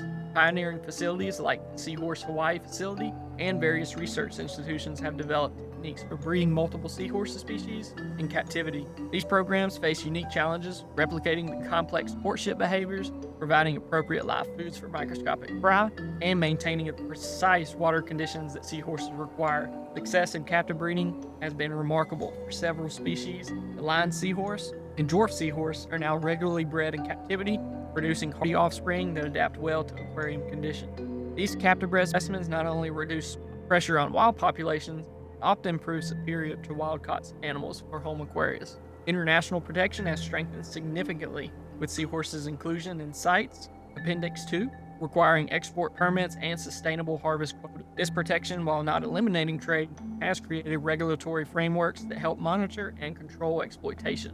Marine protected areas throughout seahorses' ranges provide crucial habitat protection, though enforcement remains challenging in many regions. Community-based conservation programs, particularly in the Philippines and other Southeast Asia countries, have shown promises by giving local fishing communities economic incentives to protect seahorse habitats rather than harvest them. Education incentives have proven particularly effective as seahorse charismatic nature makes them excellent ambassadors for marine conservation. Public aquariums, documentary films, and educational programs help build public support for seahorse protection and broader marine ecosystem conservation. Research continues to reveal new species and expand our understanding of seahorse ecology, providing the scientific foundation necessary for effective conservation planning. Projects studying seahorses' movement patterns, reproductive cycles, and habitat requirements inform protective legislation and habitat restoration efforts.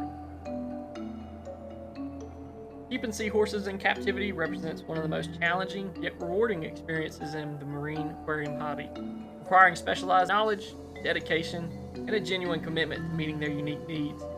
Tank size and setup. Minimum tank size at 30 gallons is essential for a pair of seahorses, which an additional 10 gallons required for each additional seahorse. Tank height is crucial. Seahorses are vertical swimmers, requiring at least 18 inches of vertical swimming space. The aquascape should recreate their natural habitat with plenty of hitching spots, artificial or live corals, macroalgae, and specially designed seahorse trees provided as central anchoring points. Care level, expert to advanced. Seahorses are not beginner fish and require aquarists with solid experience in marine fish keeping. Their specialized dietary needs, sensitivity to water quality changes, and unique behavioral requirements make them suitable only for dedicated hobbyists willing to invest considerable time and effort. Temperament, peaceful and gentle. Seahorses are non-aggressive towards other species and rarely show territorial behavior except during breeding. Their calmer demeanor makes them excellent candidates for species-specific tanks or carefully selected community setups. Water parameters. Temperature in the wild is at 72 to 78 degrees. Some tanks I've seen run at 72 to 75, slightly cooler than many tropical marine fish. pH levels should range from 8.1 to 8.4, with your alkalinity maintained between 8 to 12.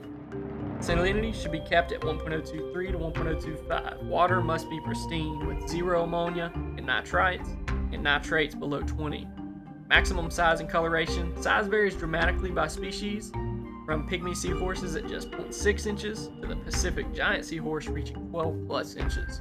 Colors range from cryptic browns and greens that match seagrass to vibrant yellows, reds, and purples. Most species can change color to match their surroundings or express emotional state. Prices. Wild-caught seahorses typically range from $25 to $50 when available, though rare species command higher prices. Captive bred specimens cost significantly more, often around $75, upwards of $150 per seahorse, but offer superior health and aquarium adaptation. Feeding represents the greatest challenge in the seahorse keeping. Adult seahorses require frozen mysis, enriched live prey, while juveniles need zooplankton, hermia, and rotifers. Most seahorses require feeding 2 to 3 times daily with small portions, as they lack traditional stomachs and process food very quickly. Seahorses are found worldwide in temperate and tropical coastal waters, with different species originating from specific regions. Captive bred specimens are increasingly available from facilities in Hawaii, Florida, and other locations with established breeding programs. Reef compatibility, generally reef safe, though large seahorses may occasionally consume very small fish or inverts. They thrive in reef environments with live coral and often kept in specialized seahorse reef tanks that replicate their natural habitat. Tank mates. Compatibility requires careful consideration. Ideal tank mates include peaceful fish that won't compete for food or harass the seahorse. Cardinals, some gobies, mandarins, and pipefish work really well. Avoid aggressive species, fast swimmers that stress seahorses during feeding, and fish that consume the same prey items seahorses require. Some more special requirements. Seahorses are not strong swimmers and prefer gentle water flow. They require areas with hitching spots like seagrass, gorgonias, macroalgae. Specialized seahorse-safe aquarium equipment prevents injuries to these delicate fish. Regular feeding schedules, pristine water conditions, and species-appropriate tank mates are essential for long-term success. Successfully maintaining seahorses requires understanding that they're not the typical aquarium fish. They're specialized marine animals with specific needs that, when met, reward their keepers with one of the most unique and engaging experiences possible in marine aquariums.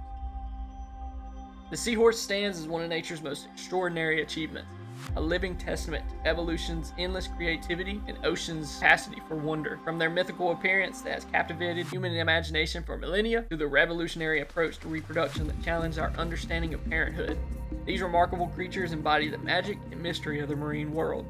Their unique biology, from independently moving eyes to pencil tails, from male pregnancy to lightning-fast suction feeding, represents millions of years of evolutionary refinement that has produced an animal perfectly adapted to life among swaying seagrasses and coral gardens. Each species tells its own story of adaptation, whether it's tiny pygmy seahorses disappearing among coral branches, or the majestic Pacific giant commanding its kelp forest territory. Yet seahorses face an uncertain future in our rapidly changing ocean. Habitat destruction, climate change, and human exploitation threaten populations worldwide, reminding us that even nature's most resilient creations require our protection and stewardship. The success of captive breeding programs and marine conservation efforts offer hope, demonstrating that dedicated science and public support can make a difference for these valuable creatures. For those privileged enough to encounter seahorses, whether diving in their natural habitats, observing them in public aquariums, or caring for captive-bred specimens, these animals serve as ambassadors for the broader marine world. They remind us that our oceans contain wonders beyond imagination, creatures whose survival depend on healthy ecosystems and human wisdom. The seahorse teaches us that nature's most beautiful solutions often come in unexpected packages, that the slow and gentle can thrive alongside the fast and fierce, and that sometimes the most profound innovations, like male pregnancy, happen in quiet corners of the natural world. As we continue to explore and understand our marine ecosystems, the seahorse remains a symbol of both fragility and resilience, beauty and adaptation, reminding us why protecting our oceans matters not just for seahorses, but for all the countless wonders they contain. Thank you for joining us on this journey into the extraordinary world of seahorses, nature's living poetry, swimming gracefully through the coral gardens and seagrass meadows of our blue planet.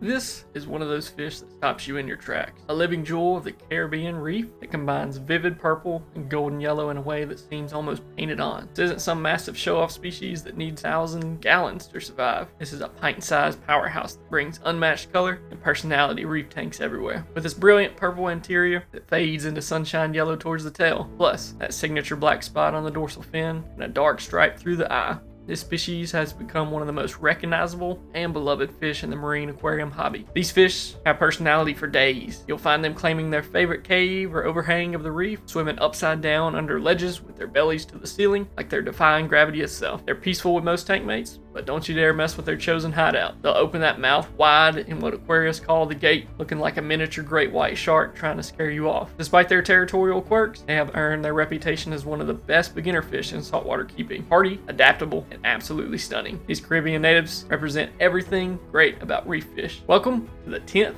and final episode of Season 1 of the All About documentary series starring the Royal Gramma.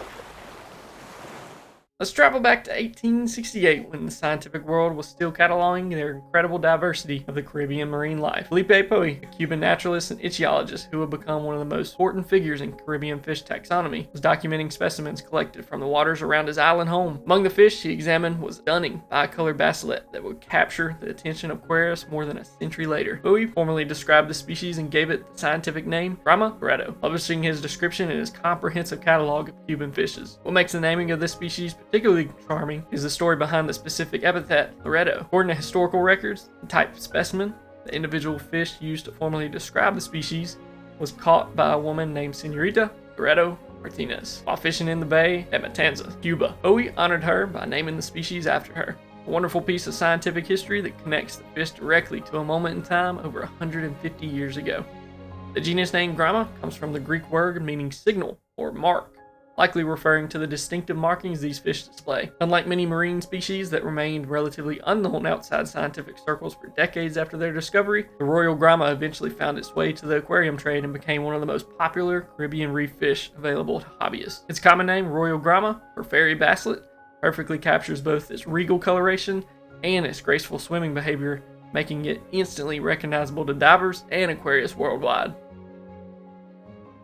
Breaking down the scientific classification of the Royal Gramma, we start with the domain Eukaryota, which includes all organisms with cells containing a true nucleus and membrane-bound organelles. Moving to the kingdom Animalia, we're now looking at multicellular organisms that obtain energy by consuming other organisms. The phylum Chordata encompasses all animals with a spinal cord or notochord at some stage of their development. The class Actinoturgi represents the ray fin fish, which makes up roughly 96% of all species and are characterized by fins supported by bony rays. The order Perciformes, though this classification has been subject to revision in recent taxonomic world, traditionally includes perch-like fish and represents one of the largest orders of vertebrates. The family Grammatidae is a small but distinct family of marine bassilets found exclusively in the tropical Atlantic Ocean. This family includes only a handful of species, making each one scientifically significant. The genus Gramma contains several species of bassilets, with the Royal Gramma being by far the most common and well-known member. Finally, we arrived at the species Loreto, named after Senorita Loreto Martinez. The Royal Gramma has remained in this taxonomic position since Bowie's original description, though our understanding of its relationships to other reef fish has evolved with modern genetic analysis. These fish are true Caribbean endemics, meaning they're found nowhere else in the world naturally,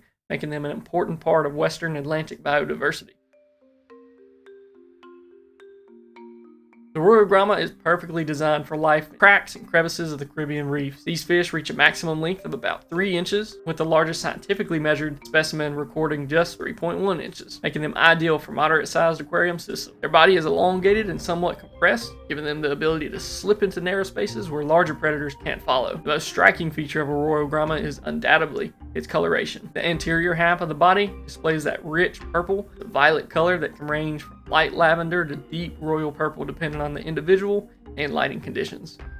This purple fades gradually into a brilliant golden yellow that covers the posterior half and tail. This transition between the two colors creates a natural gradient that makes each fish slightly unique. A thin black line extends from the mouth through the eye, and there's a distinctive black spot on the front portion of the dorsal fin that helps distinguish this species from similar looking fish. Their dorsal fin contains 12 spines and 10 soft rays, while their body structures is typical of bassilets, streamlined for quick movements in and out of the reef structure. And what really sets the Royal Grammas apart behaviorally is their tendency to orient themselves parallel to whatever surface nearest. This means you'll often see them swimming vertically along the walls or completely upside down under ledges and overhang with their bellies facing the ceiling. This isn't a sign of illness, completely natural behavior that helps them navigate their complex reef habitat and maintain visual contact with their territory while staying protected. Royal Grammas are protogynous hermaphrodites, meaning all individuals begin life as females and the dominant fish in a group can transition into a male. This reproductive strategy ensures successful breeding even when population densities vary. Visual sex determination is difficult, though males tend to grow slightly larger and may display more intense coloration during the breeding season. The Royal Gramma is a true Caribbean specialist. With a natural range that spans the tropical Western Atlantic Ocean, you'll find these fish throughout the Bahamas, Bermuda, Venezuela, Antilles, and along the coast of Central America and the northern part of South America. Their distribution covers essentially the entire Caribbean Sea and adjacent areas where coral reef habitats exist. These fish prefer reef environments with plenty of structure, coral outcroppings, caves, ledges, and rocky overhangs to create a perfect habitat. In the wild, Royal Grammas are typically found at depths ranging from 3 to 200 feet, though they're most commonly encountered between 10 and 60 feet. What's interesting is their preference for deeper reefs areas compared to many other aquarium fish. They inhabit zones where light levels are somewhat reduced, which explains why they don't appreciate intense lighting in captivity. Royal Grammas are almost always found in close association with caves and crevices. They establish small territories centered around a preferred hiding spot, usually a hole in the reef or an overhang. and they rarely venture far from this home base. You'll typically see hovering near the entrance to the refuge, ready to dart inside at the first sign of danger. The behavior is so ingrained that they'll immediately seek out similar structures in aquariums. The water conditions in their natural habitat are stable and pristine. Temperatures range from 72 to 82 degrees year-round, with pH levels between 8.1 and 8.4, and your salinity 2.0 to 2.5. Water quality is excellent in their preferred habitats. Moderate current flow provides a constant supply of planktonic food items. These fish have adapted to life on reefs that experience natural surge and wave action, making them comfortable with water movement. One fascinating aspect of their habitat use is the aggregation of royal grammas can sometimes be found around large coral heads or rocky areas, with multiple individuals each claiming their own cave or crevice within a small area. In these situations, you might see a dozen or more grammas in close proximity, each with its own territory but living apart of a loose community. The reproductive behavior of royal gramma is fascinating and shows some unique adaptations rarely seen in marine aquarium fish. These fish are protogenous, hermaphrodites, with all individuals starting life as females. In a group setting, the largest and most dominant individual will transition to male, ensuring reproductive success even in small populations. This sex change is permanent and involves complex hormonal shifts that transform both the fish's reproductive organs and sometimes its coloring intensity. Royal grammas are cave spawners, which sets them apart from a majority of marine fish that release eggs into the open water. The breeding season in the wild typically runs from late winter through early summer, roughly January to June, with some activity extending into early fall. In aquariums with stable conditions, breeding can also occur year-round. The male initiates the breeding process by selecting and preparing a nest site. He'll choose a small cave, crevice, or hole in the rockwork and spend a day or two building a nest using pieces of macroalgae, bits of vegetation, and any other suitable materials he can find. The male meticulously arranges these materials inside the cave, creating a secure location for egg deposition. This nest building behavior is instinctive and impressive to observe. Once the nest is prepared, the male begins courting any females in his harem. Royal grammas can breed in a harem structure in nature, one male with multiple females, though pairs are more common in the aquarium settings. The courtship involves the male displaying the finest colors and performing swimming movements near the nest entrance. When a female is ready to spawn, she'll approach the nest, and the pair will swim together to the nest site, usually around dawn. The female deposits between 5 and 40 eggs inside the nest, attaching them to algae strands the male has collected. The eggs are roughly 1 millimeter in diameter and have small threads extending from the surface that help them attach to that nesting material. Immediately after egg deposition, the male fertilizes them, and the spawning routine can repeat almost daily throughout the breeding season, with the male tending multiple clutches at different development stages. The male exhibits exceptional parental care. He guards the nest entrance, performs maintenance by fanning the eggs with its fins to keep water flow over them, clears debris, and frequently enters the nest to check on the eggs. This attentive care continues 5 to 7 days until the eggs hatch, typically in the evening when light levels are low. The larvae are extremely small, enjoying the planktonic community, drifting in the ocean currents for several weeks before settling back onto the reefs as juveniles. Life for a royal gramma involves constant vigilance against predators that view these colorful fish as an easy meal.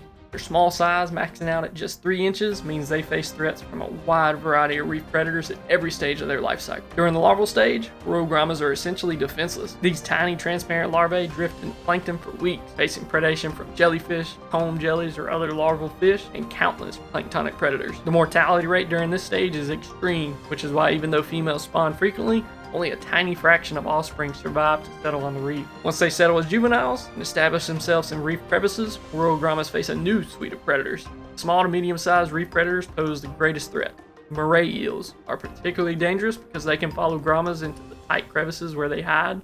Hawkfish, lizardfish, small groupers, snappers will readily consume royal grammas if given the opportunity. Larger predatory fish like adult groupers, barracuda, and jacks can also take the fish when they venture too far from cover. In recent years, invasive lionfish have emerged as one of the most serious threats to royal gramma populations throughout the Caribbean. Research has identified royal grammas as a particularly common prey item for lionfish, with studies showing the lionfish cause increased mortality rates and can drive local expiration of native prey species. The lionfish invasion represents a major conservation concern for many Caribbean reef fish, and royal grammas are unfortunately among the most predator-rich environment.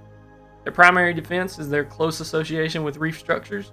They never stay far from their cave or crevice, and they can disappear into a hideout in a fraction of a second. Their ability to swim at an angle, including upside down, allows them to navigate complex reef structures with exceptional speed and precision. When threatened, they'll also display their gape behavior, opening that mouth as wide as possible in an attempt to appear larger or more intimidating. While this rarely deters serious predators, it can affect against similarly sized competitors. The Royal Gramma is a carnivore with a specialized diet focused on small planktonic organisms. In their natural habitat, these fish are planktivores, meaning they feed primarily on zooplankton and tiny crustaceans that drift past their territory on ocean currents. Their feeding strategy is to hover near the cave entrance, dart out to snatch passing food items from their water column before quickly returning to safety.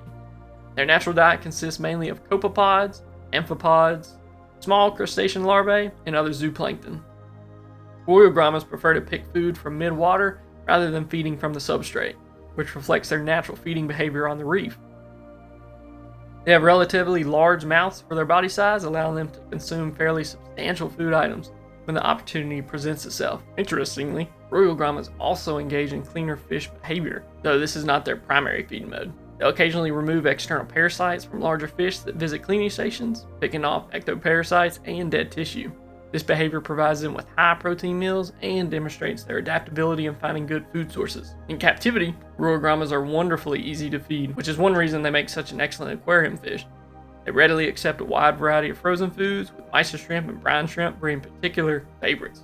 They also consume finely chopped seafood, including fish flesh, shrimp, and other meaty preparations. Most Royal Grammas will adapt to eating high-quality marine pellets and flakes, though rotating their diet helps maintain their interest in food and ensures proper nutrition. Key to keeping Royal Grammas well-fed is to offer small amounts multiple times per day rather than one large feeding. In the wild, they're constantly picking at passing food items, so frequent small meals better replicate their natural feeding patterns. Feed them 2 to 3 times daily, making sure food is suspended in the water column where they prefer to feed. Even shy individuals will typically dart out from their caves when they smell food in the water. One important note, Royal Grammas, like many reef fish, will also consume algae, detritus, and accumulated organic matter in the aquarium, which does contribute to tank cleanliness. However, this behavior shouldn't replace regular feeding with nutritious foods. Royal Grammas are generally hardy and resistant to many common diseases, but they're not immune to health problems that affect marine aquarium fish. Understanding the diseases they face can help you maintain healthy specimens and catch problems early. Marine ick or white spot disease caused by the parasite Cryptocaryon irritans is probably the most common health issue. This appears as small white spots scattered across the body and fins, similar to grains of salt. Infected fish may show increased breathing rate, loss of appetite, and scratching behavior against the rocks. Parasite has a complex life cycle that makes it challenging to eliminate once it's established, and stress from poor water quality or aggression often makes fish more susceptible. Marine velvet is even more serious and fast acting. This parasite creates a golden or rust-colored dusty appearance on the fish's skin and gills, and velvet is extremely dangerous and can kill fish within a few days if not treated aggressively. Quick action is essential if you suspect velvet. Burkinella is another serious parasitic infection that affects the skin and gills, causing clogging of the slime coat, rapid breathing, and fin deterioration. This disease can be fatal and spreads quickly through the aquarium. Internal parasites can also affect Royal Grammas, typically presenting as a sunken belly despite normal eating behaviors, along with stringy white feces. Flukes are external parasites that attach to the gills and skin, causing respiratory distress and excess mucus production. Bacterial infections often occur secondary to other problems, taking advantage of wounds or stressed fish. Fin rot, characterized by frayed or deteriorating fins, common when water quality degrades, and just maintaining that pristine water condition is the best prevention. Royal Grammas are somewhat sensitive to ammonia and nitrite spikes, so excellent water quality is essential. Regular water testing, proper filtration, including protein skimmers, frequent water changes, all helps prevent disease by keeping fish healthy and their immune system strong. The best approach to disease management is prevention. Quarantine all new fish for at least 4 weeks before adding them to your display tank. Maintain stable water parameters with no ammonia or nitrite and low nitrates. Avoid overcrowding and provide plenty of hiding spots to reduce stress. Feed a varied, high-quality diet to support immune function. And if disease does occur, quick identification and treatment in a separate hospital tank gives you the best chance of saving your fish while protecting other tank inhabitants. The Royal Gramma currently holds a conservation status that's relatively secure, though this doesn't mean the species faces no challenge. The IUCN Red List hasn't formally evaluated the Royal Gramma for threatened status, and populations appear stable throughout most of their Caribbean range. Their wide distribution across the western Atlantic, combined with the habitat in areas that include some marine protected zones, has helped maintain healthy wild populations. However, Royal Grammas do face pressures that could affect their long-term survival. The species is heavily collected for the aquarium trade. It ranks among the top imported marine aquarium fish species in the United States. While collection pressure on individual reefs can be significant, the species-wide distribution helps buffer against localized depletion. The bigger concern is habitat degradation affecting the coral reef ecosystems they depend on. Climate change poses the greatest long-term threat to Royal Gramma populations. Rising ocean temperatures are causing increasingly frequent and severe coral bleaching events throughout the Caribbean. As corals die, that complex three-dimensional reef structure that Royal Grammas require for shelter begins to collapse. Ocean acidification makes it harder for corals to build and maintain their skeletons, weakening the entire reef system from the foundation up. These changes affect not just the physical habitat, but also the abundance of planktonic food that Royal Grammas depend on. One of the most serious immediate threats comes from invasive lionfish. Research has documented that Royal Grammas are particularly common prey items for the lionfish throughout their invaded range. As lionfish populations continue to expand throughout the Atlantic and Caribbean, Royal Grammas face predation pressure that they didn't evolve to handle. Pollution from agricultural runoff, coastal development, plastic waste adds additional stress to Royal Gramma habitats. Nutrient pollution triggers algae blooms that can smother corals, while chemical pollutants accumulate in the food web that may affect fish health and reproduction. On the positive side, Royal Grammas have been successfully bred in captivity for many years. Commercial breeding operations now produce significant numbers of captive bred specimens, but wild-caught fish still dominate the market due to lower production costs. Captive breeding technology for this species is well established. Breeders have overcome the challenges of getting pairs to spawn consistently and rearing the tiny larvae grammas spawn in small batches of just 5 to 40 eggs almost nightly, unlike many marine fish that produce thousands of eggs in a single spawn. This means breeding operations must maintain multiple pairs and carefully rear every batch of larvae to achieve commercial viability. The larvae are tiny and require live foods like rotifers and copepods, making the rearing process labor-intensive. Despite these challenges, several facilities have succeeded in producing captive-bred Royal Grammas. As captive breeding technology improves and becomes more widespread, the proportion of aquarium specimens coming from breeding facilities rather than wild reefs should increase, reducing pressure on wild populations. Captive-bred fish also tend to be hardier and better adapted to aquarium life, since they never experience the stress of collection and shipping. Conservation efforts for Royal Grammas focus primarily on protecting Caribbean reef habitat through marine protected areas and reducing the impacts of climate change and pollution. Many Caribbean nations have established networks of marine parks and no-take zones that provide critical habitat protection. Control efforts targeting invasive lionfish help reduce predation pressures on native species. Supporting captive breeding initiatives and choosing captive-bred specimens when available helps reduce collection pressure on the wild population. The Royal Gramma has earned its reputation as one of the best marine fish for aquarists of all experience levels. Currently, wild-caught specimens typically cost between $15 and $30, with captive-bred individuals sometimes commanding slightly higher prices. This reasonable cost, combined with their stunning appearance and hardy nature, makes them accessible to most hobbyists. The minimum tank size for a Royal Gramma is 30 gallons, though many aquarists recommend starting with at least a 40 gallon if you're planning a mixed community. For a single specimen, 30 gallons provides adequate swimming space and territory. If you want to keep a pair, plan for at least a 50 to 60 gallon, and then keeping groups requires a larger aquarium moving up into 80 to 100 gallons or more, with extensive rock work providing separate territories for each of those fish. The care level is easy to moderate, making Royal Grammas genuinely suitable for beginners setting up their first saltwater tank. They're forgiving of minor water parameter fluctuations, adapt well to aquarium life, and accept a wide variety of foods. That said, they still require stable conditions that all marine fish need: proper filtration, regular water changes, and attention to water quality. Temperatures should be maintained between 72 and 78 degrees. pH should range from 8.1 to 8.4, typical for reef tanks, and specific gravity or salinity should be kept at 1.020 and 1.025. While Royal Grammas aren't as sensitive to water parameters as some species, spikes in ammonia or nitrite can stress them and make them susceptible to diseases like ick and velvet. Aquascape is crucial for Royal Gramma success. You need extensive live rock arranged to create plenty of caves, overhangs, and crevices. Each Royal Gramma will claim a favorite spot, usually a small cave or hole in the rockwork, and this will become their home base. They need to feel secure in their territory to display confident behavior and maintain their health. Don't use harsh, bright lighting. These fish come from deeper reefs areas and prefer subdued lighting. LED fixtures should be dimmed or positioned to create areas of moderate light rather than intense illumination. Water flow should be moderate with some turbulence to replicate natural reef conditions. Strong, random flow patterns work well, though avoid creating areas of extremely high flow that stress the fish. Quality protein skimmer is highly recommended, along with regular water changes. Royal Grammas have a peaceful temperament towards other species, making them excellent community fish. They coexist well with clownfish, gobies, blennies, cardinalfish, bromies, small wrasse, similar peaceful to semi-aggressive species. They typically do well with tangs, angelfish, and other community fish. However, avoid housing them with aggressive species like dottybacks, especially the similarly looking royal dottyback.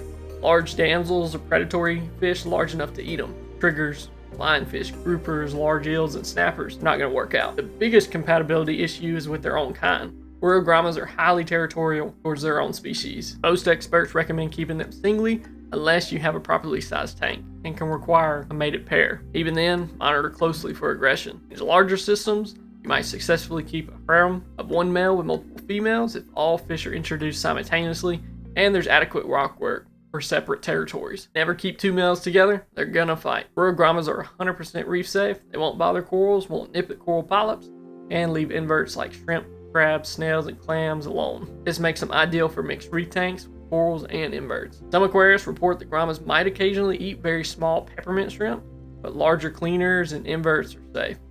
One behavioral quirk to expect is Royal Grammas are notorious jumpers, especially when new to a tank or startled. Tight-fitting lid with no gaps is absolutely essential. Many hobbyists have lost Grammas through their small openings in their aquarium cover. Diet in captivity is straightforward. Offer high-quality frozen foods like mysis shrimp, brine, and finely chopped seafood 2 to 3 times a day. They'll readily accept marine pellets and flakes once established. Rotating their diet helps maintain interest and provides complete nutrition. Feed small amounts that can be consumed within a few minutes. Drop food into the water column where they prefer to feed. Proper care, Royal Grammas can live 5 to 6 years in captivity, with some individuals reporting reaching 10 years old. Key to longevity is maintaining stable water conditions, providing proper diet, minimizing stress through appropriate tank mates and territory, and monitoring for early signs of disease. The Royal Gramma truly lives up to its royal name as one of the Caribbean's most stunning and personable reef fish.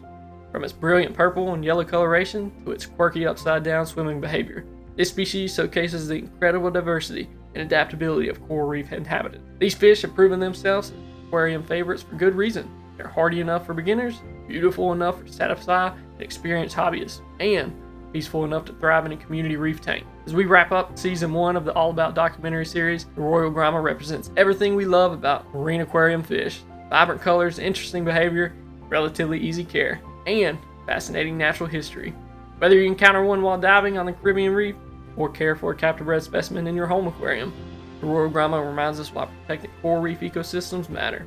These habitats are home to thousands of species like the Grammas, each playing their role in maintaining the health and beauty of the reef. Challenges facing Royal Grammas in the wild, from invasive lionfish to climate change and habitat degradation, are the same challenges facing coral reefs everywhere. By supporting captive breeding efforts, choosing sustainable aquarium specimens, and advocating for reef protection, we can help ensure future generations get to experience the magic of the Royal Gramma, both on the reef and in aquariums. Thank you for joining us on this journey through Season 1 of the All About documentary series, The Royal Gramma, true gem of the Caribbean.